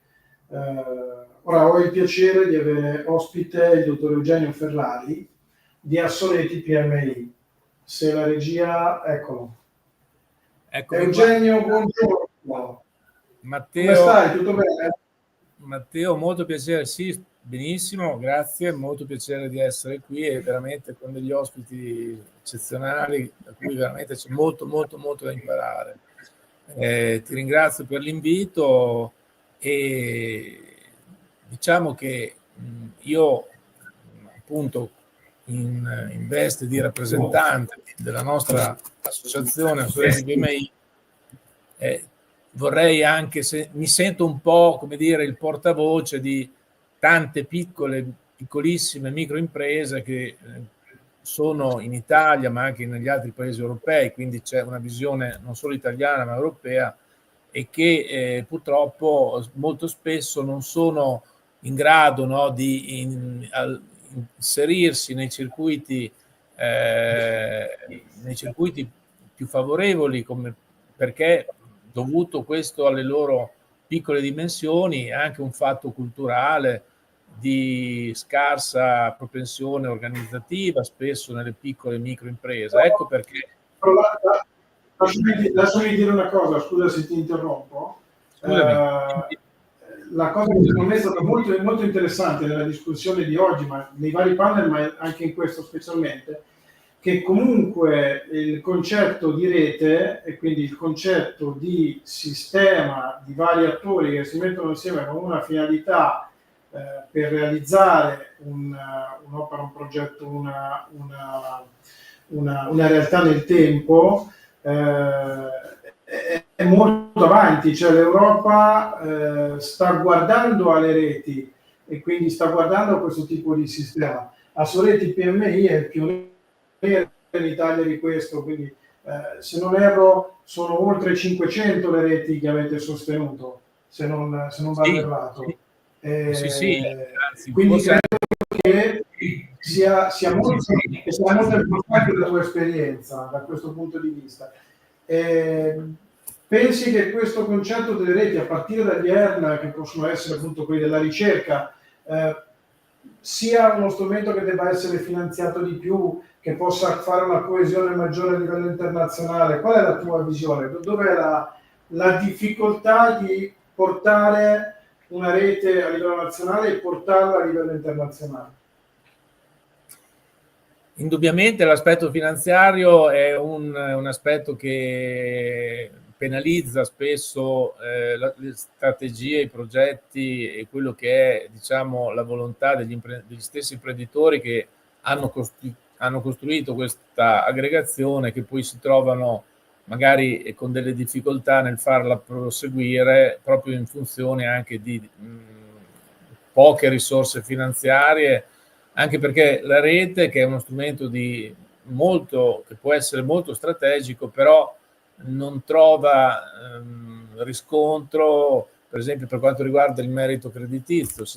Parliamo sempre di un contratto che collega più imprenditori, ma che non ha quella forza di avere una personalità giuridica, quindi di poter avere nemmeno un accesso bancario. Quindi da questo punto di vista ci sono dei grandi spazi di crescita e di possibilità di sviluppo del modello del fare rete. E il modello del fare rete si basa sostanzialmente sull'intenzione di mantenere anche quelli che sono i punti di forza delle imprese di piccole dimensioni, dove spesso la qualità è un elemento importante, ma di non essere nello stesso tempo penalizzati appunto dall'elemento delle dimensioni. Questo ovviamente implica anche un passaggio culturale importante, un vero e proprio cambio di paradigma, cioè si deve passare, soprattutto in alcuni casi, dalla competizione alla collaborazione. Questo non è una cosa scontata, tant'è vero che esistono organizzazioni, quindi anche come la nostra, che da tanti anni spendono tutte le loro energie nella diffusione e divulgazione di questo modello. Questo modello che secondo mi posso dire che nasce in Italia, quindi diciamo che l'Italia è precorritrice da questo punto di vista di questa ricerca di un'alleanza formalizzata tra più imprese e che potrebbe, come hai detto bene, estendersi anche in altri paesi europei, e quindi in un certo senso l'Italia può essere apripista, no? Di questa nuova struttura imprenditoriale che è la rete d'impresa. La rete d'impresa che poi si potrebbe declinare nelle filiere, si potrebbe declinare nell'economia circolare, insomma va a toccare tanti aspetti che oggi vengono sempre più portati avanti. Per quanto riguarda i paesi confinanti nell'area del Mediterraneo, ad esempio, posso dire che il contratto di rete, quindi la creazione di reti di imprese, trova la maggior allocazione nel settore dell'agricoltura, e questo vuole dire che si dovrebbe puntare tanto su questo modello organizzativo, anche in funzione di quelli che sono gli accordi all'interno dell'area mediterranea. E questo implica anche degli scambi, no, tra nazioni, ma anche tra diciamo esperienze imprenditoriali, e la possibilità quindi di creare dei veri e propri scambi esperienziali, no? E portare una cultura imprenditoriale, per esempio nell'ambito agricolo, là dove magari ci può essere questo interesse. E io credo che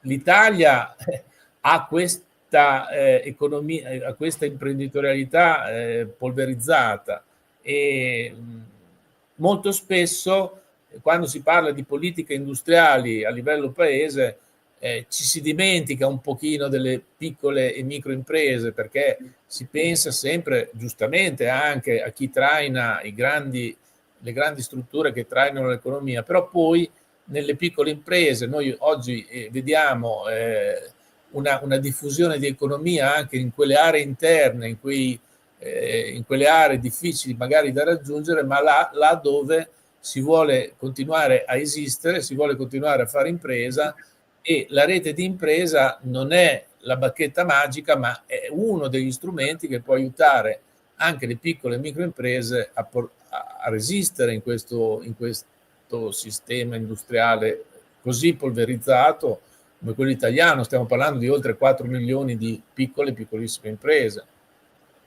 La domanda che mi viene è appunto il fatto dell'esperienza, no? che Assoreti PMI porta come testimonianza, ma che molte imprese hanno percorso.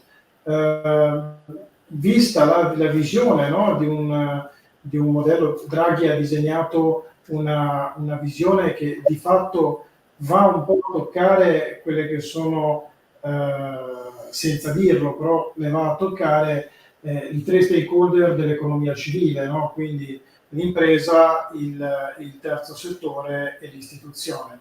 Il piano Mattei, se organizzato nel modo giusto con le reti, può essere proprio quello strumento per le reti per andare verso i mercati internazionali, perché ovviamente la microimpresa o la piccola impresa ha difficoltà a sfruttare appieno una potenzialità o comunque uno strumento internazionale di crescita, e invece andando come rete riuscirebbe, proprio facendo sinergia con altri, ad arrivare a degli obiettivi che oggi da sola non può raggiungere.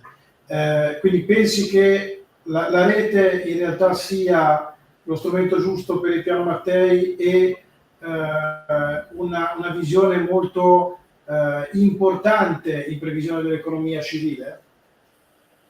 Io guarda, sto assistendo in prima persona, ripeto, il nostro è un percorso di 13 anni, quindi siamo partiti quando ancora nessuno aveva in mente precisamente cosa volesse dire fare rete. Anche noi abbiamo imparato, ovviamente, la nostra è una curva d'esperienza, direi anche aggregata, visto che abbiamo tanti collaboratori, oltre 110 professionisti in tutta Italia che fanno parte del nostro team di professionisti interni. Ma io prendo spunto dalle tue parole, sto assistendo a una vera e propria crescita dell'interesse sempre più forte verso le reti di impresa. Certo, ripeto che è un fatto anche culturale, e nel momento in cui ci fosse questa consapevolezza ancora più marcata, e noi stiamo andando su questa strada, ci vuole però ancora forse tempo, però nel momento in cui ci fosse questa consapevolezza, sicuramente le reti di impresa forse non saranno